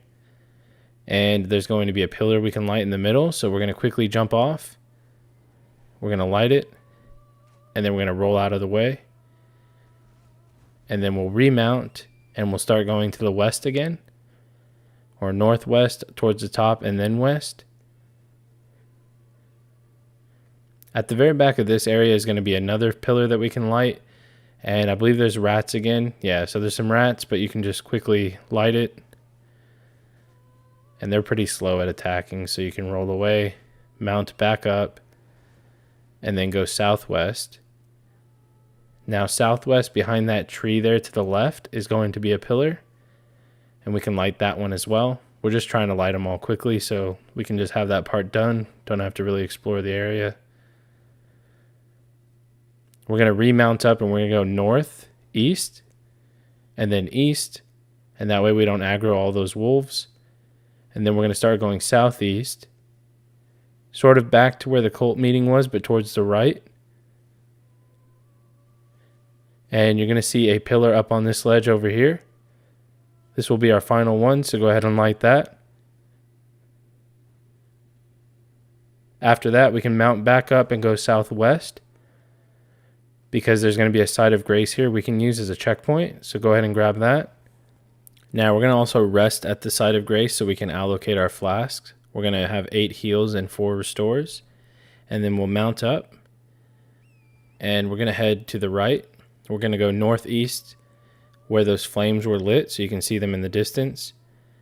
Go over this path and then you'll see the staircase with the fire. And then we're going to go north.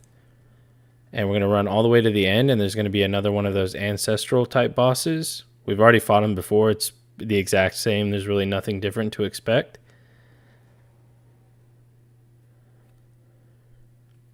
It'll spawn you back into a room like this as well, and then we can go ahead and start the boss fight.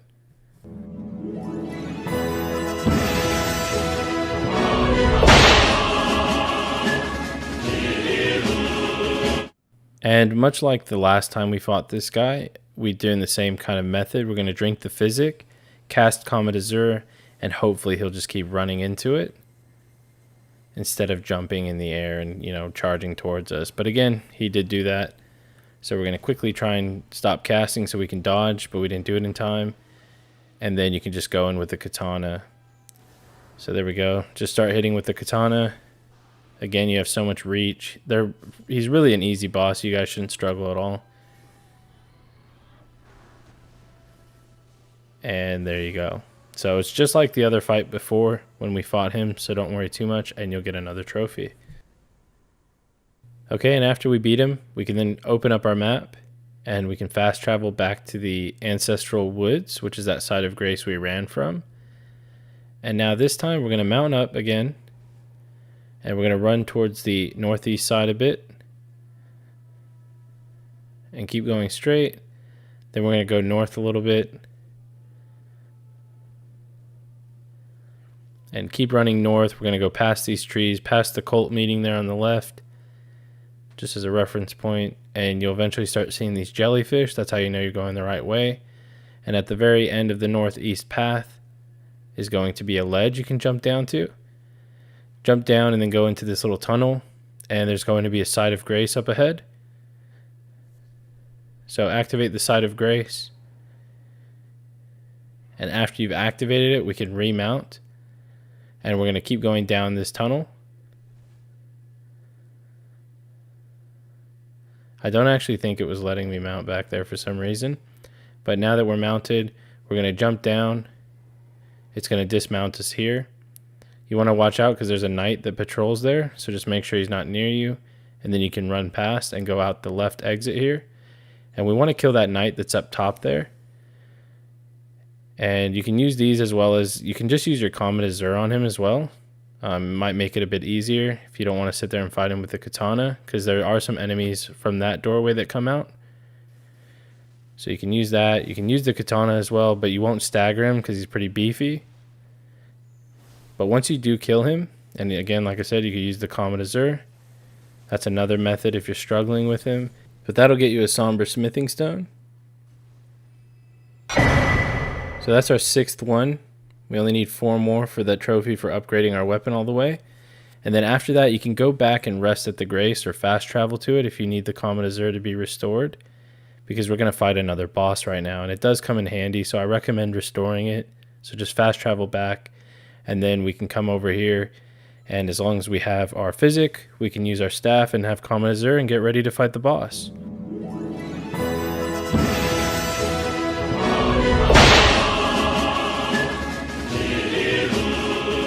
Alright, so we went back to the side of Grace, we restored our physic, and we're going to try and drink it and just cast Comet Azur really quick. As you can see, I didn't even have the physic there, so I'm going to try and drink it now. And I might get lucky and get some hits in. We only got him about half health. You really want to try and kill the first one as quick as possible, because the only thing that's really hard about this boss is when you have to fight 2 of them at once. When it's just one of them, it's not too bad as I get hit. But it's not too bad. You know, you can kind of focus on just one and try and dodge his moves. But when there's 2, it does make it fairly tricky. So a good method is to kind of stay close and hug him. And then whenever he goes to swing, just dodge forward. A lot of the attacks in the game are kind of like that. You want to dodge forward to hit them. Or to avoid them, rather. And you can see the katana does a lot of damage. So even if you don't get the Comet Azur off, you want to just quickly try and dispatch him with the katana special. So as you can see, I already have the second one here, so things might get a bit hectic for me. So I'm going to quickly try and take him out, and now we just have to focus on this one. And we should have more than enough mana restores to basically kill him. So it's the same method. I'm just kind of hugging him, dodging when I can. Then I try and get an attack in if I can. And again, I recommend dodging towards them, not away like I was doing. It's just way more effective if you go towards them, because then they usually hit over you. And watch out for those delayed attacks. And again, just keep dodging. Then when you have that opening, get an attack in there. When he's screaming like that as well, you can get an attack in, but once you've done that, you've killed both of them, and you'll get another trophy.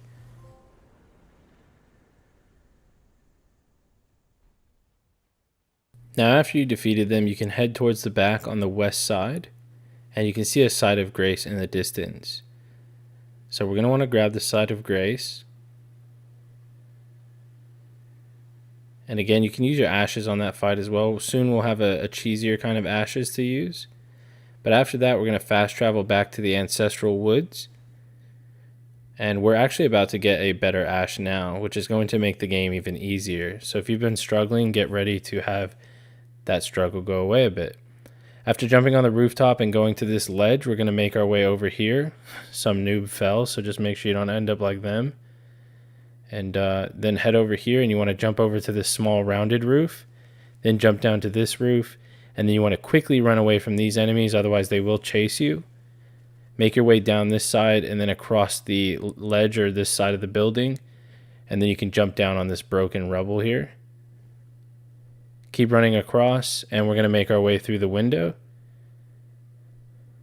So as you can see, they stop following me. Jump through the window, and then go to your left up these stairs. And you can also loot a black wet blade there. And then we want to have a stone sword key for this spot, so that's why I've been telling you to loot the stone sword keys. So use the key to enter this area here. There's only one enemy and then a chest. So kill the enemy really quickly. The targeting was really dodgy there, and he just kind of whipped me. Alright, so kill him and then open the chest. And it's going to be another legendary ash. And it's not only a legendary ash, it's actually going to be one that's going to help us cheese some bosses from now on. So it's going to be really useful for us to make the game a little bit easier. So we'll head back out this way from where we came. And there's a scarab here as well you can kill if you need to refresh on supplies. But we're going to go down the ladder over here. And there's a ball in the middle. You can actually just run past all this stuff. You really don't have to kill it. So you can see this ball in the middle that you can actually attack, and it moves towards you. But you don't actually have to kill it. You can just run by all of these enemies. So as you can see, I was going to kill it, and then I was like, look, what the hell am I doing? So just run out the exit, avoid the enemies, and if you turn right and go down the stairs, there's going to be a Site of Grace to your left. So we'll activate that and have another checkpoint. Now from now on, I want you to level up your Mimic tier ashes. So if you are using ashes to make the game a little bit easier, make sure you level him up, and that will be with the Gloveworts that we've been looting. Now after that, grab the Site of Grace, we'll go northeast, and we'll run through all of these Mimics. And I'm going to hug the left side so I can avoid this big enemy here, because one of them is going to turn into a Titan right here by the stairs, and I'm just going to run right past him. So now he didn't aggro, and we can just go up to the stairs, and we can loot the chest on the inside.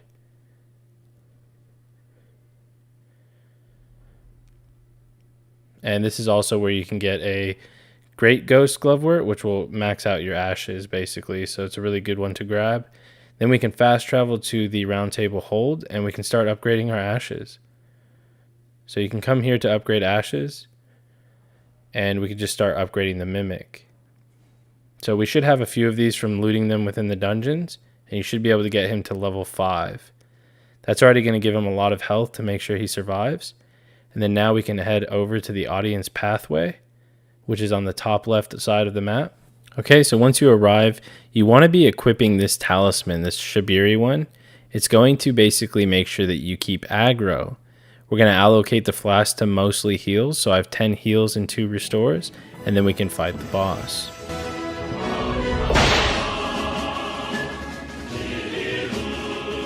Okay, legends, so the way that this cheese works is you go into the boss fight and you summon your Mimic. You then drink a healing flask because it costs HP to summon him. And then once you aggro the boss, you're going to go into your equipment and you're going to change the talisman. So this talisman that generates aggro, we're going to switch it to something different. You can switch it back to your spell one or whatever you want to do. And then now your Mimic should be holding pretty good aggro. So he's basically going to tank the boss for you. Now the jump R2 attacks are really effective here. As you can see, those giant jump slashes. The L2 attack is a special that staggers the enemy or the boss. That one's really good to do. The R1 attacks are really nice to use as well because they're really quick but do a lot of damage. As you can see, this is an L2 special and it staggers him. And if you press L2 again, you can do a slash upwards. Now, it's usually not really worth it. It's better to kind of just do the L2 once, but sometimes it does prove useful. And when he's staggered, you can just start spamming on him with R1 or R2, whatever, you know, is going to help you basically kill this first phase. And that's right, this is just phase 1. But as you can see, our Mimic is still over half health. So it's really good. That means we can have him for a bit in the phase 2. Phase 2 is going to sort of work the same. Again, you want to use L2 to kind of stagger him, and then you can quickly do it again, or you can use the L2 option again, and then you'll do a slash up, and you can see it took a fair chunk of his health. You don't want to get too greedy, though. You still want to be dodging and making sure that if you are basically being focused by the boss, that you dodge his attacks. He can do a fair bit of damage, but as long as you just keep paying attention, your Mimic should be carrying you through the fight. And you can see that second L2 just does a shit ton of damage. A lot of people don't really like using it. But to be honest, for myself, after the first L2 when it would stagger him, I just felt like it did so much fucking damage that as long as I wasn't being attacked, it was worth doing. So again, I do the special. I actually got staggered by the lava, so I'm too close to the boss. So you want to make sure that you're not inching too close. My Mimic's getting really close to dying, but we still have him for the whole fight right now, which is really good. And the boss is nearly dead. You can see that jump R2, it just does so much damage. So just do that, guys. I'm sure it'll make it a lot easier having a Mimic if you are struggling with him, and you'll get yourself a trophy. And after you kill him, a Side of Grace will spawn here, and there's also an item over there you can grab, which is just a shitty little torso piece. But activate the Side of Grace. We're going to open our map and go to the right side of the map, and we're going to go to the dungeon that was in Radagon's area. And again, you can use your golden seeds if you have any, and you can allocate the flasks to 8 heals and 3 restores. Now, if you didn't do this dungeon when I told you, because I was going to give you a cheesier method, we're going to go ahead and go through it now. So now that we have the Mimic tier Ash, it's going to make that boss fight in this area a bit better. Personally, I don't fucking like the boss. He's too damn big to be in such a small ass room.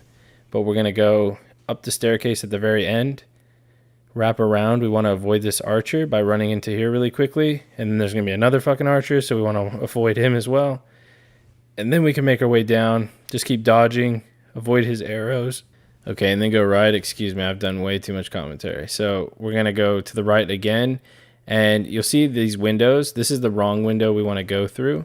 There's going to be another window up ahead. That's the one we want to go out of. So just to make sure that you go to the right one, you're going to pass this soldier here with the two-hander. And then you'll see that soldier sitting down in the back. That's when you know this window on the right is the correct one. And you'll see a statue there as well. Then you're going to jump through the window, go up the stairs. And then there's going to be an archer from the beginning. You just want to avoid his his arrow. And then just dodge him, you fucking dick. And personally, I actually recommend killing him because he killed my ass. So yeah, don't even bother trying to dodge the arrows. Just kill him. If you want, you can jump down and then run back to the Side of Grace so you can have your full restores. That way you can have a proper shot at actually killing the boss. We're going to go down the stairs and then try and avoid all of these enemies here. Usually they're too focused on each other, but just make sure you're not caught in the crossfire. Keep running west directly through the door. And then you'll see the boss door has now been opened. And again, we want to make sure we have that aggro talisman equipped because we're going to take it off once we summon our Mimic. We're going to go through immediately. We're going to summon our Mimic. We're going to drink the flask so we're full health after we remove the talisman. So drink our flask. We're full health now. We're going to avoid some attacks first instead of going straight into it. I recommend, again, using the Carian Slicer on him. It does a fair bit of damage, and it also doesn't cost much FP. As you can see, he hits really hard, so you don't want to get hit by this guy. So as you can see right here, I drank my Physic, but I didn't try the Comet Azur. You can give that a shot as well. But I do recommend the Carian Slicer because if you're by his legs, you can usually dodge a lot of the attacks and just keep slashing. So while he's distracted with the Mimic, we can just keep slashing on him. And a lot of these attacks are easier to dodge when you're at his legs like this. But like I'm just wailing on him right here. But you just need to be mindful of when he's actually switching and attacking you instead. Like for example, that slash right there. And then he swapped back to the Mimic, so I went back in with the Carian Slicer. And like, just look at that. It does pretty decent damage for very little focus cost, which is really nice. So while he's focused on the Mimic again, I'm just going to go in.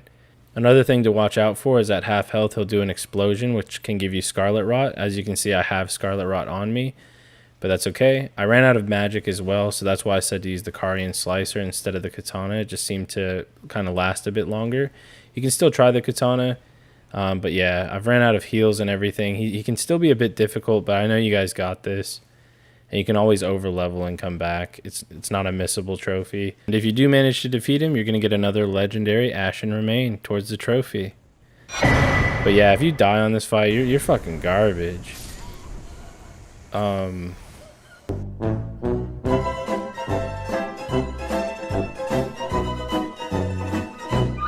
Anyways, after that, we can go to the Roundhold table and upgrade our staff yet again.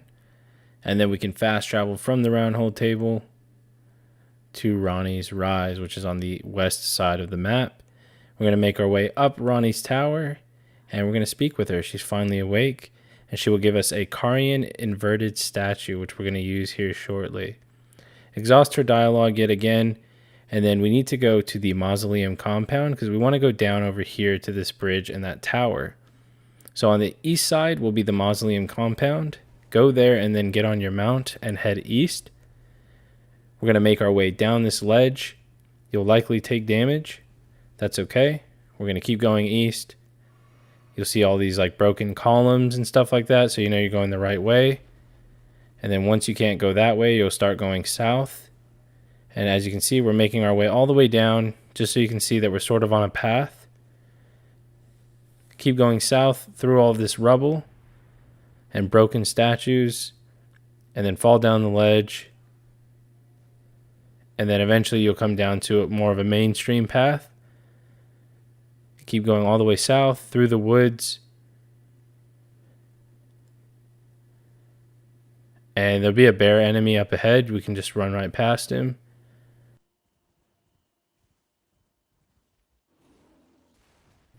Now you're going to be in a bigger open area. And we're going to start going left. And you'll see a Site of Grace to our left as well. You can quickly grab that as a checkpoint. And then we can keep going southeast down to where these enemies are.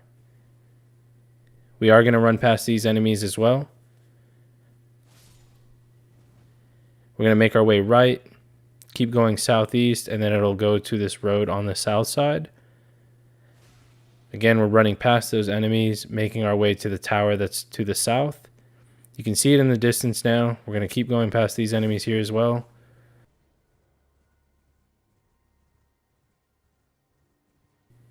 And there'll be a Site of Grace on the inside, which is good. We'll activate that so we have a checkpoint. And we're going to use that Carian inverted statue that we were given by Ronnie. Okay.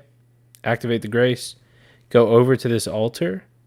And then press triangle on the altar and you have a quick cutscene. And we've actually just flipped the tower upside down. Okay, so when you're ready, we need to go to the stairs on the left. And we're going to make our way through this inverted tower.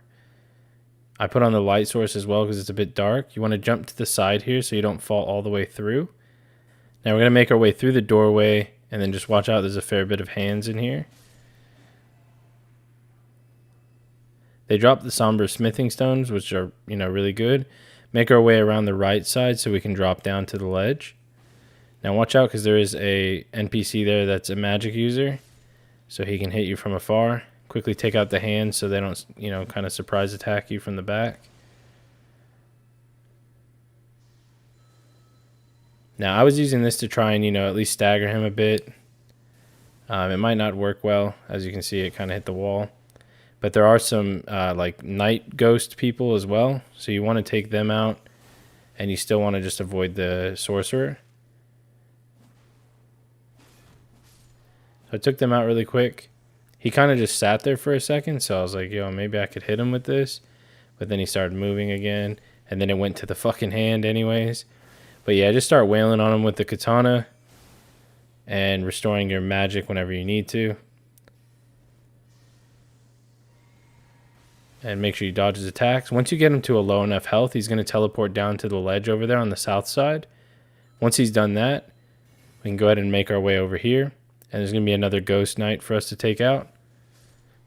GG, easy. Okay, we're going to kill the hands that are in the area as well, just so they're not attacking us while we're fighting the sorcerer. Like you can see, you can get overwhelmed really easily. I have literally just a smidge of health, so I was pretty much playing that very risky. And we'll quickly take these guys out, and we'll restore our magic as well since we've just ran out. And we'll get ready to finish off the sorcerer.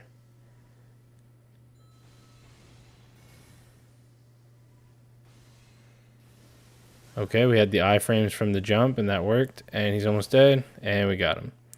After he's been killed, we can go ahead and wrap around this ledge that he was on. He's going to give you a sorcery that we don't really need. It's not for a trophy or anything. But we'll come over to the very edge of this side where he was on, and we'll drop down.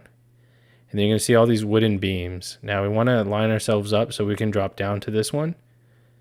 Line yourselves up perfectly, and then you can just run forward.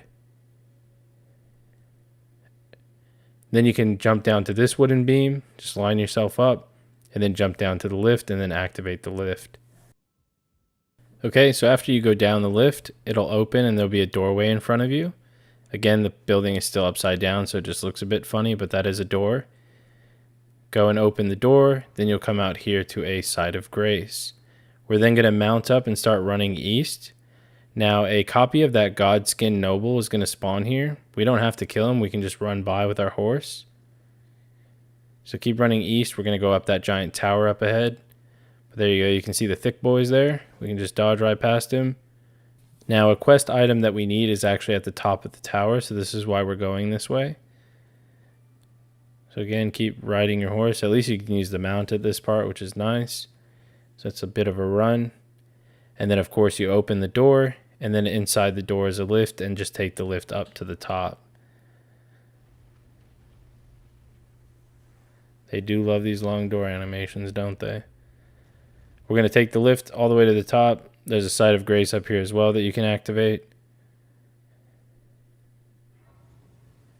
Then we can go up the staircase and then grab the quest item. And the quest item is just in the center of this room. So once you're at the very top, go towards the center and you can see the item there. And you should loot a Curse Mark of Death. And it's also a Stargazer heirloom, which is a talisman. So after you grab both of those, we can go into our map, go towards the top left where Ronnie's Rise is again, so on the west side, fast travel there, and then go to the balcony. And this time we're going to jump off to the right, so that way we can go east. Okay, and as you guessed, there's been 3 towers here that we've been going to, and there's still one we haven't been to yet. So we can finally go there, which is to the east.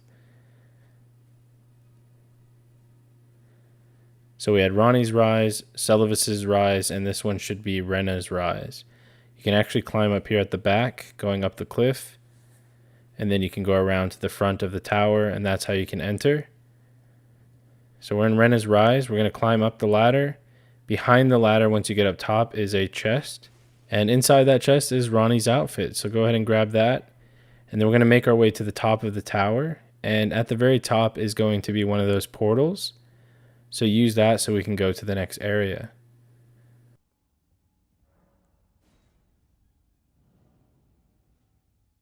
Okay, once you've arrived in this new area, there's going to be an item directly in front of you on a coffin. And then we're going to turn right and head south to find a site of grace. And we'll activate that site of grace, and we're actually going to rest at the site of grace. The reason why is because you can actually have a dialogue chat with the miniature Ronnie doll. So you'll see there's a new option there, talk to miniature Ronnie. You have to keep doing it because she doesn't talk to you after a while. She's playing a little bit hard to get. And then eventually you can go through the dialogue and exhaust it all. Once it's been completely exhausted, please make sure you have done that so that way the quest progresses. We can then start running down the river to the south. You're going to see a giant enemy in the distance, and this is going to be for a Somber smithing stone. So we want to hide behind the wall while he's blasting us with magic. And then once he's taking a break from using the magic, we can run forward a bit and then hide behind the next wall.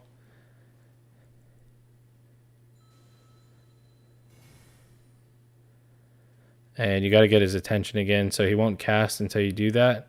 So there's some glove words right there as well. I recommend getting them because they're level 6.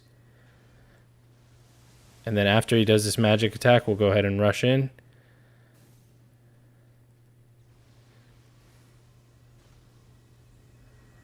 And you can use the katana special and it does a fair bit of damage on him. But when he does that magic attack, you just want to be dodging. Just keep hitting him with the katana special. While you're targeted on him as well, it usually hits him pretty easy. Alright, so once you've killed him, you're going to get a new Somber Smithing Stone. So this will be our 7th one. So that's number 7 unlocked. We only need 3 more in order to get the Godslayer Armament trophy. And there's some Gloveworts back here as well, so I recommend grabbing those really quick afterwards. And then we can make our way through here, dodge the enemies, and then start heading southwest. And before you go down the river, there's another Glovewort over here in the corner. Okay, once you have those, head southwest down this river. Restore your stuff if you need to, your health or your magic. And then progress through the tunnels. You know, I gotta have good quality, so I turned on the light for you guys. And we see some ants here. They shoot like booty juices at you, so just keep running. And you'll keep going down to the west. And you'll see some more ants on the side. Just stay on the west side so you don't have to actually aggro them. Keep running down. And you can see a Glovewort in the distance to the right. You can quickly grab that. And again, those can be used, like I said before, to upgrade your ashes. So make sure you grab that. And then head your way back to the left through this staircase area with the door. And then run forward and you can drop down to get another Side of Grace.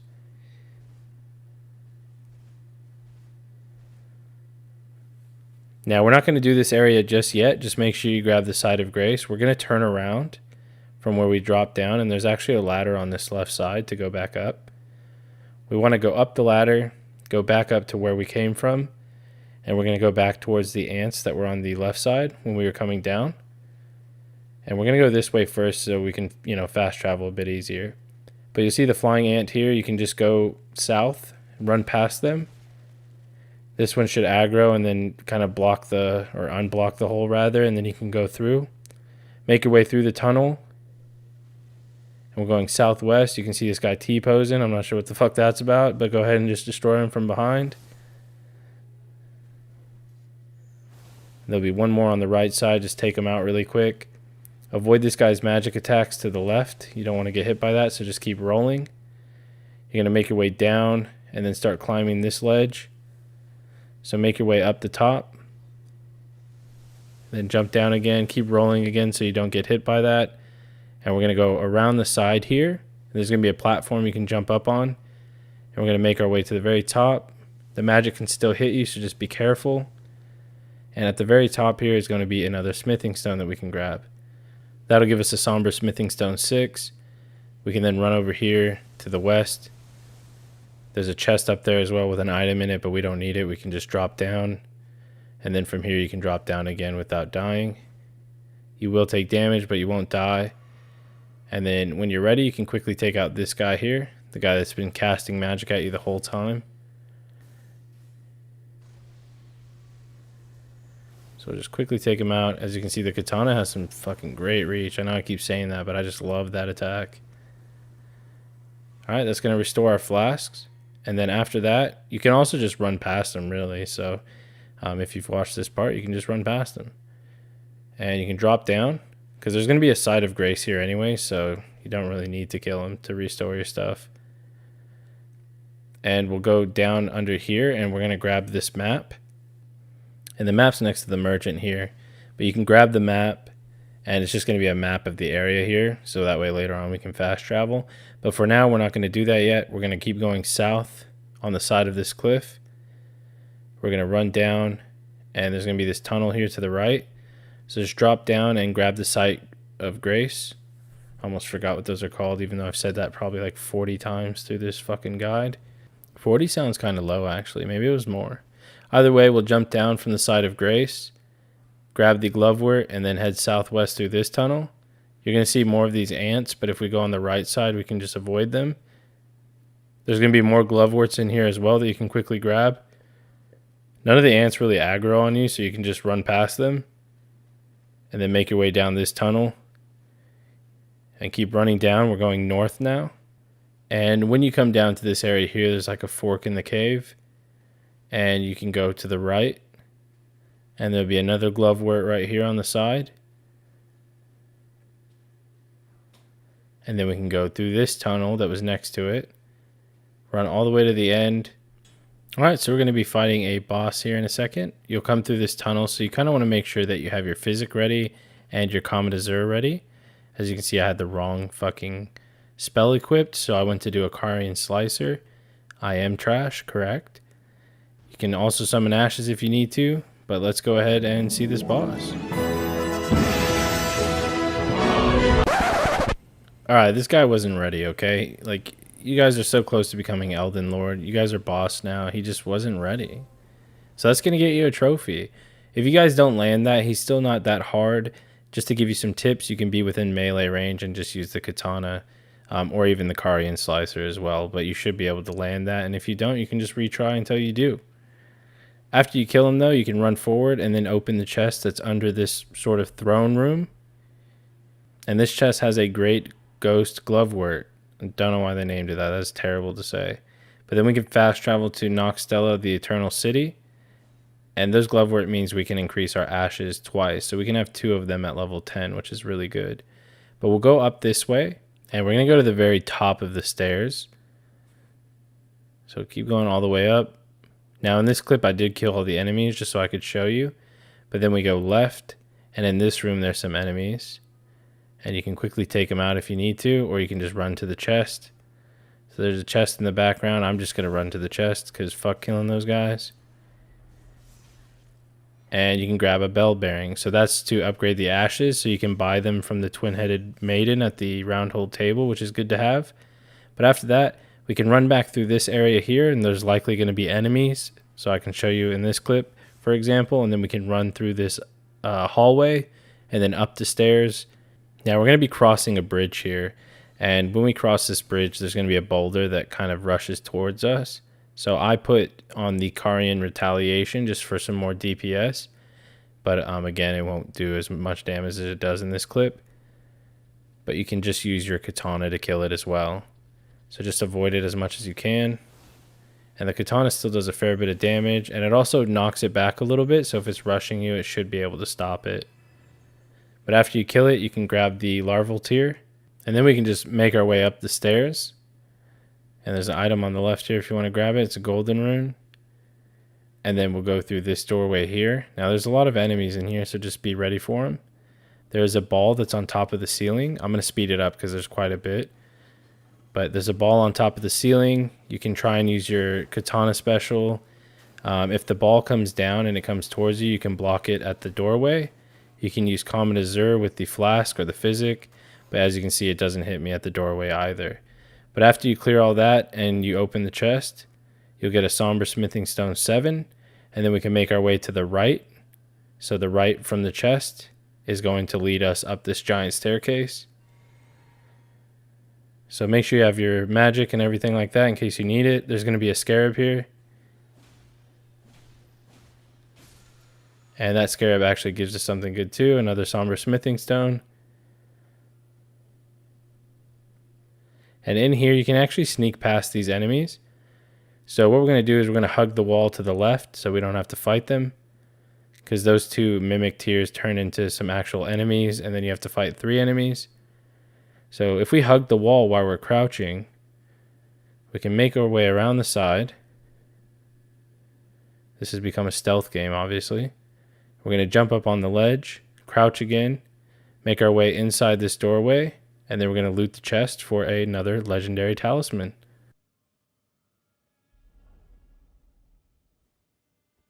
Alright, so that means we have 4 out of 8 of the legendary talismans. Now we're going to sneak our way back out. I mean, you can just run for it if you'd like. But there's a doorway on the right, so we'll hug the right wall, and now I'm just going to sprint. And we'll make a right out this exit, and then we'll go left, and you'll see a doorway. Make your way to that doorway, and there will be a lift to go down. So go down the lift, and once you go down, there's going to be a golden seed by the tree. And if you face south, that's the doorway we need to get to. So what we'll do is there's a few enemies down there, as you can see. But we're just going to try and roll down here. Because we're lazy. And that's fine. We don't take any fall damage. And there's a glovewort right there as well that we're going to try and quickly loot.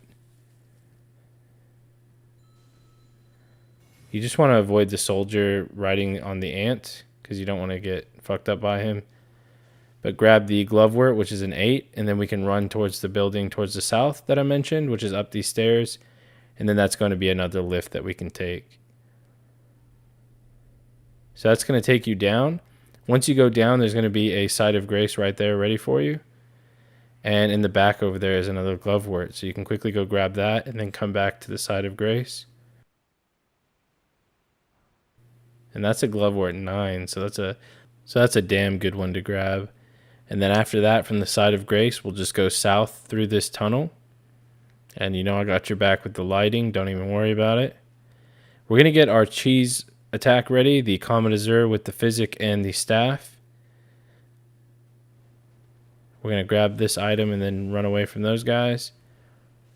Now, when we come out of this tunnel on the other side, there's going to be an invader. It's a baleful shadow. And we're going to try and cheese him with the blast. So if you're lucky, this is going to connect and do a lot of damage. He might heal still, but at least you can, do that. Avoid the frogs from behind. As you can see, they were actually damaging me. Watch out too, he does some bleed damage there. And once you kill him, we're going to get an item that we need to progress. So you will have to kill him. So if he kills you, he can be a bit tricky, but if he kills you, you're going to need to try again. But once you kill him, we can make our way southwest towards this door. And once he stops talking, he's going to give you a palace key. We'll go through this doorway, heading south, and then go to a lift again. Now this lift is going to take us down as well. Activate the Side of Grace, and then get ready for a part that kind of sucks ass. But what we're going to do is we're going to allocate our flasks to all heals, because we don't need any magic right now. We just basically need to survive. This entire lake is literally Scarlet Rot, so it's going to tear through our health bar. But there's some items that we want to grab through here. I'm going to guide you guys, so just do your best to follow along, and I'll do my best to explain it. We're going to grab the map, and then we're going to immediately start heading southwest. So we're going to run through this shit, unfortunately. And a quick shout out, if you do have 12 faith, is you can use the Flame Cleanse Me to get rid of Scarlet Rot. So you could do that this way as well. But we're just going to do it this way as I show you, because you don't need it. But click the button to make this platform arise. And then we're going to go west. So you can just jump straight in. We're going to go southwest a bit where that item is in the distance. And we're going to grab this item. They're going to be all for smithing stones, basically. That's obviously not a smithing stone, but that's what we're going for. We'll then go northwest from that item to grab this item. That's going to be a Somber Smithing Stone 7. Now we're going to start heading south, southeast, back to that landmass over there in the distance with the pillar. And again, you want to just keep drinking your flask whenever you're low enough to where it benefits you, and so you don't die. Alright, so we're going to jump on this and hit the button for this spot. We're then going to drink our flask again because we're low health, and we're going to start running to the east. You can grab this item here. You can just run past the enemies, try not to worry about them. And then we're going to go south. So start heading south, southeast, over this platform. And just healing as you go. Again, you're going to be chugging through those flasks. And there's going to be another button here, which is south still, about southwest. That's going to raise another platform. We're just going to keep going south. And you'll see, like some trees in the distance, or what's left of trees. And keep running south, keep healing as you go. And we're almost done with our first trip. We're going to do a few trips through this shit, unfortunately. Again, drink again. And you're going to find a scarab over here. So take the scarab out with your special attacks. And once he's defeated, we will get a Somber Smithing Stone 6. Go ahead and drink so you can quickly fast travel back to the Lake of Rot Side of Grace. Now from the Side of Grace, we're going to this time go from the north side. So we're facing the northeast side. We're going to drop down and we're going to run and we're going to grab our 8th Somber Smithing Stone. Now after grabbing that, we can start running towards the southeast side of the map. So keep running through, making sure to constantly check when you need to heal. Keep an eye on your health. That way you don't have to redo this part. You're going to find this platform in the very, very back of the southeast side. We're going to jump up here, and there's going to be an item behind this wall. It's going to be a Somber Smithing Stone 7. We'll then jump off the platform and start running south. We're going to take another sip of our flask. Don't let it get too low because there's that animation as well, so you don't want to die. But if you keep running south, you'll see the rubble right here that you can climb up. Make your way up and then grab this item. It's a golden rune. You can use that as a reference as well, so that way you know you're following me correctly. And we're going to keep running south to that pillar in the distance. And we're going to heal again. We still have 6 flasks remaining, which is great. We'll then press the button here. And then we're going to keep going south again. You'll see that platform rise if you're going the right way. And you can see an item up on another sort of building that's been collapsed. So we're going to heal again. And this is our last item to get on this trip. And then we'll fast travel back to the side of grace. So you have to jump up to try to get this one. It's a little annoying how they put this one. So go on the side and then jump up. Make sure your health is still good because you don't want to be fast traveling and then die. Grab the Somber Smithing Stone 8, maybe heal again if you need to, and then fast travel to the Lake of Rot. Now this is going to be our last trip for items, and then we can finally progress. Alright, so our last trip we're going to do is we're going to go south again, sort of southwest, where we first initially went that first trip. We're going to jump up on the platform. We're going to make our way down this platform, which is nice because we avoid Scarlet Rot for a little bit. And then we can jump over, keep going south. You're going to see that pillar in the distance too, just so you know where you're going. But we're going to go more towards this area between the columns. And we're going to keep going south. We're going to keep healing whenever we need to. And you can see a pillar in the distance there. It's a little foggy, but there it is. We're going to keep running south past these columns and go to this pillar so we can hit the button that's next to it.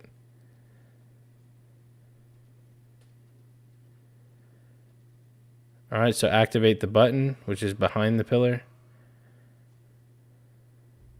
Now this is going to take you up sort of like a lift. And there's going to be an enemy here. You can have your staff ready and the physic ready, so you can cheese through him, which I recommend, especially while you have Scarlet Rot. I don't really recommend fighting him. Either way, you can take him out with the katana, but if you want to cheese it, go for it. So we drank our physic. He's going to start spawning in, so we're going to start casting, and we'll just obliterate him. And before he can even get to us, he just gets dominated. We're going to heal again, and then you can loot him. He just drops a sword. And then we can get our last item, which is a smithing stone off here to the right. This is actually going to be smithing stone number 9, our very first one. After that, make sure your health is full. We're going to fast travel one last time. So we're going back to the Lake of Rot side of Grace for the very last time. And we are going to head south. We're almost going where we went last time between those columns, but we're just going to go further, sort of where those statues are in the distance that you can see. They're very high up. That's the doorway we want to make it to. So just keep running south. And again, if this guide has been helping you guys, I've put a lot of commentary into it. I've been trying my best to get it out soon. The commentary does take a lot of time, as well as all of the editing. It's all self-edited as well, and I'm not exactly the best, but hopefully it's helping you guys. Hopefully you're having a good time with me, and if you are, just leave a like, help the algorithm out, get my content out there. And other than that, we'll keep running south. Keep making our way to where those flames are over there in the distance, and then we'll eventually hit a side of grace. But yeah, I really appreciate you guys' time. It's been nice just going through Elden Ring together. It's going to be even nicer when we become Elden Lord. And you bet your sweet ass we're going to become Elden Lord. So we're going to keep going south. We're going to make our way onto this platform. And we're going to get to this side of grace so we can get rid of this ass cancer of a disease. Like, Jesus Christ, man. Scarlet Rot is fucking horrible, bro. Miyazaki was really trying to just give us ass cancer straight up. It just eats your health, bro. Like, if you don't have anything to get rid of that shit, you fucked, bro. Alright, so we finally made it to the Grace. We're going to obviously rest so we can get rid of the Scarlet Rot. And we'll fast travel to the Rountable Hold, and we can start upgrading our staff and our katana. So upgrade the staff all the way first, and then we can upgrade the katana. And we can also upgrade our Mimic Ashes a bit more since we have so many of those Ghost Glove words. We can actually upgrade it to 10. So make sure your Mimic is level 10. After you've done that, you've done your upgrades, we're feeling good. We're going to go to the Raya Lucaria Grand Library, which is in the center of Liurnia Lake. And in this room is a chest that we can now open. We had that discarded palace key we got from the invader earlier, and we now have the Dark Moon Ring, which will come into play a little bit later. After that, we'll then go back into our map, and we're going to fast travel to the Grand Cloister, which is in the Lake of Rot. That's the side of grace we got before we went to the Rountable Hold. We can then allocate 8 healing flasks and 4 restoration flasks for magic. And then we can continue our journey after we do the memorize spell option. We can put Stars of Ruin on there, which may come in handy.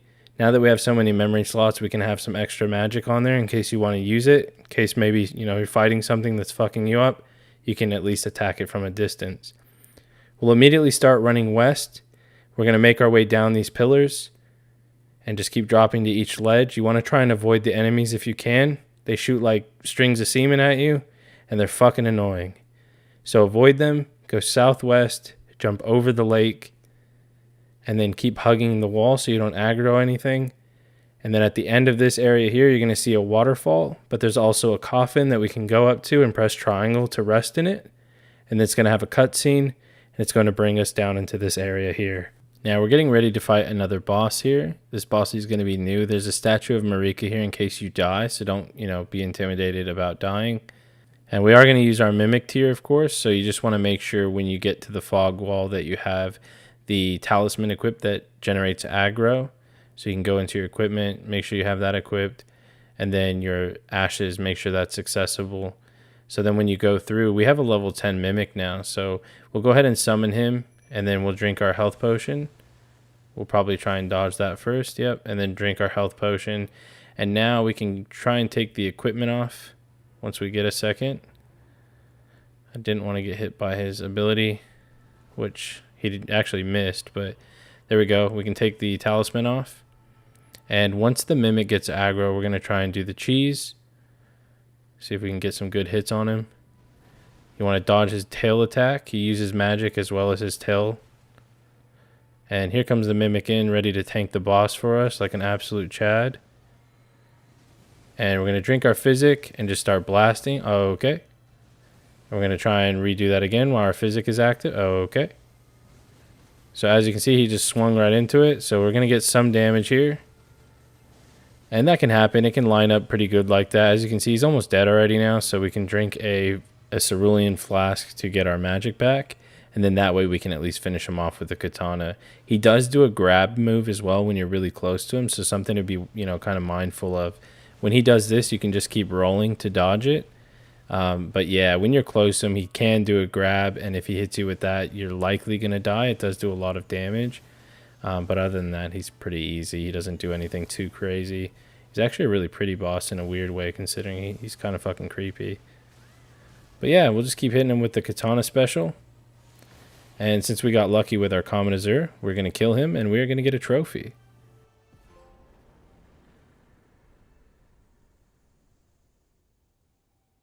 Alright, so after you kill the boss, if you look towards the north side of the arena, you're going to see a site of grace. So we'll make our way over to the north end.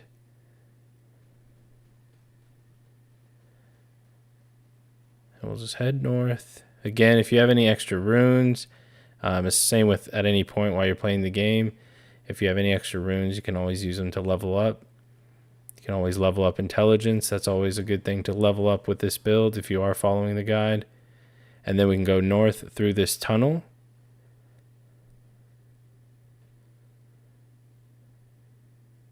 Keep making our way to the very back of it. There's going to be a lift that we go up to return to the surface. So go up the lift, and then once you're up here, make your way outside. You're going to be through the woods a little bit, and then on the left side is actually going to be a side of grace. You can see the beams of light to the left. Activate this side of grace. Now we're going to mount up for this part, and where we want to run to next, we're going to go east. It's a little bit of a run, so just bear with me. We're going to go east all the way down to the cliffs because we want to get down a ledge so then we can go to the right. So we'll go down, and then we still can't go down without dying because it's a pretty high jump. So we'll keep following the cliffside here on the east section and then drop down. And then once we're able to drop down, then we can start running west and making our way all the way to that tower in the distance. You can see it from here. It's still kind of shadowy, but that's where we want to end up at. There's going to be a side of grace there as well. But we're just going to keep running west until we get to that tower.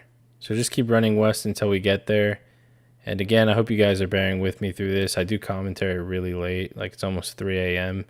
I still have 2 hours of the video to do. And I'm really going to try and get it done even though it's 3 a.m. because I wanted it out this weekend. And I think you guys deserve that. So let's get this shit done. We're going to keep going west. We're still running west.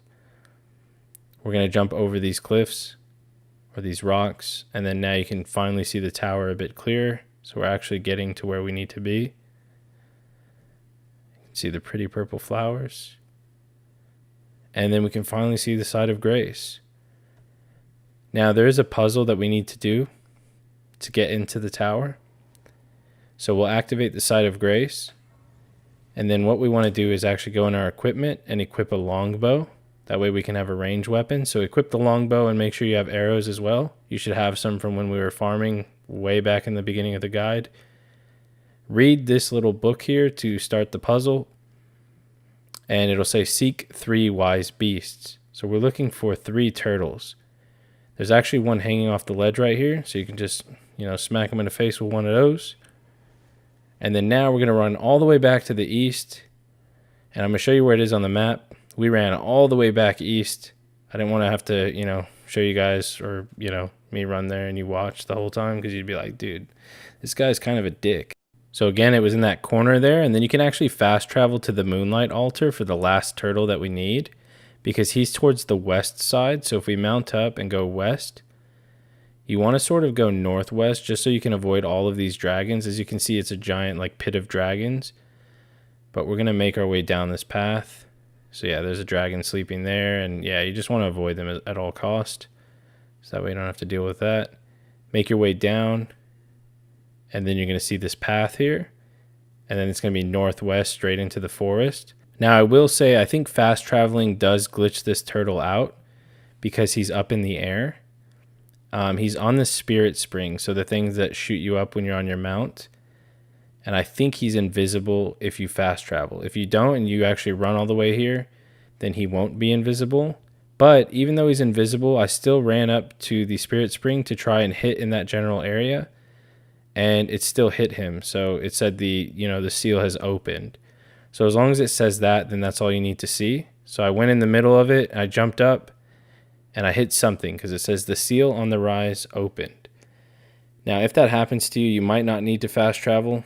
You just need to try and jump and see if it hits, and then you can fast travel back to the side of grace that's at the tower, which is called Altar South.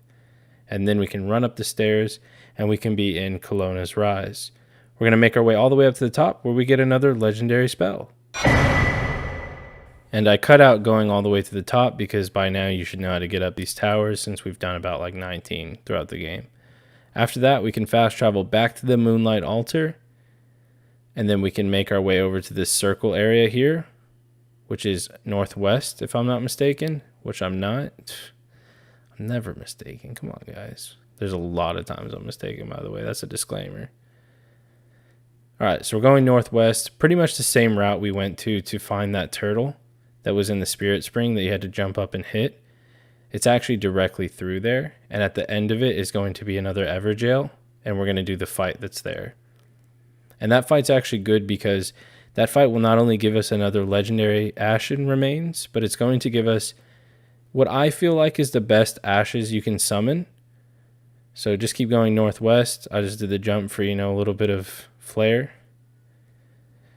But it's going to give us, like an ash that I feel is the best ash. Because the Mimic tier is good if you have the right gear for it and stuff. But this ash is just like, it kicks ass. This ash kicks ass. Now, I will say he's a bit aggressive, but if you wait him out right now, he'll just spawn automatically. So I'm getting ready to do the cheese beam and see if I can hit it on him. Because he's like an assassin, so he's super quick. So I'm trying to get some staggers on him with it. As you can see, I did a decent amount of damage. Not too upset with that much. I tried to do it again, but it didn't really work, but it also knocked him back, so I can't really complain. So next we're going to switch to the katana and rely on our special attacks, which do decent damage on him. He can hit pretty hard, and his damage also does burn damage, so it's like dot damage. That move right there, if that hits you, it's going to do damage over time. So you want to try and avoid that move at all costs. And just keep, using your katana special until he's dead. That's pretty much it. He is a little bit tricky, but you guys got this. And he will give you a new legendary Ashen remains, and a damn good one that I would argue is the best in my opinion. I actually really like using it. There you go. Now we are going to upgrade that one to level 10 as well, so then we have that and the Mimic, which are the best ones in my opinion. But we'll do that a bit later. Once it kicks you out of the Everjail, go ahead and open up your map, and we're going to fast travel back to the Moonlight Altar. And we're going to do another part that's required for a quest. So we're going to mount up and we're going to head north. You're going to see these ruins up here that are to the north. Make your way to the back of the ruins. Keep going to the very back. And I'm going to show you where you need to find this spot to make it a little bit easier. So at the very back of the ruins, you're going to see this doorway here. If you make your way through the doorway, there's going to be an enemy. You can just quickly, one-shot him. Okay, there's two enemies, so you can just one-shot him as well. But actually the ground right here, you just need to jump and swing. Like that, or just kind of swing at it, and it's going to reveal a path to go down some stairs. Go down the stairs and you're going to find a chest. And in here you're going to find a Somber Smithing Stone 8. So that's another one for us to upgrade our weapons. That way we can use, the best weapons possible and make sure that they are upgraded. After you get that, you're going to run out of the ruins and mount back up and run east. And you're just going to hug this cliff on the left side. Keep running east. You're going to see this giant cathedral type building that's been destroyed. And we're hugging the wall so we don't aggro a dragon, basically. And then you can make your way up top just by double jumping and then make your way into the building. Now, all of these items are just starlight shards. Like, as you can see, just starlight shards. You can loot them if you want. But I don't, because I don't even use them. We can go to the Side of Grace, activate it. And then after that's been activated, what we want to do next is go to our right from the Side of Grace. There's going to be a hole. You want to turn on the light if you can't see very well. And you want to make sure you're landing on these ledges. So make your way down here by landing on each ledge so you don't, die. And then we'll make our way down this dark tunnel. And we're going to see the reason for my existence. All right, I'm going to stop saying that now. But you'll run to the end, and we're going to see Ronnie, which I went the wrong way. It's actually the northeast path, so just keep going down, because the other way is a dead end. And you will see Ronnie. So you're going to put a ring on her finger. Thank God, you know what I'm saying? And then we're also going to get a legendary armament. And we haven't got one of those in a while, so that'll be good. And the good thing about this one, it's actually one that's pretty useful for us since it's scaled off intelligence as well. And it does frost damage, so then we can do more damage. So you can go to the Rountable Hold and start upgrading that one as well. That way if you want to use it, because it is a pretty good weapon, you should have plenty of runes to do so. And then you can also go into the Ash tuning and upgrade our Black Knife all the way to level 10. So I recommend having your Mimic level 10 and the Black Knife level 10 because they're just too good, honestly. Especially Black Knife, like I'd argue it's the best, like I said.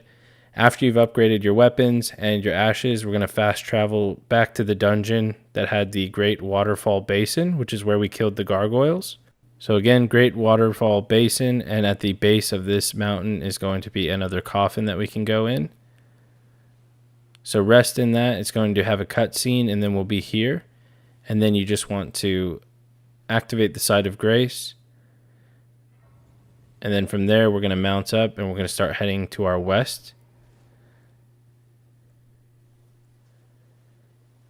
See, as you can see, the Dark Moon Greatsword, it's pretty cool looking. It's got a buff that makes it frost damage, and then if you inflict frost on someone, they take more damage as well. But anyways, we're going to go on this branch, which is to the west. We're going to drop down to this branch, which is going north. We're going to go into this cave, and I got your back with the torch. Always got your back with that. Come on, guys. If you kill these queen ants as you're just rolling through, you're going to get like a shit ton of rune arcs. So you can just quickly run through and start popping them. It's kind of satisfying too in a weird, sick way. But you're going to get these rune arcs. And then we're just going to run all the way to the end of the tunnel. The ants should not follow you here. And we're going to grab another legendary spell. Okay, so after we get this spell, we can just mount right back up. And there's a ledge we can drop down to southwest right here where the ants are. Drop down quickly and then get away by going onto the branch before the ants can attack you. And then we're going to make our way west down this branch. And then we're going to go under these tree roots. And we're still going west. Again, avoiding all of these ants. Keep going west. Then we're going to start wrapping around here to go north. You're going to go through all this cream. Why does it look white, bro? We're going to go north. And we're going to grab this item right here by the pagoda, which is a map of the area. And then we're going to keep going west. If we go past these knights to the west, there's going to be a Site of Grace. So we'll dismount and we'll activate that as well. That way if we die, we can just start here. Okay, so from here, we're going to mount up on our horse again. And we're going to jump on the building to the east. We're going to go past this monster thing that's on the branch. And we want to be quick right here because they're going to start trying to bomb you from the top, as you can see. You just want to keep running past them. There's going to be 2 more up this way as well. Just keep running past them. And then once you get to about this point where I'm at, east direction, we're going to jump up here. They shouldn't be able to get you right here, which is great. And then what we'll do is we can come over here and we can just drop down to the Site of Grace. So make sure you're high up enough to where you can drop down safely and then activate the Grace. After you've done that, we can head in here and fight another boss. Okay, so once you're ready, make your way into the boss room. Now we're going to be fighting Fia's champions, which is just a bunch of individual enemies. And Fia is that girl that, has been hugging us and making us feel like we deserve. She does a lot for us. And if you get to a certain point here, you can actually buff your weapon. For example, if you're using the Dark Moon Greatsword, you would hold L2 to buff it. And like I said, this weapon applies frost damage, which then also makes you do more damage. And it has a ranged attack when you use the R2 attack. Dude, some fucking noob died here. I gotta stop doing that. Now, admittingly, I hadn't used the Greatsword before, so I kind of did die, but these guys aren't bad. Like, I don't see it taking you long. But look how much fucking damage that thing does if it hits. So if you like a heavier weapon, it's pretty good. It's not too slow for being a heavier weapon. And again, it has a ranged attack, and it applies frost damage, which then makes them take more damage. You can also still summon your ashes, which I didn't do this fight. So even if you are struggling, you can summon the ashes, which for some reason I didn't. And then you can just switch the katana, whatever weapon you really like. So now we're fighting the sorcerer, and he's kicking my ass. But that's okay. We're just going to back up, get some distance. We're going to wait for those to trigger so we can dodge them. And then he's going to summon that, which is going to, cast a bunch of magic attacks at us. And we're just going to keep dodging. We're going to hit him with a special. As you can see, the katana does a fair bit of damage. And we're going to dodge that. Try and get him with another special while he's casting. He's really good to hit him when he's casting because it leaves him, very vulnerable. And when he does this, I just, kind of dodge it. And then once he stops is when I try to get an attack in if I'm, full health. But right there, I kind of had to heal. He dodged my attack. Okay, and as you can see, I'm just backing up to get some more magic. Keeps dodging my special. That can happen as well, but you guys got this. And then just try to finish him off.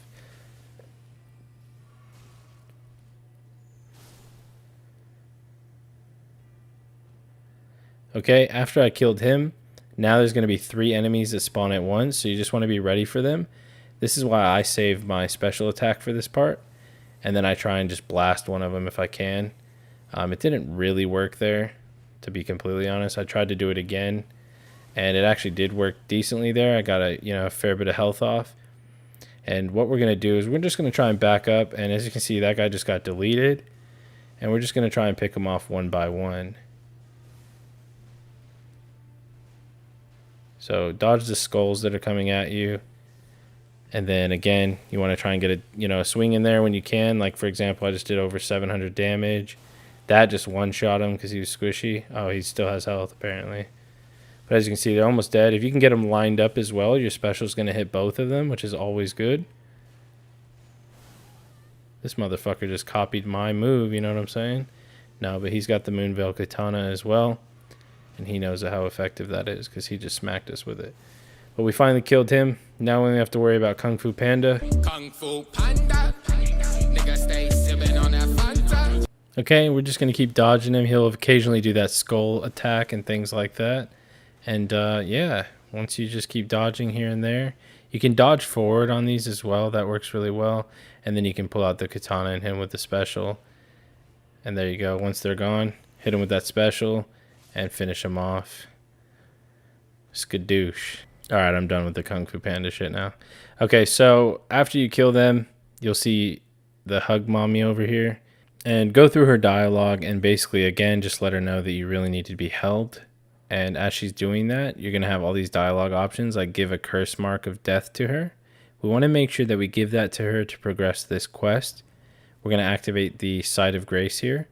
And then we're going to fast travel to this same Site of Grace. That's going to refresh the area after we've given her that mark. Then you're going to be held again. My dream come true.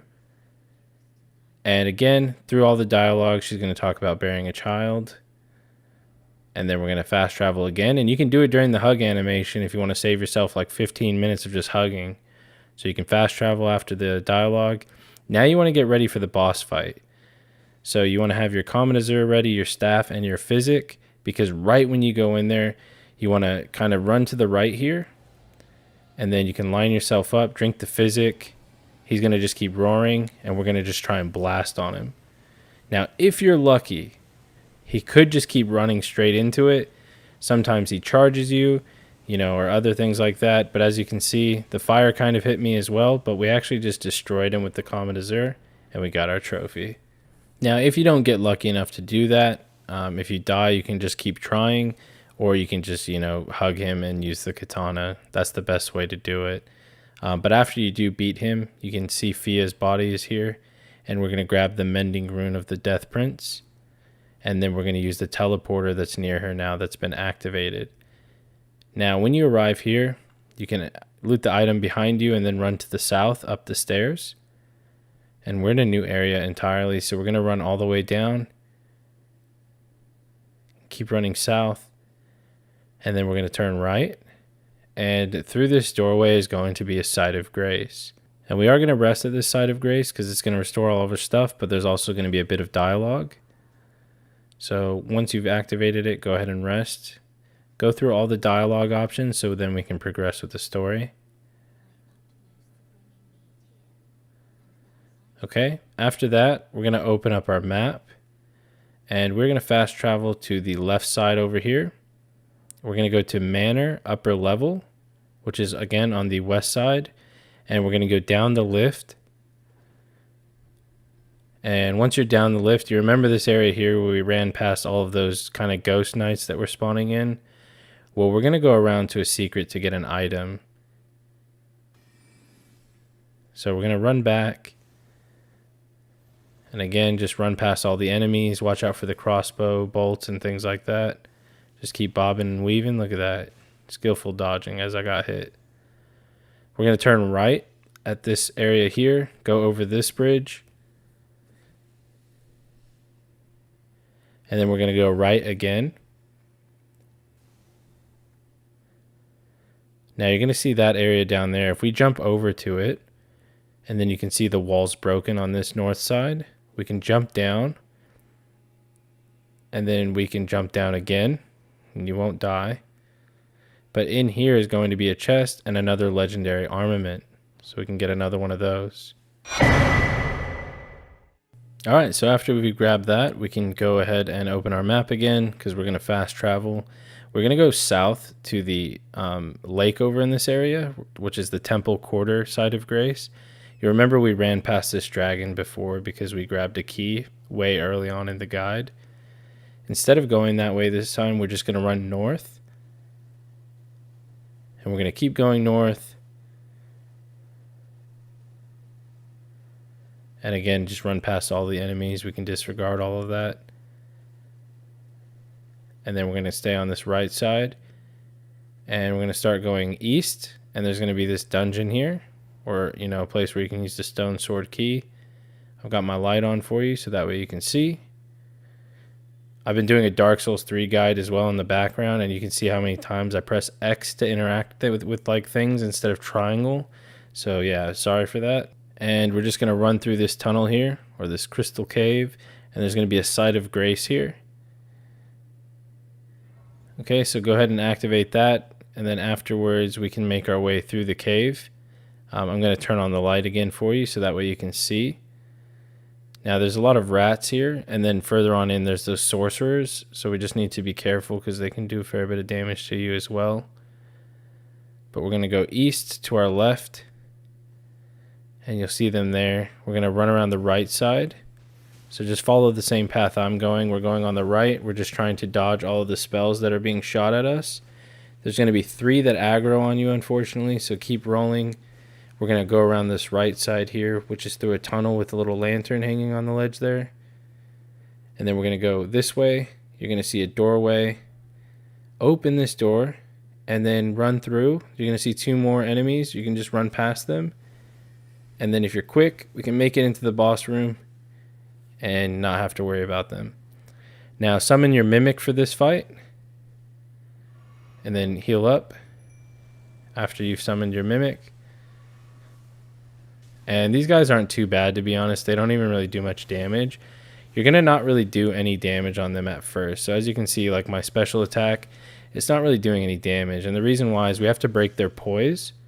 Once we break their poise and then do a visceral attack, or even just keep attacking them, they're going to be more susceptible to damage. So as you can see, we're still smacking on this guy, just trying to get his poise damage up. And as you can see, my mimic just did a visceral. And he not only took a lot of damage, but from now on, he's going to take a shit ton of damage. So as you can see, our attacks actually shred through him now. And then you're just going to rinse and repeat for the other guy. And the reason we did that is because we're going to go up this lift. We're going to go all the way up this tower. And we're going to get another spell up this ladder. And this spell isn't for a trophy, but it enhances our magic. So I think it's worth grabbing, to be honest, because you can put it down on the ground, and when you're standing in that area, you get increased magic damage. After you grab that item, we're going to fast travel back to the East Capital Rampart Grace. Alright, so we're going to run out the doorway here to our west, and then go around the left here. You're going to run past a bunch of these marshmallow-looking motherfuckers, and then run south. You can just ignore all of them as well. So just run south, skip all of it. And then what we're going to do is we're going to dodge this enemy here by jumping off the ledge to our right and landing on this ledge. And then we're going to jump down again to land on the rooftop. And then we're going to keep going forward over the rooftops, doing some hardcore parkour. And keep running northwest. Keep going down the rooftops. And then you can drop down right here. And then jump down again. And then you can use that planter to get over the railing.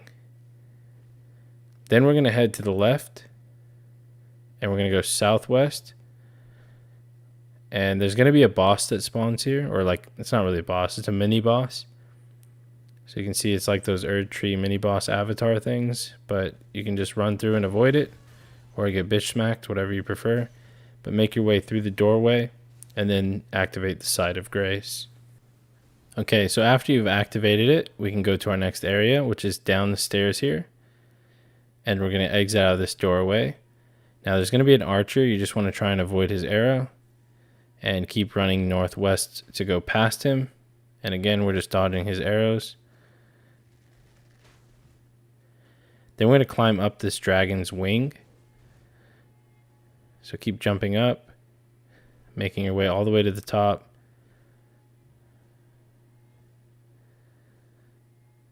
And then go up this part here, and then up the actual wing part, and then you're going to jump off to the left. You can grab a rune arc right here to the left as well, and then you can go up this ladder.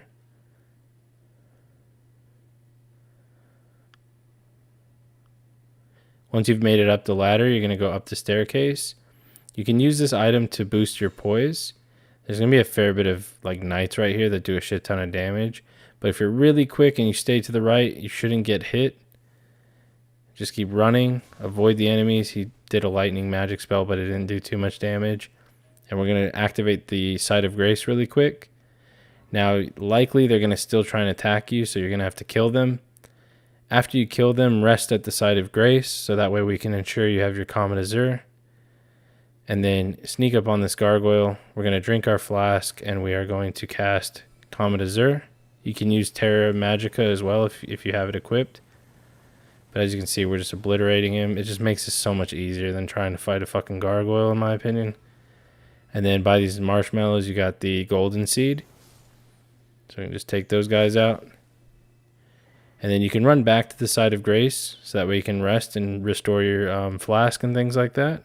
And the quick way to do that is just open up your map, and then you can fast travel right back to the Site of Grace, the West Capital Rampart. And then now you're going to have all your stuff back. And then we're going to make our way back to where the gargoyle was. And he doesn't respawn, thankfully. But where we want to go is past where he was. Keep going south.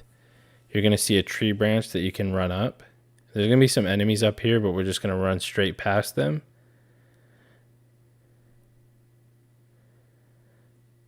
So again, just run straight past all these tree enemies.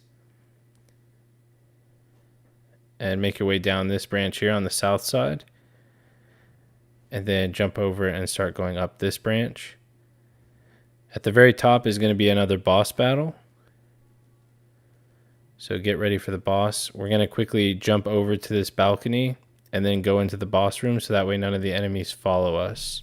Because as you can see, they all want to just fuck me up. So as long as you're ready, you can run in, summon your mimic, and let's see this boss.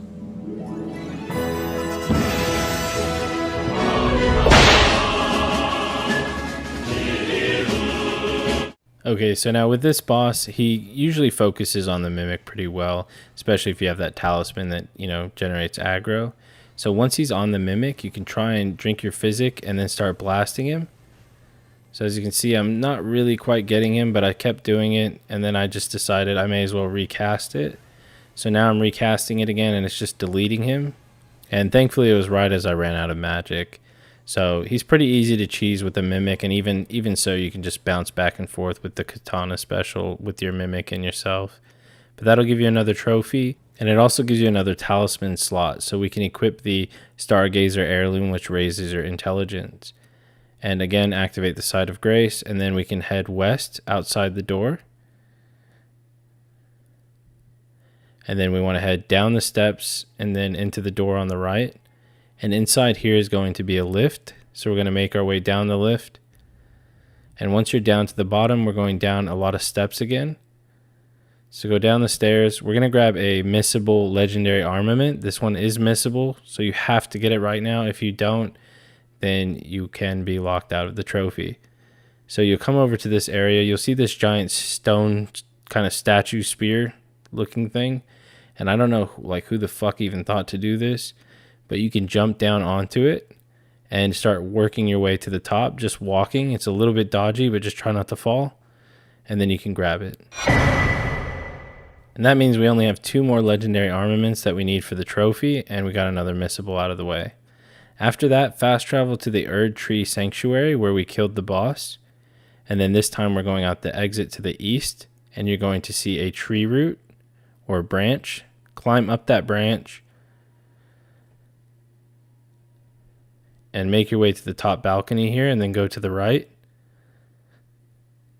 Now keep running down this path, and at the end there's going to be an enemy and a site of grace. Now the enemy you can just cheese with Comet Azur if you want. You can just, you know, hit him with the katana, whatever you want. Just kill him. Or you can just run to the side of grace and completely ignore him. It's completely up to you. That's a incantation on there. It's not for a trophy or anything, but you can grab that as well. And then we're going to jump right into another boss. So we're going to go up the stairs. You want to have your physic ready, your Comet Azur, your staff as usual. And honestly, if you want, you can use the Black Knife Ash instead. But once you're ready, let's see the next boss.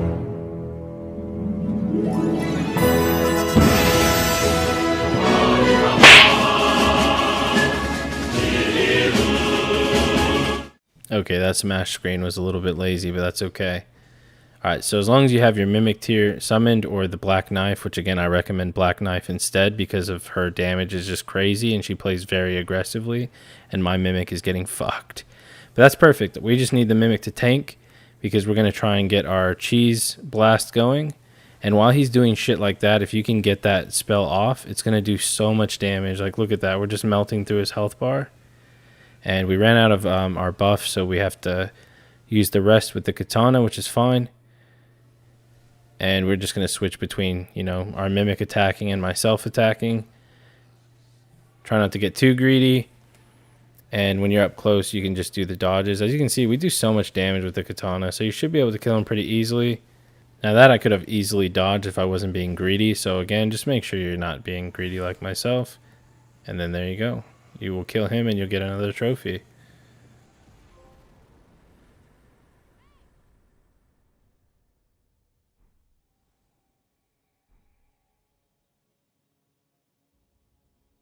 Alright, so after you kill him, you actually need to go up the stairs. The side of grace isn't going to spawn until you try and go up the stairs to open up the tree roots here. So you need to touch the wall of thorns. It's going to say nope. And then as you turn around, there will be a side of grace at the middle of the room now. And you just want to activate the side of grace and then rest at it for more of the story dialogue.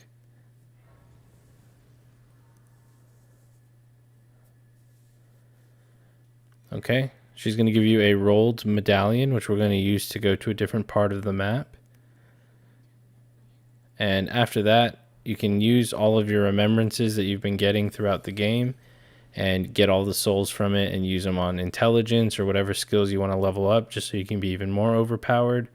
And then we can fast travel and go to the avenue balcony. You don't have to use the remembrances and level up, but if you'd like to, and you know, it makes the game easier. So from the avenue balcony, we'll go down the stairs, we'll jump off the ledge to the west, and we'll jump down here to the west, and we'll hug around this wall, and there's going to be a well.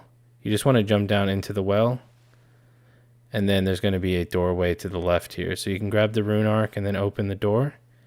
And after you've gone through the door, we're going to be going through the sewers, and we're going to make our way down this path and then go to the right. And we're going to keep going down, and then we're going to go down these steps past all the rats. You can just quickly run past them if you're quick. There's going to be another door that you can open. Once that door is open, we're going to quickly jump down and go to the left so we can avoid all the enemies here. So there we go, he didn't aggro, thankfully. And then in the left room here is going to be a side of grace. So now we get to go through the sewers. What we want to do is come out of this room. We're going to go to the left. We're going to go northeast, basically, is where we're going. We're just going to run past the enemies, and we're going to drop down into this hole. We're going to make our way northwest in this tunnel, going past the rats, and then into this tunnel to the right. So now we're going northeast. We're just going to follow the tunnel, and we're going to avoid falling in that hole. So make sure you jump over the hole, and then we're going to go right, and we're going to go up through this tunnel. We're going to dodge that hole as well. So again, make sure you jump over the hole, and then we'll go right through this gate. And now we're going southeast, avoiding the slugs. You can slow this part down if you need to with the playback option on the YouTube button. And then we'll come to this room here where we got 3 big boys to fight. So normally 3 big boys come down here. I recommend just blasting one with one of the cheese thing if you can. He dodged me a little bit. And then I did Stars of Ruin, which is pretty good as you can see. Like it basically just goes straight to him. It does cost a fuck ton of focus though. And then you can just finish him off with a katana. The third one didn't actually come down, but just so you know, he usually does. So just expect to fight 3 of them. I just got lucky. So there he is. Just prepare for 3. That's all I'm saying. We're going to open up this gate as a shortcut. So that way if we die, we don't have to do all that again. So open up the gate for the shortcut, and then we're going to sneak back over here. Or you may not have to if you did kill him. And then we're going to open this wooden door. Okay, so once we go through the door, we're just going to head forward, and then we're going to go to the left. You want to carefully drop down onto this ledge. And then we're going to kill the scarab. And he's going to give us a Somber Smithing Stone 6. We can run down the stairs. And there's going to be a doorway to our right. We can grab the string as well, because you know who doesn't want string. And you're going to run through this tunnel here with these enemies. You shouldn't really be grabbed, so just run through them. Then we're going to turn left. We're going to go down the stairs and then to our right. And there's going to be a gate that we go through, and then we go through a tunnel. We're going to go right once we're in this tunnel. And again, we're going straight down, all the way down past the big-eyed frog thing. And then you'll see another one that we're going to go right. And then we're just going to run through here. There's going to be another big boy that we take out. So go ahead and quickly take him out with however you feel more comfortable on doing so. And then climb up the ladder that's nearby. Once you're up here, make your way across the bridge and open up this door. And it's going to lead back to that side of grace. So you can restock or refresh everything by resting at the side of grace. And then now if you do happen to die, you can just run through these doors and we're back where we started. Okay, so we're going to run through these doors. You might want to kill these enemies. And then we're going to go up this pipe to the right. And again, just slash the enemies. Sometimes you can get them to knock off, which is always nice. So I usually hit them with a special attack and then just a normal swing, and that kills them. We're going to go all the way to the end of this pipe. We're going to kill this one as well. And then we're going to jump down to the ledge on our right. So just roll down. And then you can jump up here and kill this one as well. If you're out of magic, make sure you refill, because there still is another enemy in the area right here as well. After you kill him, you're going to go through the door here. And you want to line yourself up so you can jump through this pipe up ahead. So line yourself up right here and then jump. If you miss the jump, you'll likely just land on the pipe and then you can jump in there. But carefully follow me in this next step. We're going to run straight ahead. You'll see a rat run away, and you can turn left right at this first corner. There's going to be an immediate left. This is where the rat's going to be, so you know you went the right way if you see the rat. And then you're going to see a hole in the floor. Jump through that one or fall down into it. Keep running down, and there's going to be an enemy that tries to attack you from behind, so just be ready to kill him. Okay, after that, we can keep going down the pipe. There's going to be a ladder, and you just want to slide down the ladder, so go ahead and climb down it. And then we're going to keep going forward. These pipes, dude, I'm so tired. Those pots will eventually aggro is what I meant to say, but you can just run down the lift. Or run down and take the lift, down. Activate the Side of Grace. And now we're going to fight another boss. So make your way through here. You can try and get your Comet Azur ready. You might not really land too much here, to be honest. It's a very small room for a boss. But try and drink your Physic beforehand. Right at the fog wall. And then you can get a little bit more time in. So see, I drank it and then he came to me. I would drink it beforehand, so don't follow my dumbass. And then I could have probably done a fair bit more damage, to be honest. But even then, we still got a few bit of damage there. As you can see, I'm getting my ass kicked, though. So we're going to run away to heal up. And don't forget, you can summon your ashes. So we're going to summon the Mimic, and then we're going to heal up again.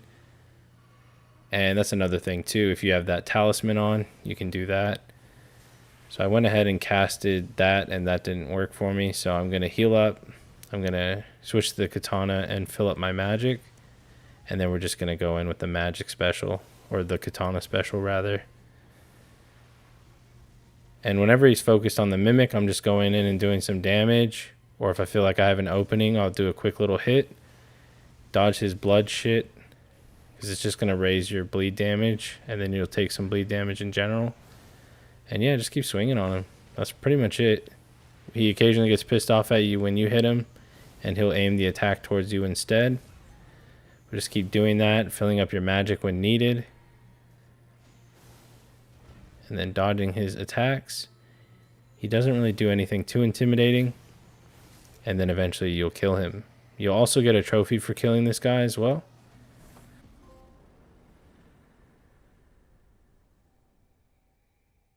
Okay, and after he dies, go ahead and activate the Grace. There's a chest right here as well that you can open. And you'd think that's all that you can get in this room, but it's actually not.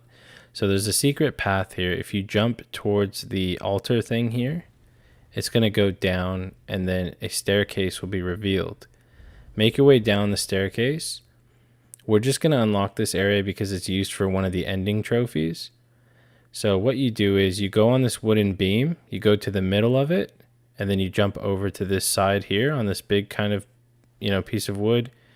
And then from here you go back to the middle of it again, and you jump to the right, which is that bigger platform that you can land on. And then from here we're going to jump forward onto this little coffin. And then I recommend right here that you're going to see that coffin that's a little bit further down. That's where we're going to try and land. So you just want to line yourself up carefully. And for this part, I actually jumped, but I found that rolling seems to be a bit like easier if you're having issues with it. But I made it, and then I'm going to line myself up this way. And then we're going to roll. That way I have a bit more, I guess, momentum. And then for this one as well, we're just going to do a roll. We're going to loot this item. And then we'll go inside this area here. We're going to run down the steps. And then here you can just drop down and you're not going to die. So that's the easiest way to get down. It's going to break, and then you're going to find a site of grace. You're going to see a doorway up there. Do not interact with it right now. If you do, you're going to lock yourself out of the endings, and there's 3 different endings for trophies. So again, we're just getting the site of grace for now just to make our life easier. And then we're going to go back to the avenue balcony. So fast travel after you've gotten that site of grace. We're going to head up these stairs to the left where that one mini boss spawned. And now we're just going to run the opposite way. So we're running northeast down the path, just avoiding any enemies that we see. We're just going to keep running. It is a little bit of a run. We're running to those doors over there. But honestly, we only have, a little bit over an hour of the guide left, so you guys are killing it. We're going to go through these doors and continue down the path once you've opened the doors. I'm trying to dodge the enemy there by going to the right. You can't mount up in this area, unfortunately, so you do have to run. Keep running up the stairs. There's going to be a lot of enemies right here, but if we're quick, we can run past them and activate a lift. You're going to see that doorway up ahead with the statues. That's where we want to go. There's going to be a lift inside, so the moment you go in there, you just want to quickly press the lever to go on the lift. It's right at the center, so just press triangle. And thankfully he didn't follow me up there, so just be, cautious in case they can. And then we're going to run east up the stairs. And you can grab a talisman right here as well. But dodge those guys. Again, you still can't mount here for whatever reason. So we're just running. And we're going to keep running east, avoiding all the enemies. Damn, I even dodged that arrow right there. It's like I had a sixth sense, and I can feel it coming into me. So yeah, just keep running east. Damn, you guys have had to put up with a lot of commentary from me, so I appreciate you guys. You guys are the real ones. We're going to keep going east, and we'll eventually hit this big room here. There's going to be a lift directly in the center. We're going to take that lift downwards. Once you're down at the bottom, you're going to exit the door outside the northeast direction, and to our left is going to be another Site of Grace. Activate the Site of Grace.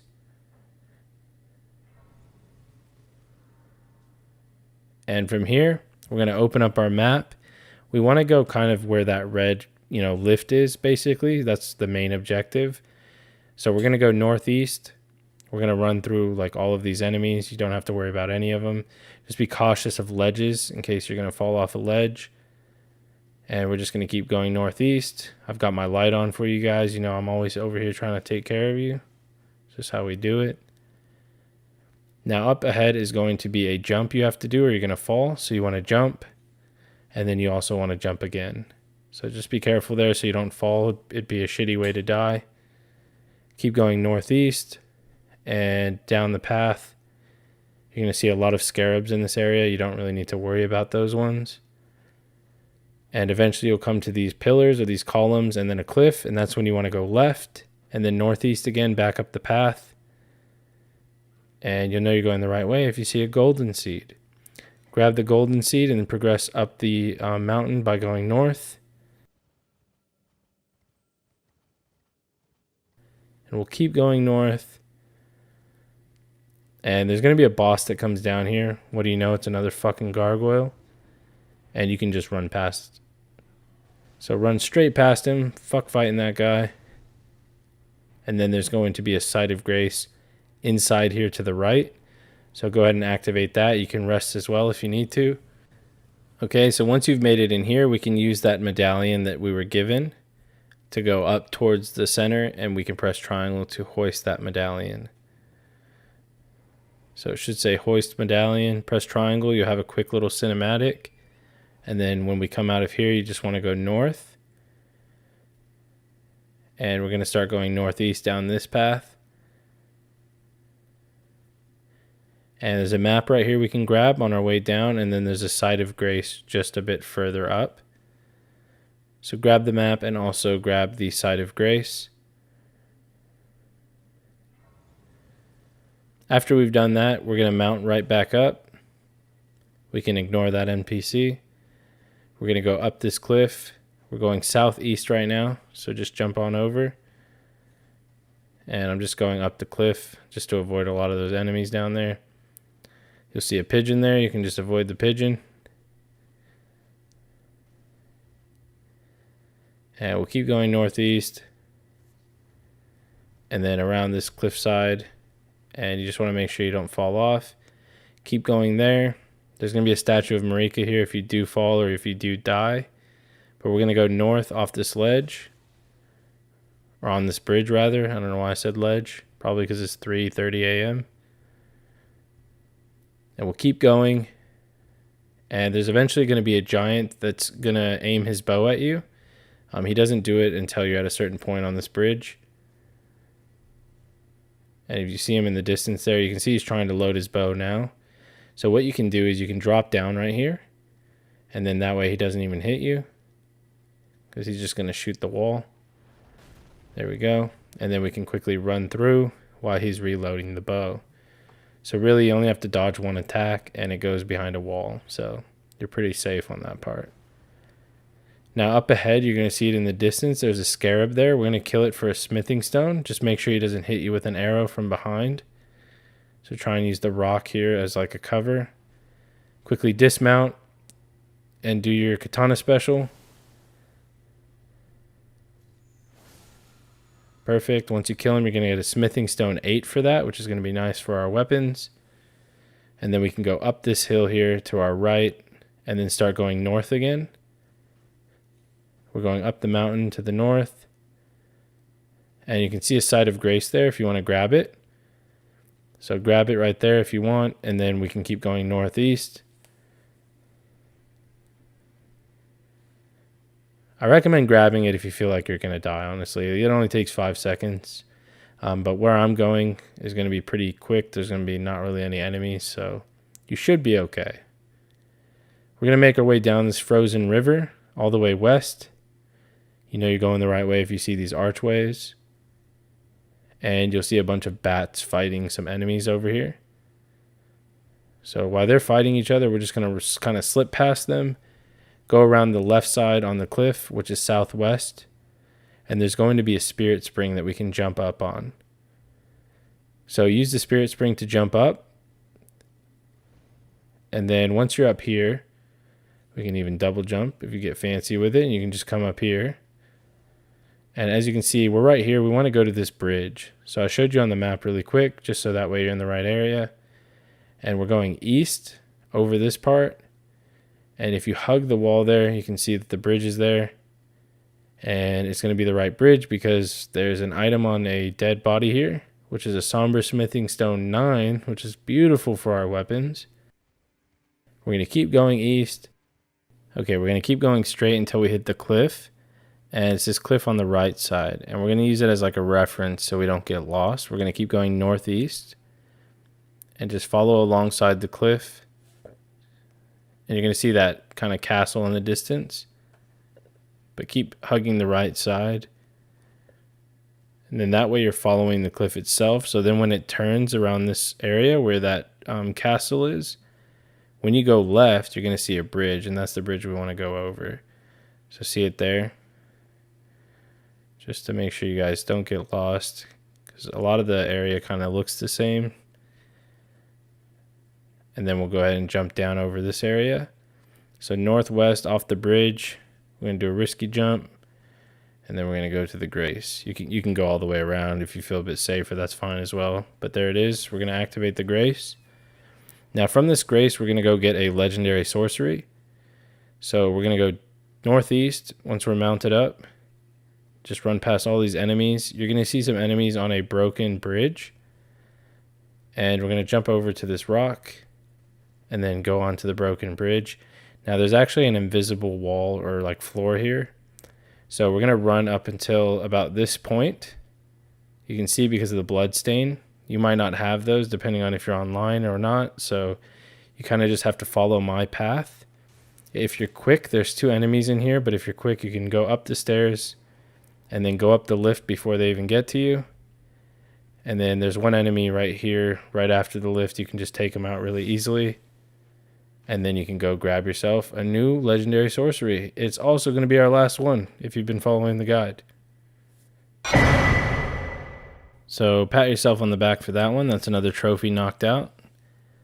After we grab that one, we're going to fast travel back to the Snow Valley Ruins Overlook, which is where we initially were before we went for the sorcery. Now this time we're going to mount up and go northwest. We're going to turn left here and then go west.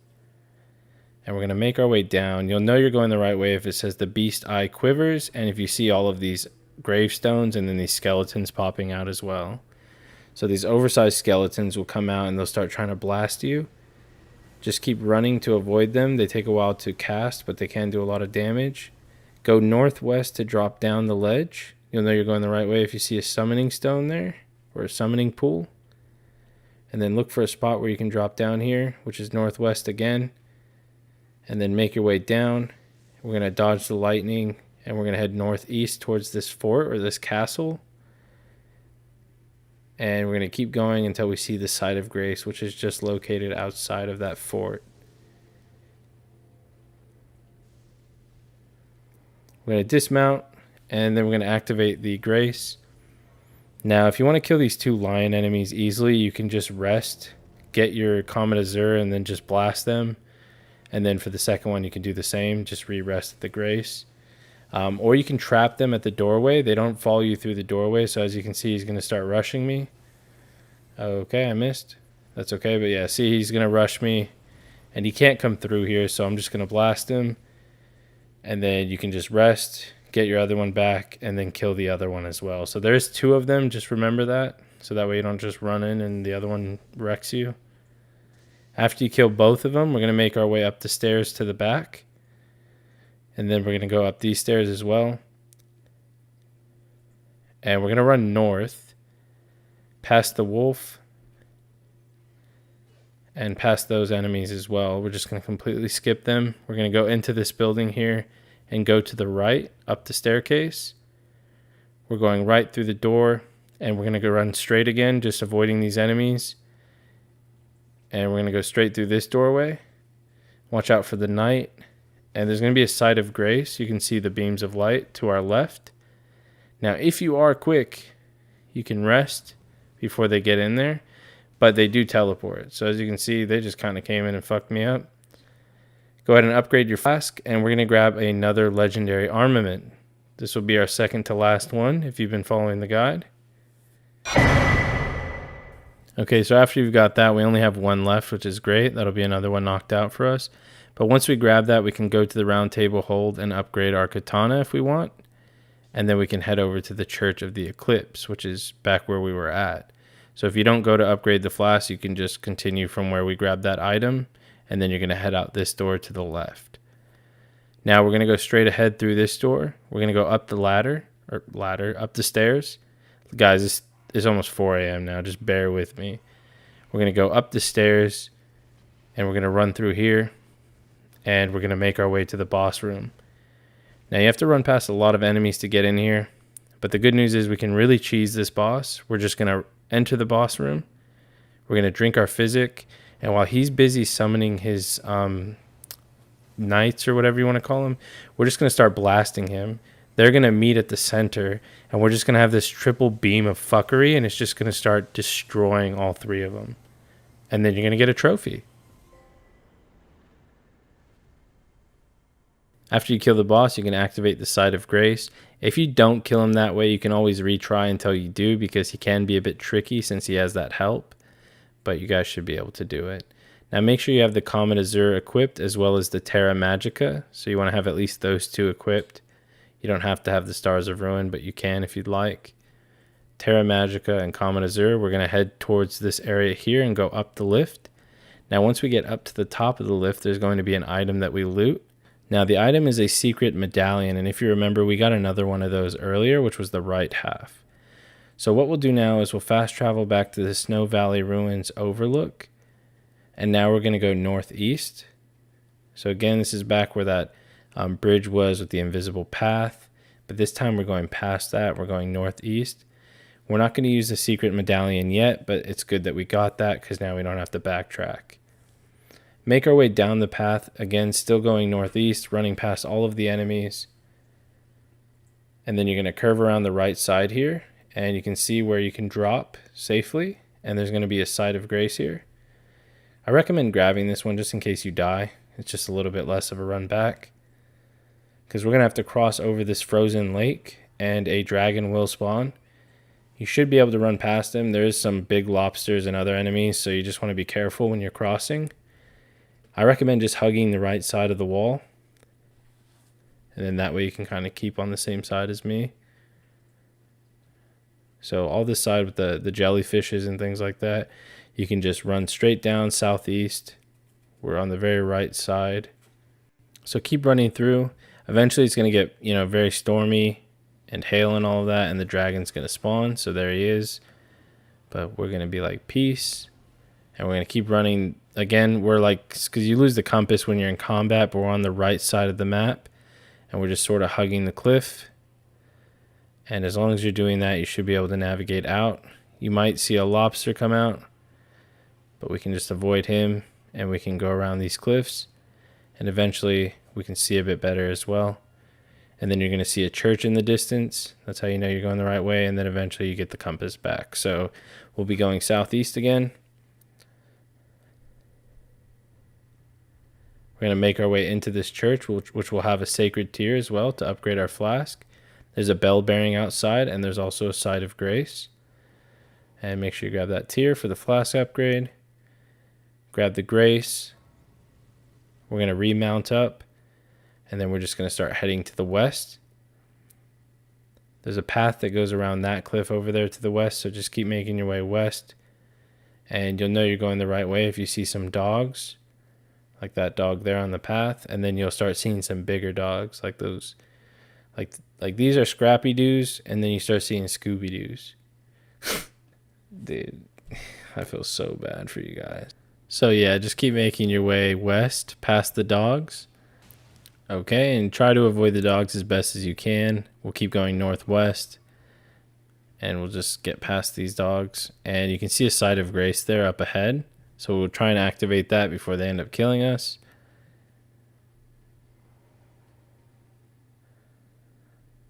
And you can rest as well if you need to reset aggro, but I don't think they come this far. Then we're going to mount up and we're going to go southwest through this encampment.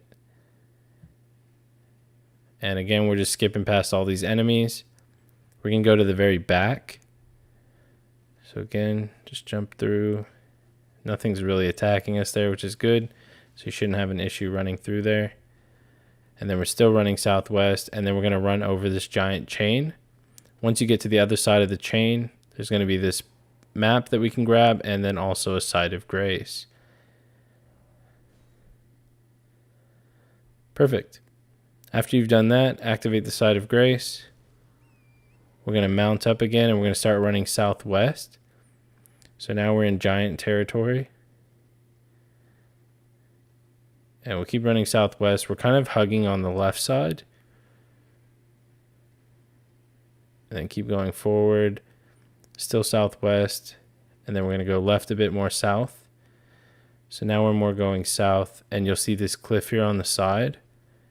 And this is where you want to kind of wrap around, because there's a path down here. So keep going south. And then wrap around this cliff.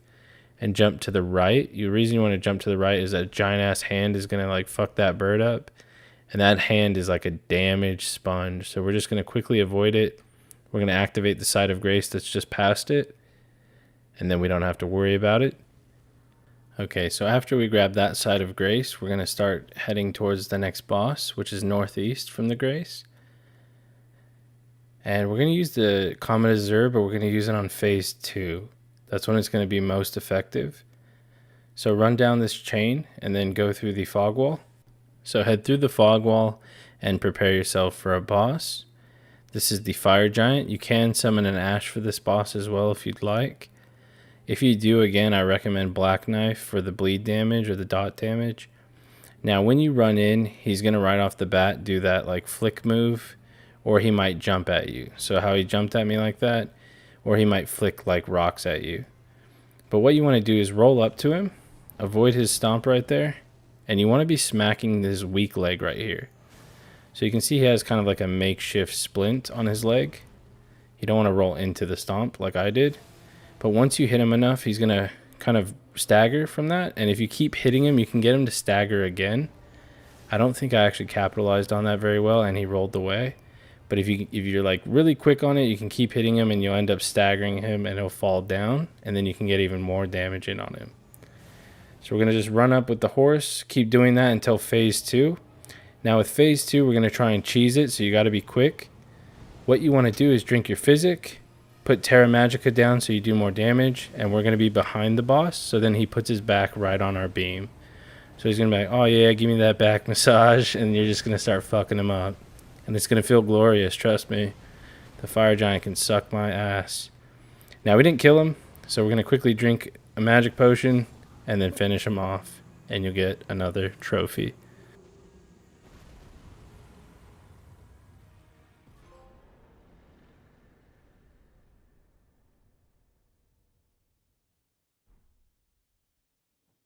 Okay, so after that, we can make our way up to the Site of Grace here.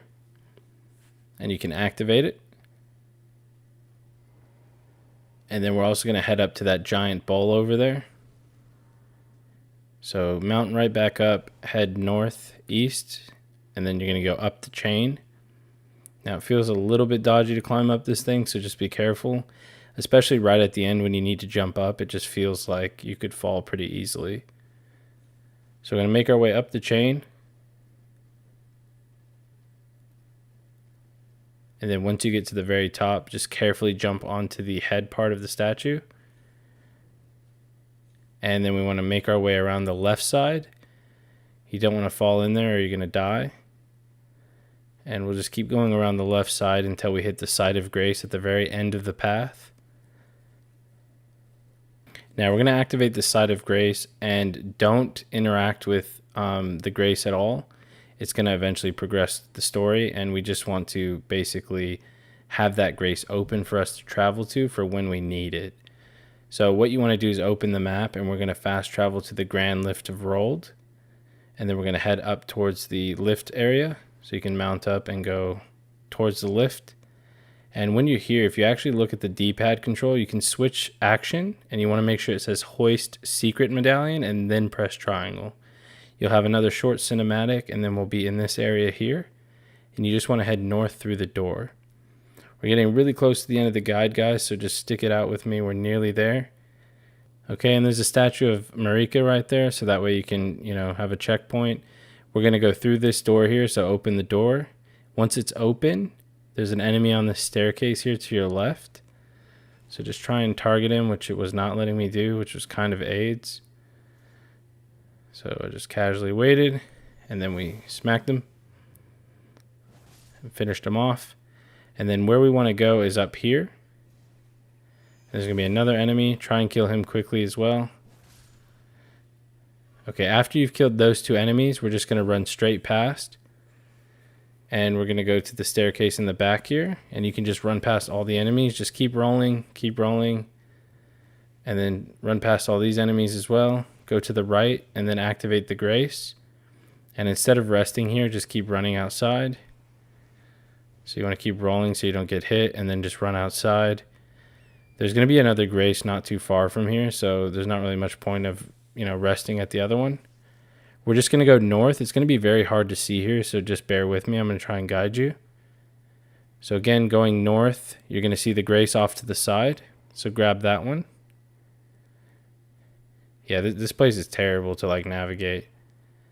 But then mount back up, and then we're going to go north again, but we're kind of off to the side of the path. And we're going to keep going north. And you kind of want to go fast here because there is an enemy that has a bow, and he's pretty quick with it. And he's also riding a wolf, so he can catch up to you pretty quick. So you want to keep running. Just keep running past him. We're going north. You just want to make sure you don't fall off a ledge, so just be careful as you're running.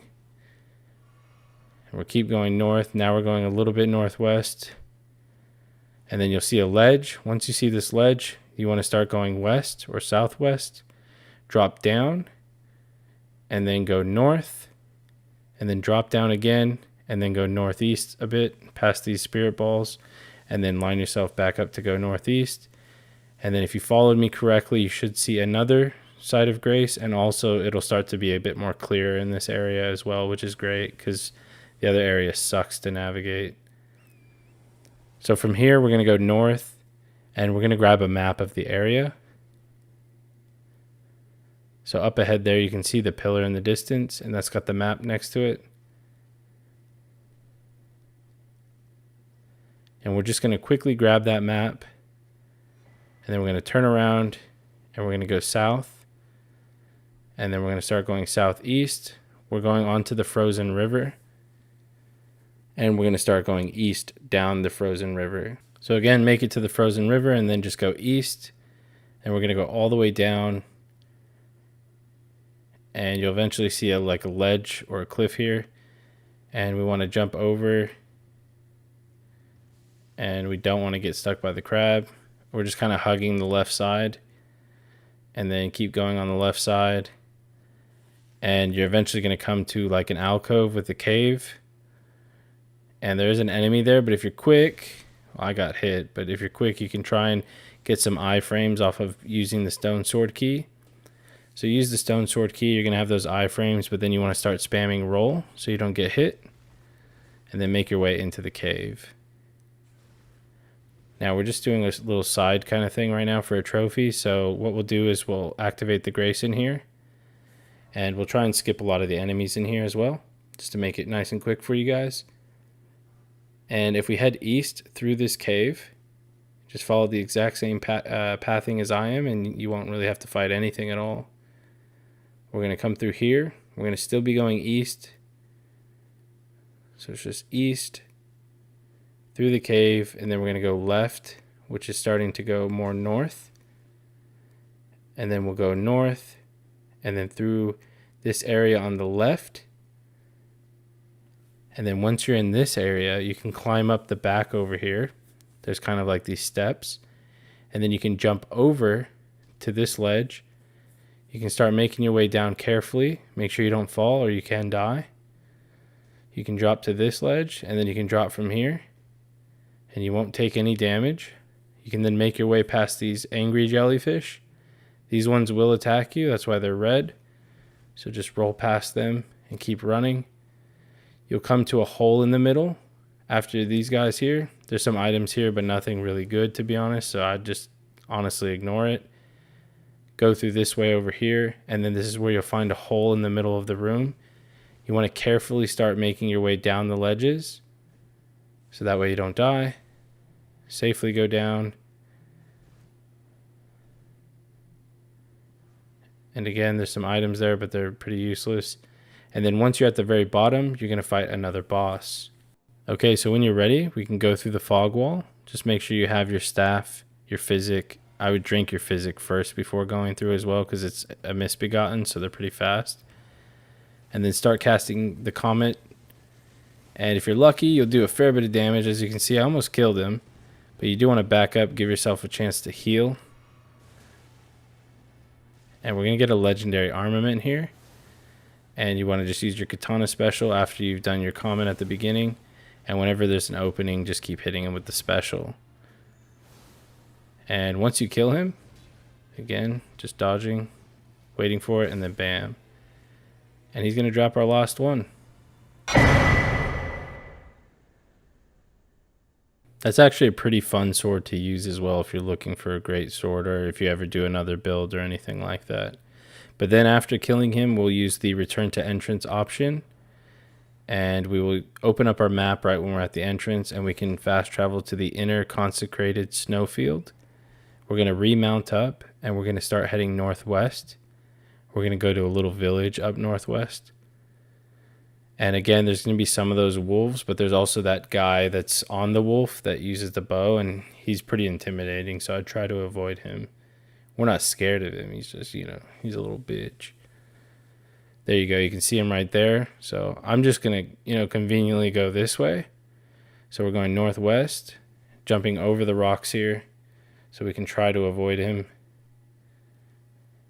And there's another one here on the left anyways, because this town is pretty much just aimbot archers. Like any kind of aimbot you can think of, these motherfuckers have it.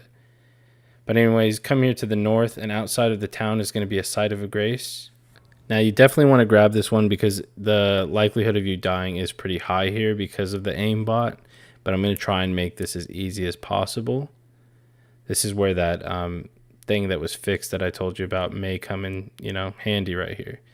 But anyways, you go to the back of the village up here, and there's going to be this book you can read, and it tells you to light the 4, flames in the Everjail. So we're going to enter the Everjail. Now, the first thing we want to do when we come in here is we're going to put on our Carian Retaliation.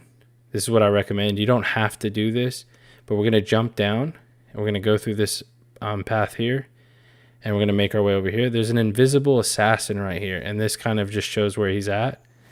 And you could kill him if you want, but I actually just said, fuck that guy. We'll just light the flame, which is right here to our left. So quickly light it. And then again, he's trying to attack us, so we're going to quickly roll away. And you're going to see this railing over here to the left. You want to jump onto it, make your way up to this ladder. And we're going to climb up this ladder. Now, the assassin shouldn't follow us anymore anyway, so you should be safe if you didn't kill him like I did. Or didn't, rather. And we're going to climb up the ladder again. And we're going to find another flame for us to light, which means we need 2 more after this one. Now, the other 2 are a little bit trickier. Well, at least this third one is. Now, for this third one, what I did was I put on the Carian Retaliation. I jumped down. You want to make sure that you don't have them aggroed on you, so I'd just be careful. You can see them off to the distance to the north side. So I put on the Carian Retaliation. I'm going to try and sneak up over this way. There's 2 of them. You can see one already saw my ass. And they just fire at you like crazy. So just get ready for this, guys. It can be a bit tricky. We're going to try and rush this guy on the left. So he's already seen me. I'm going to try and dodge everything as I can. I used that so it staggered him a second. And then it gave me a chance to use my special. He was already going to reload his bow. But as you can see, even though I was getting close to death, it was that stagger that pretty much gave me the kill. So that might come in handy there for you. If not, try and bum rush him. It's just this third one's a bit tricky, as you can see, as my character's covered in arrows. But we'll go up the ladder, we'll light the flame, And after we have that one, the next one is pretty easy to get to. There's no kind of enemy aside from an assassin that's there. And even then, like, we can just run past him. So after the third one that we grabbed, we can jump down to this floor here. And then from this part here, we're going to jump off again. And we're going west, basically, through this village. And we're going to jump off this railing here. Now, the assassin is somewhere about here. So you just want to watch out for footsteps. You can usually hear them. But just keep rolling is a good way to do it. And then you can climb up the ladder. And you can see he's right there. He was up my ass. But if you climb all the way up to the very top, it's going to be the last one that you needed. And it's going to teleport you outside of the Everjail. Now, after you've done that part kind of sucked, but you guys can do this. It's going to teleport you out, and then you can go up this staircase. So we're going to make our way to the top, and we're going to use the portal to go through to a new area. So interact with the portal. And once you arrive here, you're going to be on top of a tree, so just be careful you're not running straight off a ledge or anything like that. We're going to activate a Site of Grace. Now, unfortunately, we can't mount here, so we're going to have to keep running east. And we're going to jump this way. Past the marshmallow dudes, you can just ignore them. Just be careful because they do try and like attack you and blow you up and stuff and knock you off the ledge. So we're going to want to fall down right here. We're going to jump down. We might take some damage, but that's okay. We're going to just quickly roll away. We're going to try and heal as well once we have a second. And then we're just going to sprint down. So now we're going north. And then we're going to go a bit northeast. You're going to see some ants. So if you're going the right way, you'll see 3 ants that are on the branch. We're going to heal up to full just in case the ants kind of like, you know, gangbang us. And then we're going to keep going north. And watch out for their booty juice, of course. And then keep running forward. We're going to run past these flowers. You want to be careful because they can give you scarlet rot. We are nearly at a Site of Grace, so it's not a huge deal if you get it. But if you can avoid it, that's great too. You'll come to this platform here. And if you go to the right side, you can roll down. And you can just fall, and you'll be okay. And you'll make your way in here, and you'll grab the Site of Grace. So we'll activate the Grace. And then from here, we'll head out the doorway, which is northwest. And then down the stairs here, there's going to be some enemies. So just get ready for them. You can run past them. We're going to skip through here. We're going to drop down by jumping. So you can jump over there, avoiding that enemy.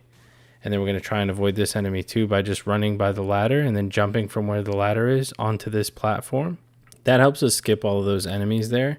Now there's an ancient dragon smithing stone here, but it's not used for weapons like our katana and stuff. But you can grab it here for the basic weapons. It's just not the one that we need for the trophy for our given weapons if you're using my build. We're going to run through the southwest so that way we don't have to kill that Misbegotten type enemy. We're going to run over the bridge and activate the Site of Grace. The reason we're going to do that is because now we don't have to fight that enemy or the other ads that were next to him. And then we can rest at the Grace to reset them. And then if you want, you can run back this way, take out these 2 little, you know, mini enemies, and then just go up behind this guy, stab him, finish him off, and then you can get a Somber Smithing Stone 8, and then you can just head back to the Grace. So you can do that for a free smithing stone, which is always nice. We're going to then jump to this rooftop, and we're going to roll down and then jump into this building here. Go to the very back, avoiding the enemies, looking like cordyceps and shit. We're going to get a Somber Smithing Stone 9 inside of there, which is definitely worth grabbing. We're going to try and avoid these enemies by running over and then jumping. You don't want to jump too early like I almost did, because you will fall. But jump to this rooftop and then to this rooftop, avoiding their magic. And if you do a big enough jump here, you can run and then jump across. If you don't make it across, it's not a big deal. You'll just be in the building, and then you just make your way out where I'm about to drop down to.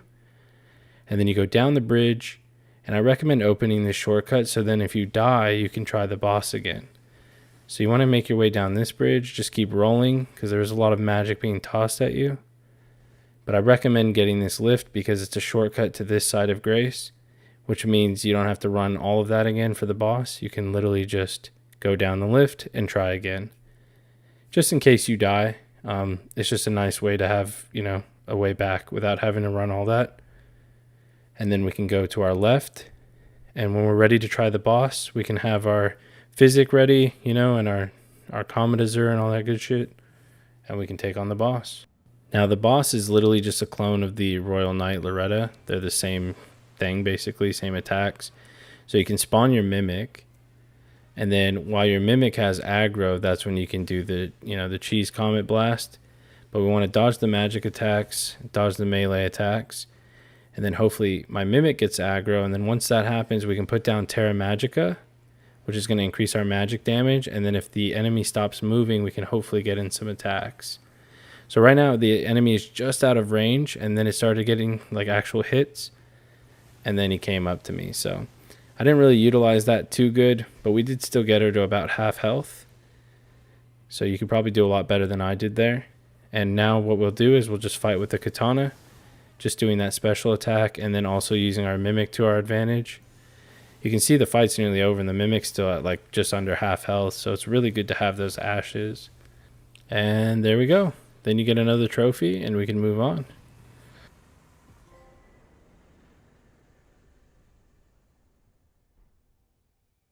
And right here, I had that visual glitch happen again with the Grace, where it's not actually where it looks like it is. So it's just a visual glitch. Just be mindful of it. I was trying to activate it like an idiot, and then it was over here to the left. So there you go. Now once that's activated, we're going to make our way through the doorway. And again, you can rest if you need to recover your stuff. But we'll run down the steps here to our right. And we'll just keep going all the way down.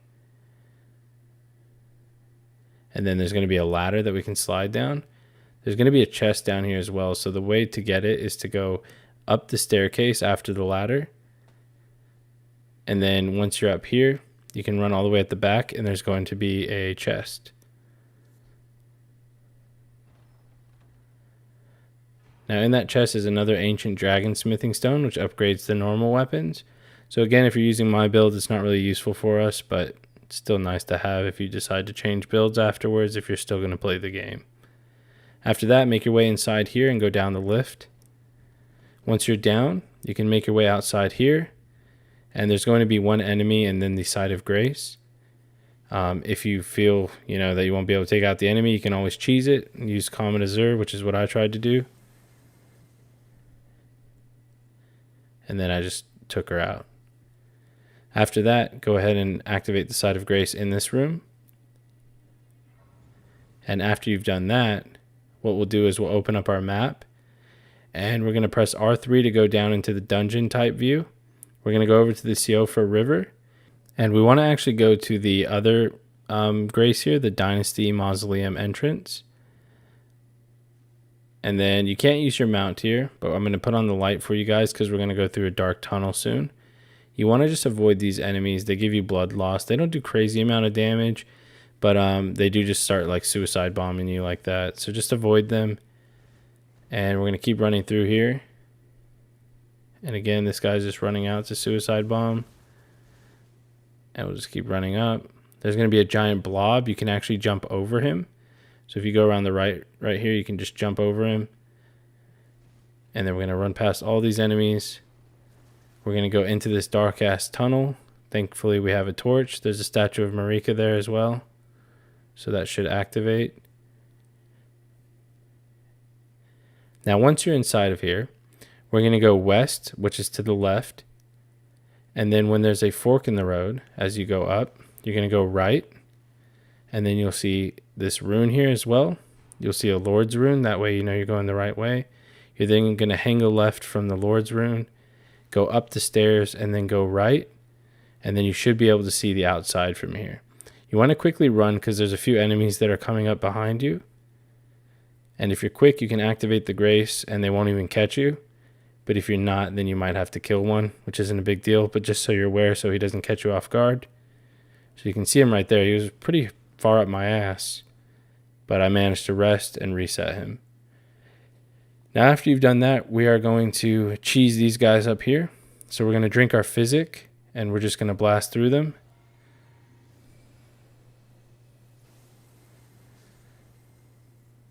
And you can just keep blasting. So it's a limited amount of time. So you want to just keep using it as quick as you can. And once you actually kill all of them, then you can get the chest that's up the stairs over here to our left. And this will be our first Somber stone that we can use to upgrade our weapon to max, which will also be for a trophy. So we got our 10th one. Now, after you've grabbed that, we can make our way to the blacksmith at the Rountable Hold and upgrade our staff to max, and that's going to give us the God Slaying Armament trophy. We can also upgrade the Great Sword to +9. And other than that, we can leave. We can fast travel right back to where we were by going to R3 and then going to the Dynasty Mausoleum midpoint. Okay, so now we're going to get ready to fight a boss. We should be able to kill this boss super easily. We're going to run back to where we fought all these little guys, but on the right side is going to be a lift. Take that lift up, and then when you enter the boss room, we can initiate the boss. Now, the way to do this is to cast Terra Magica and drink your Physic. But you don't want to use Comet Azur when I did. You want to wait till he's about halfway at the stairs. So then that way, by the time it casts, it'll hit him perfectly on. And then you'll be able to kill him in just one shot. So I did it a little bit too early there, but just so you can learn from my mistake. Because he's going to do this ability here now. And it's going to do random damage. So you want to have your flask ready to heal. Because he's going to start attacking me with it.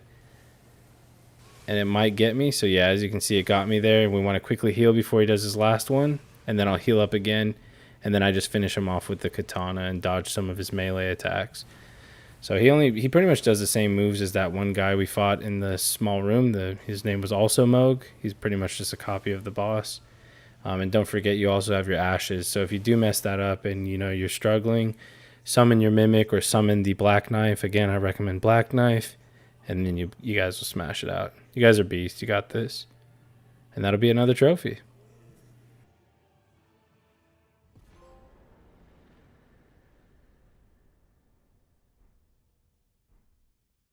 Then make your way north up until the site of Grace, or just directly in front of where the boss came out. And then we can go ahead and open up the map, and we're going to fast travel towards the very top of the map, back to the prayer room where we left initially. And now that we're back here, we'll just make our way outside of this door. And there's going to be a lot of enemies here, but again, we can just run past them. So try to follow me. We'll run past those 3 enemies there. And we'll make our way down the stairs on the right. And we're going to try and jump off the railing here to the right where this body is. Jump off of the railing, jump onto this platform. There's going to be an enemy out front, and then there's going to be a knight on the inside.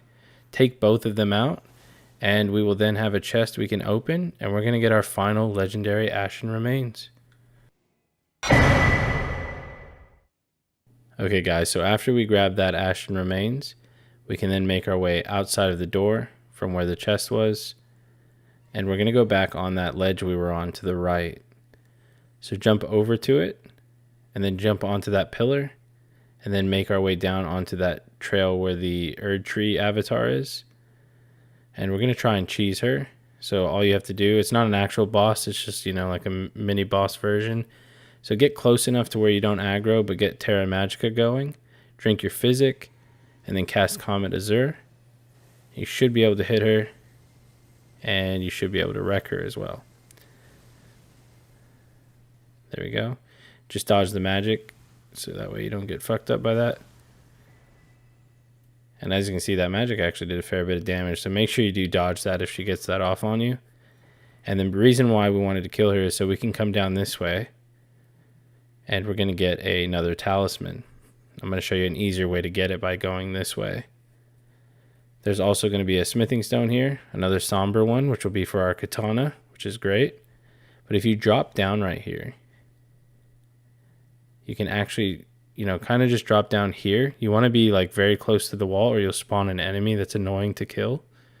So I'm showing you this way because you can do it without fighting any enemies. You see where that ground right there is flashing? That's where the enemy spawns. But if you do it this way, you don't even have to fight him. And we're going to go ahead and get our 5th talisman. Now the game actually wants you to go another way, and I'll tell you that it's fucking AIDS. You have to kill 10 different enemies, and it just sucks ass. So definitely do it that way, and then fast travel to the prayer room again.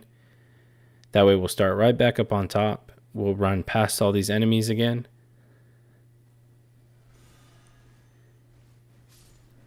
Just make sure you don't get hit by them. Keep running past. We're going to go down the right stairs again. And we're going to jump off where we did before. And then we're going to jump off onto this platform like we did before. And then this time we're going to the left side. We're going to jump over to this ledge. Go up on it. And then you're going to find a chest inside here tucked away. Quickly loot that. That's going to be another Somber Ancient Dragon Smithing Stone, which you can use on the Dark Moon Greatsword if you'd like. If you ended up liking that weapon, of course. You can grab this item here, and then we're going to drop off to the right. So drop off, make sure you're lined up pretty good so you don't fall. And then avoid the enemies, so just roll off. And then we're going to jump to our left, avoiding the arrows. Then we're going to jump off the ledge over here. We're going to avoid this enemy as well. And there's going to be a guy on the ballista. They can't get to us. So then we can just run up over here, make our way up, and then jump off to the right. There you go. They can't get us. We outsmarted them. We'll grab this item and then drop down. But this guy over here needs a fucking raise or something, because he came in here from down below, and he was smarter than the rest of them. Let me tell you, like, what the fuck? But kill him. He wasn't smart enough because he took on us, and we're going to be Elden Lord. All right, then we're going to head south and down the stairs. And I apologize, guys. We're so close to the end of the guide, so I just want to finish it. But I noticed my voice is giving out, so if I sound shit for the rest of the guide, I apologize. But we're going to push through. We're going to get it done. We're going to go up this branch through this area here. We're going to go through a fucking waterfall of Scarlet Rot because I know you guys love that stuff. I just know you do. There's an enemy on the side right here, one of those seaman flingers. So avoid him. You might have an item that gets rid of Scarlet Rot as well if you don't have that incantation. These guys are fucking annoying sometimes, so I'd probably advise at least killing him. So as you can see, he shoots out the stringy white stuff. Knock him out. Fuck that guy. And then we can run through the Scarlet Rot to the east. And there's going to be enemies in the Scarlet Rot. You can just avoid them as well. I found rolling is just slightly quicker. So if you want to get the fuck out of that stuff quicker, start rolling. And you want to go over to this platform on the right side, which is sorted to the south. And then we can go down this tree branch. And be careful because I almost fell. So you want to make sure you're lined up a lot better than I was. Jump over to this tree branch as well. And then we can make our way over here. And then jump down the stairs. You don't even have to use them. And then make sure you're watching your health so you don't die. But then there's a site of grace in here. And you can go ahead and rest and get rid of your Scarlet Rot. So activate that. Do a quick rest. And then we can make our way out the door over here. We're going to go over this tree branch. We're going north. Running alongside this against the wall. And right here you're going to want to jump down. And then head east. And then you'll see this branch here. You want to use the branch to go north. And then drop down to this little ledge here. Go up. And then we're going to try and jump to this branch here. And then we'll be able to jump to that rooftop with the hole in the wall. Or in the ceiling, rather. And we want to use like Stars of Ruin. Something that you can kill the enemies down there with. Because they're fucking annoying. So what you can do is you kind of like block them with the platform there. And you can use the Stars of Ruin. So there we go. We're going to try and use Stars of Ruin again if they stop interrupting me with their fucking stringy white shit. And then eventually you'll kill them all. Now, they were guarding a chest, and inside that chest is, you guessed it, another one of our talismans. Okay, so after you've got the talisman, we can start making our way to the next side of grace, which we can just fall down the ledge here, and then fall down again, and just run past the enemies if we're quick, go through the double doors, and take the lift down. And then once you're down, you can activate the Side of Grace, and we're going to fight a boss. Now you want to allocate your flask, and I recommend doing about 8 heals and maybe 5 magic restores. And then this is where I'm going to actually show you what the Black Knife Ash is capable of, since we have enough magic to actually use it. So without further ado, let's enter in and see the next boss.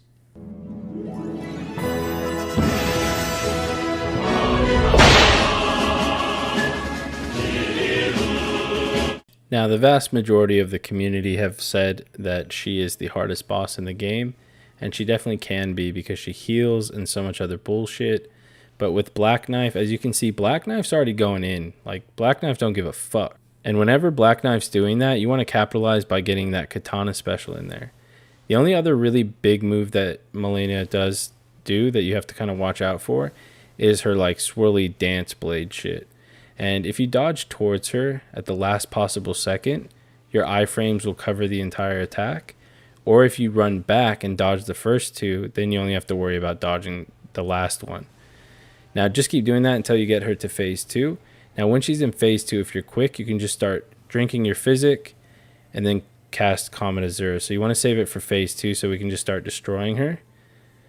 Now, again, you don't want to get greedy, so because she heals whenever she hits you as well, so that's worth mentioning. But as you see, I'm running back, and then I went to dodge forward, but I actually fucked up.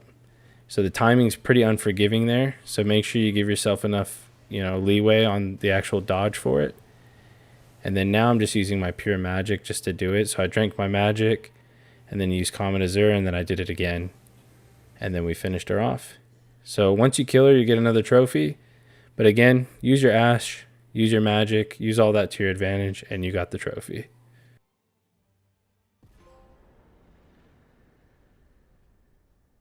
Okay, so after you killed her, a Side of Grace will appear in the boss room. So go ahead and activate the Grace, and you can use your runes to level up if you need to. You can level up Mind or Intelligence, depending on if you need more focus, anything like that. But what we'll do after we activate the Grace is we're going to fast travel to the Forge of the Giants, which is in the southeast side of the map. And we want to rest at the Grace and then talk to her so we can start the next part of the story. She's going to have some dialogue and then ask if you want to commit a cardinal sin. Now, we're obviously going to just say yes because, who gives a shit, right? I'm ready. Let's commit this sin.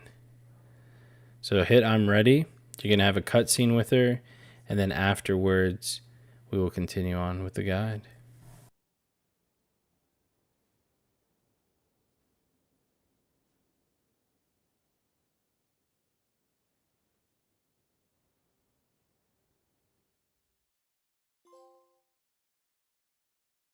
You're going to get a trophy for that part as well. And then after the cutscene, you're going to wake up in this area. Now in this area, we just want to head straight to the very end. Go all the way to the very end. And then there's going to be a way you can exit, which is to the right. You can grab a smithing stone there as well. But use the ledges to go down and then jump to this balcony. We're going to make our way through this area here. Of course, I got your back with the light. And we're going to go to the left here and then drop down. Like down the stairs. And then there's going to be some enemies here. So what you can do is you can actually just run past them. So southwest, we're going to run straight past them. You're going to go into this hallway. There's going to be like 1 or 2 enemies in here, but we're just going to, again, skip past them. And then there's going to be this way to the left, and that's where a Side of Grace is. You can try to quickly rest, but I think they're pretty fast, to be honest, so you might have to kill one. So go ahead and kill them and then rest if you need to, and then we can head out the left path. You're going to go down some stairs and then jump to a ledge or a platform. And as you go through this area, there's going to be a smithing stone here, but there's also going to be a dragon that comes down. So you just want to run past him. We don't actually have to fight him. Just grab the smithing stones and get out of there. And we're going to run to the very back over there. So you can see the arches in the background. That's where we want to run to continue.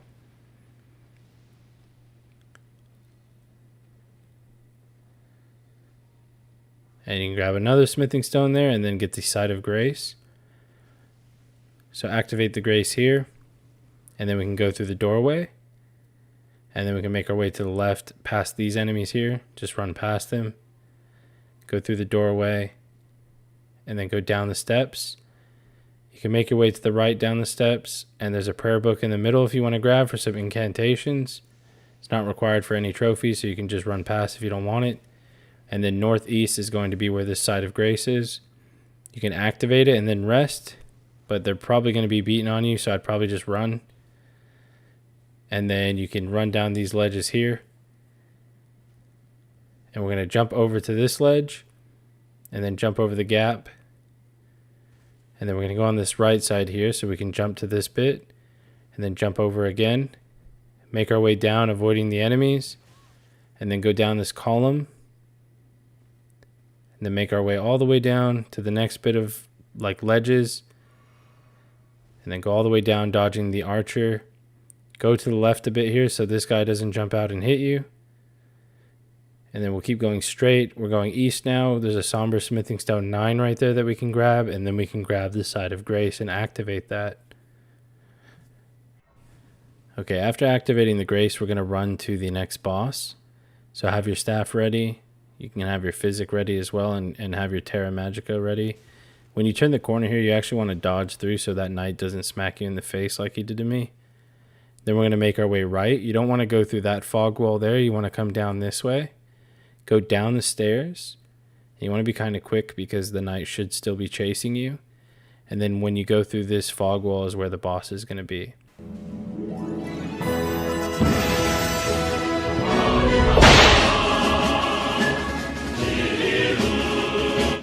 Now the best way to tackle this boss is to come in on the left side over here. Cast Terra Magica, so that way you have a spot to get your buff. And drink your Physic. If you're quick enough, you could have already been blasting this guy, but I wasn't quite quick enough. And yeah, so that didn't really work out. But as you can see, he missed me and I was still able to get him. So I'm trying to get back in the Terra Magica to blast the other Godskin as well. And now I just ran out of magic. So the Physic ran out, but we already got halfway down. So while he's distracted, I'm going to quickly summon my Black Knife Ash. And she's just going to put in work. And then what I can do is I can drink my magic potion to get back to full magic. And then pull out the katanas. And we're just going to keep attacking before he summons that boss back. So you see how he's almost dead? That was kind of the idea. So that way you're only always fighting one of them. Because they're only really tricky when you're fighting two. When you're fighting one, they're pretty easy. Even two is not too bad. You can kind of kite them around the room, you know, and dodge the attacks. They do the fireballs. But yeah, basically once you do enough damage to them, they share the same health bar. And then you'll kill them and you'll get the trophy. It's pretty much that easy, especially with the ashes. You got this, guys.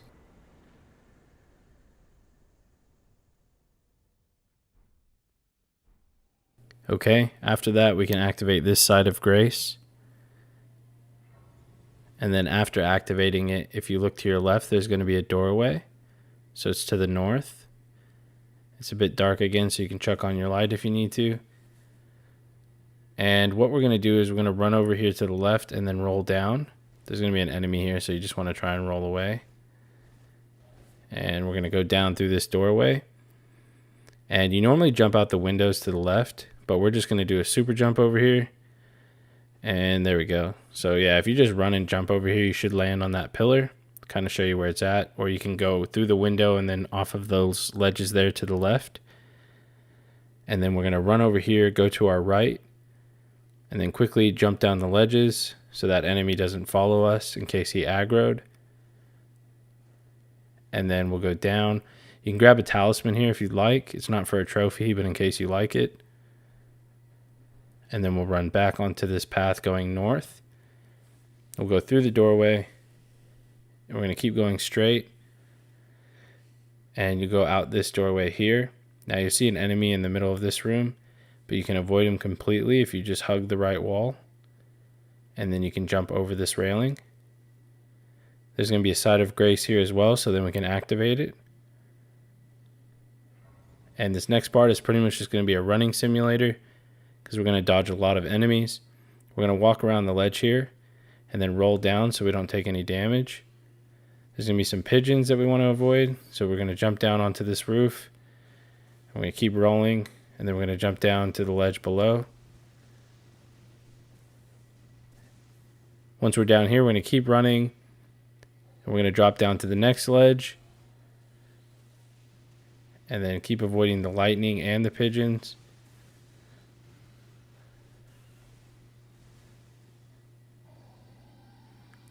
That dragon looks fucking cool though. Like, I'll give him that. He looks badass. But keep running. We're going to go southwest. Give yourself a chance to get some stamina back as well while avoiding the dragon fire. And then keep running southwest. Heal if you need to. Go up this path. If you hug the wall to the right, you can make sure you don't aggro those enemies. And then if you're quick, you can run past these guys. And there's a little bit of platforming we have to do right here. So you can kill them if you need to, but if you're quick, you can just run across this. We're going to then make our way to this doorway here on the right. There's a lot of enemies in this room, so you really need to run. Go to the right, and then go up the staircase and dodge if you need to. Like right there, I should have been dodging. So dodge if you need to. Make your way up the stairs, and then there's going to be a lift right here. And as long as you make it to that lift, you should be safe, because there's going to be a site of grace at the very top. Activate that. And before we fight this next boss, if you want, you can go upgrade your Moon Veil to level 10 as well. And you can upgrade your Dark Moon Greatsword to level 10 as well if you decided to stick with both of those. Well, definitely should have stuck with the katana, because it's really good if you're following my build. You can also use all your remembrance and runes and level up if you need to.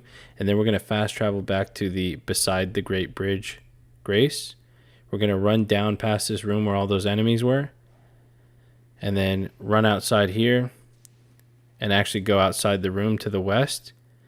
And the cliff right here is where you want to be. You want to be careful that you don't fall, because you want to land on that ledge right below without them coming up behind you. And I sped this part up since it seemed a bit unnecessary. But basically, you're going to make your way down over to that ledge there, and then you're going to lay down, and it's going to trigger a cutscene, and we're going to be at our next boss.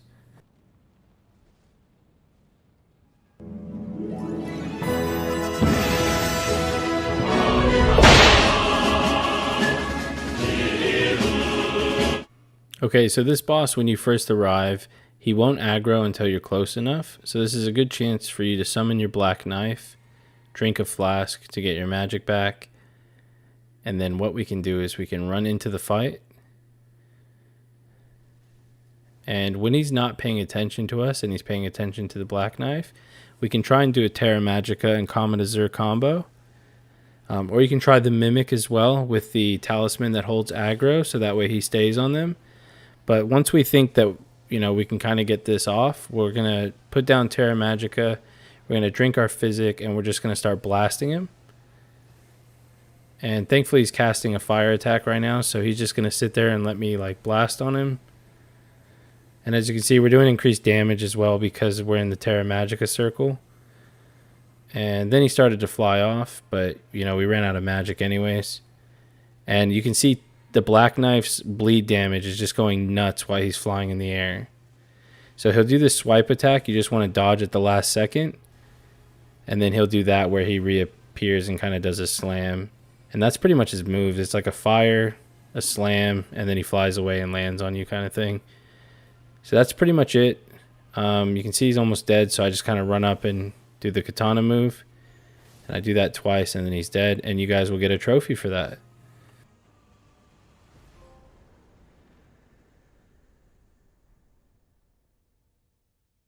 Alright, so after you've killed them, a Site of Grace will appear at the stadium in the center. We can go activate that. Okay, and after you get the Site of Grace, we're going to travel back to beside the Great Bridge. So go up and then beside the Great Bridge, but instead of going down the lift, we're going to go up. And I recommend using all of your runes right now because we're going to kind of suicide them.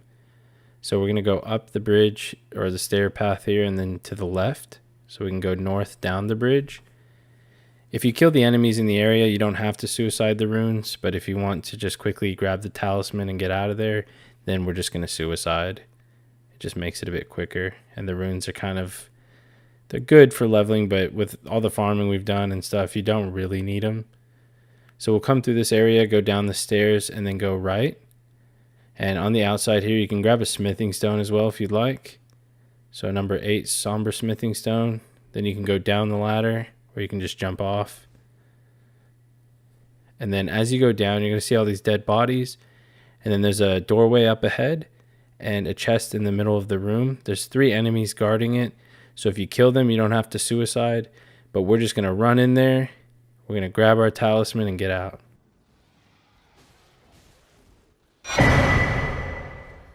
So as you can see, after you open the chest, you do lose your invincibility frame. So you want to quickly grab the talisman as well, since it doesn't automatically grab it and it only opens the chest. So as long as you grabbed it, or you killed the enemies and grabbed it, then you can fast travel back to this bridge, or you'll automatically respawn. And then we're going to go up the right path instead. Now, if you don't want to have to keep running past this enemy for this boss, you can kill him because he doesn't respawn, and you can just use Comet Azur to, kill him if you want. And then you can just get your Comet Azur back by resting at the bonfire.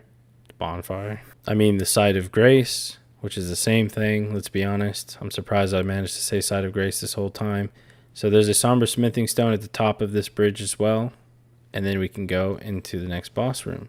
Now, if this is your first attempt, he doesn't rush you right away, so you can put Terra Magica down really quick, drink the Physic, and then start casting Comet Azur. If this isn't your first attempt, then he comes rushing at you pretty quick, and you might not be able to get him into Phase 2. Now, when he's in Phase 2, I recommend hiding behind one of the pillars and at least summoning Black Knife.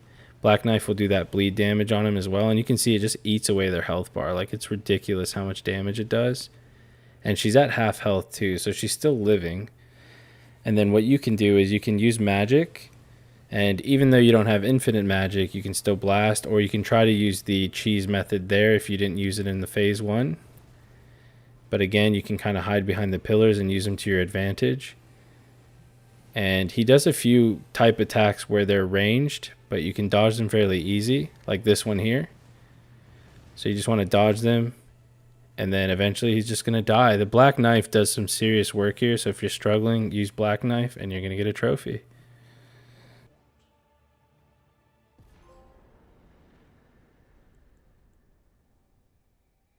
Okay, so after killing Malekith, it's going to have a cutscene and take you to this area here.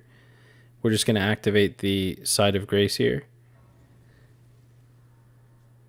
And then what we'll do is we'll open up our map.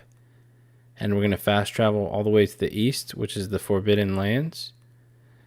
And what we want to do is run back into this building behind us, where we ran initially. And we're going to get our last talisman so we can get that trophy as well. Go up the lift and then run all the way down. And I'll just speed this up because I know it's kind of aids to watch all of this. So we're going to just run all the way through. Get to the very end. The enemy should stop when you get to this point, but you want to pull the lever so we can get the lift back up, and then immediately just pull the lift to go back down. And then once you're down, you're going to see that off in the distance over there is a talisman, but to get over there we have to actually go down the stairs here. So you can see it over there. It's on that rock pillar over there, but there's a giant worm thing there too. Or tree spirit, whatever the fuck you want to call those things. I hate those bastards.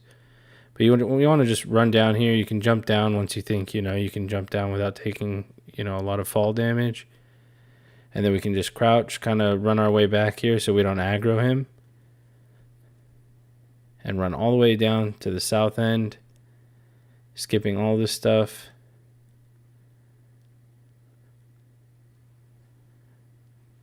And then we'll run through the back area here. And then jump over the railing. There's going to be another one that jumps out of the ground here. But he doesn't actually aggro to you unless you kill him. Or I'm assuming unless you maybe run in front of him. He just kind of sits there. So don't panic. He just kind of comes out and just sits there. So we're going to leave him. I'm going to hide in the corner over here for a second so this one doesn't see us. And you can see the talisman on that kind of branch looking thing there. And once he goes away, we're just going to go in and get our trophy. So this will be our 8th and final talisman, and that'll be the trophy as well.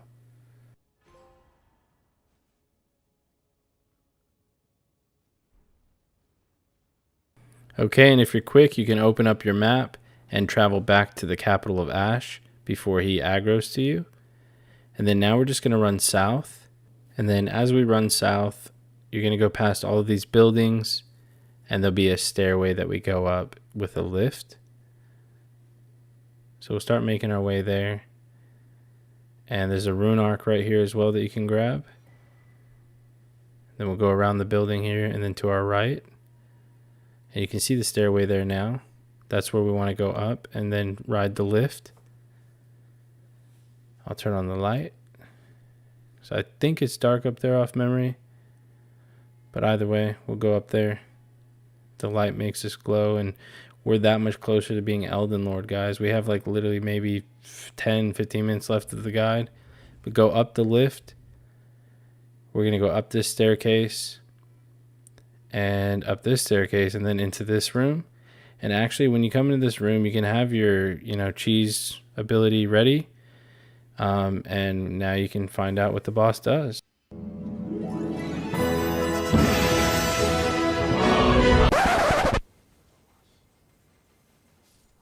Okay, and this boss, if you're quick about it while he's talking, just lets you beat on him. So yeah, go in there with Comet Azur and your physic, and there you go. You'll just absolutely destroy him. Now, unfortunately, he doesn't give us a trophy, but once he's done talking, there'll be a site of grace that appears, and we can activate it.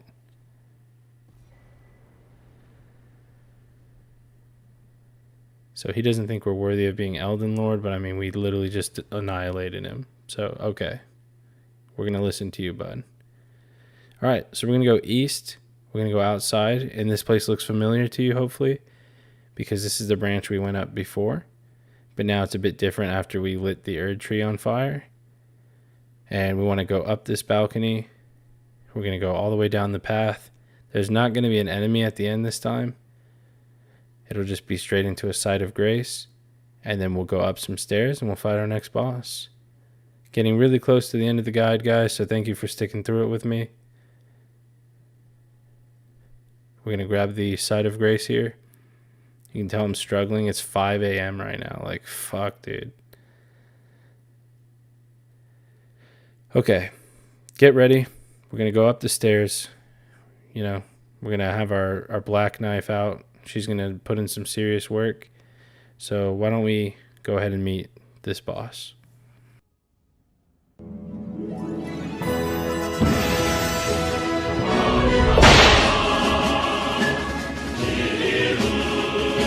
Now, immediately once you come in the boss room before he aggroes to you, you can summon Black Knife, and then you can start doing some katana smacks whenever she has aggro.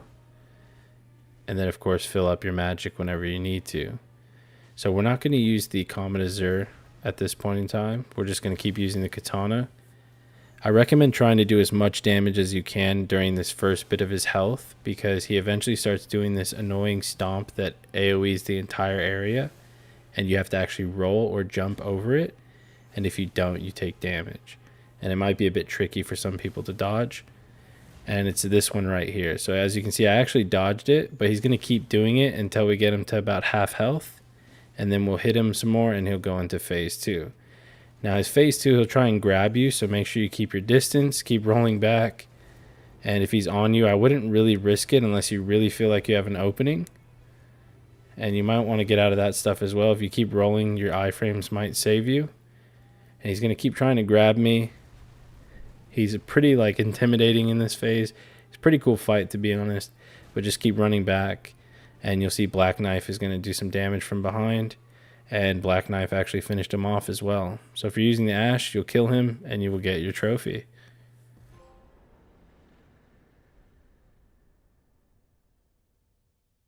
Alright guys, after that one, we're going to activate the Grace here.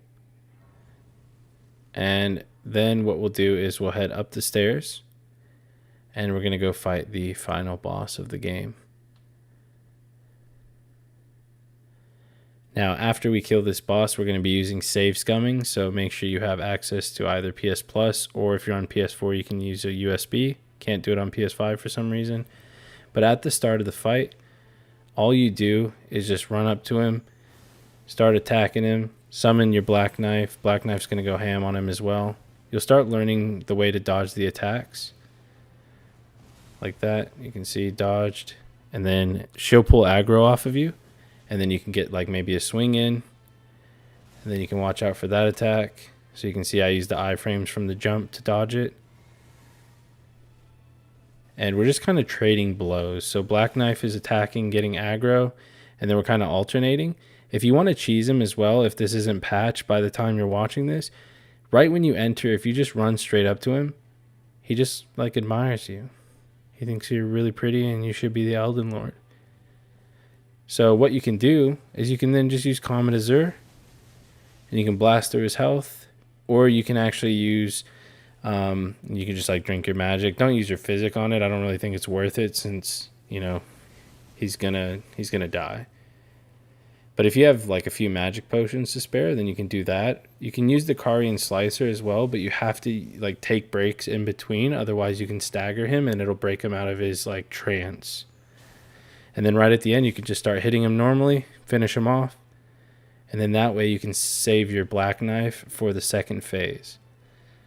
So then when you get into phase 2, you can summon your Mimic and, you know, have them tank the boss if you want, if that works a bit better. Or you can have Black Knife. It just depends on what you think you prefer. Usually I still go Black Knife, but for some reason here I chose Mimic. And I think it was mainly just to try to get him to tank him while I try and use Terra Magica. And then I can use Comet Azur. So whatever you're comfortable doing. So I tried to do it here while he's using all these magic spells. And you can see I stopped the cast early because he moved, in hopes that I can quickly start damaging him again, which kind of worked. As you can see, I'm kind of melting through him, and then I ran out of the flask, and then you can see he's at half health, which isn't too bad. My Mimic's at half health. So now, from now on the rest of the fight, I'm just going to use the katana. I'm going to try and close distance, and stay behind his legs is a good spot, and you can usually get some special hits in. When he does this move, you just want to quickly roll out of the circle before it explodes. Otherwise, you'll end up like my Mimic, who just got blasted. Now this move, he's just going to shoot out a bunch of those little kind of stars, and it's on my Mimic, so I can, you know, avoid that. And he's just slamming on my Mimic. So while he's doing that, I'm just going to run up to him. I'm going to start doing some damage with the Carian Slicer. You can use the katana, or like I really just recommend the Carian Slicer. It takes no magic at all, and you can see the amount of damage it does. It's just insane. So now my Mimic has died, but I'm still going to get the boss because we're hugging it, and then there you go. You're going to kill the boss. You guys are literally Elden Lord now. But we still have a little bit of things to do, right? Yeah, we still got a few trophies to clean up, so why don't we do that? Now it's going to kick you out, but do not touch anything in here except for what I tell you. You want to touch the grace to activate it, and then we're going to press options, and we're going to quit out of our game. So quit the game. This is where we're going to make the backup save. If you make the backup after killing the Elden Beast, then you don't have to keep beating him. So we're going to go into our save data. I'm playing the PS5 version for this guide, so I can save it to the cloud storage. If you're doing PS4, you can do that as well.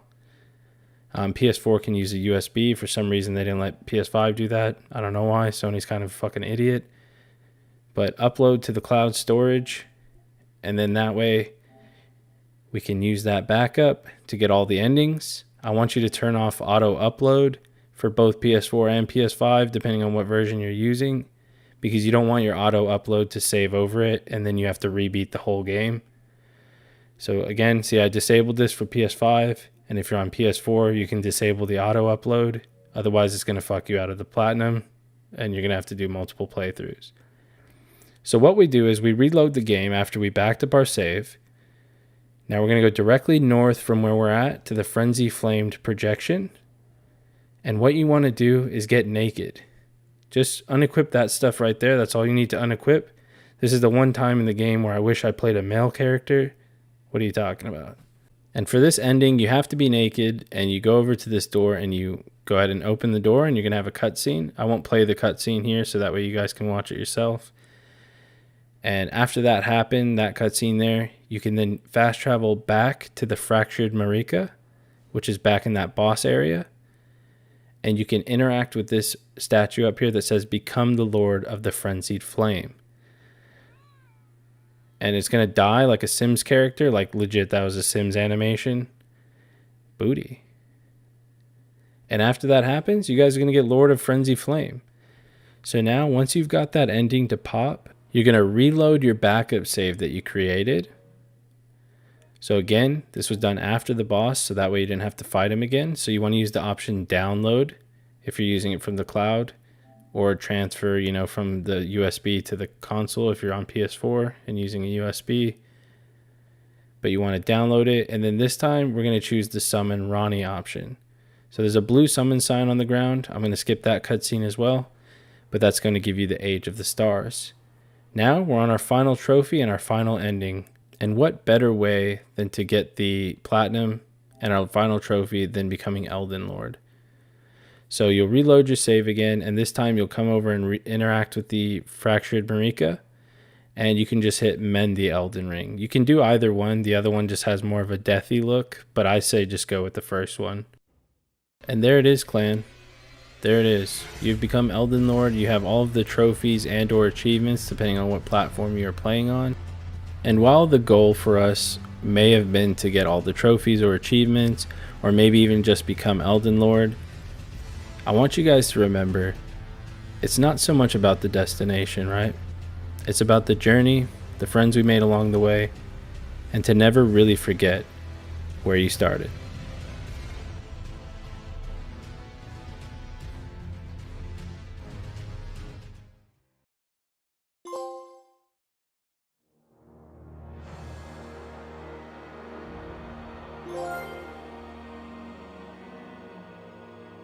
And as always, guys, if you're one of my real ones who made it to the end, why don't you leave a comment below that says, I am the Elden Lord. Other than that, guys, I hope you had a really fun time with me. I really appreciate your time. Make sure you leave a like. Congrats on your platinum. It's well deserved.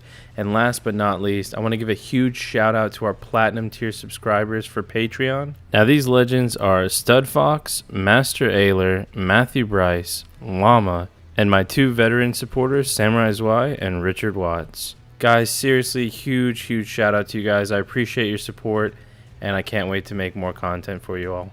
I'll see you guys very soon.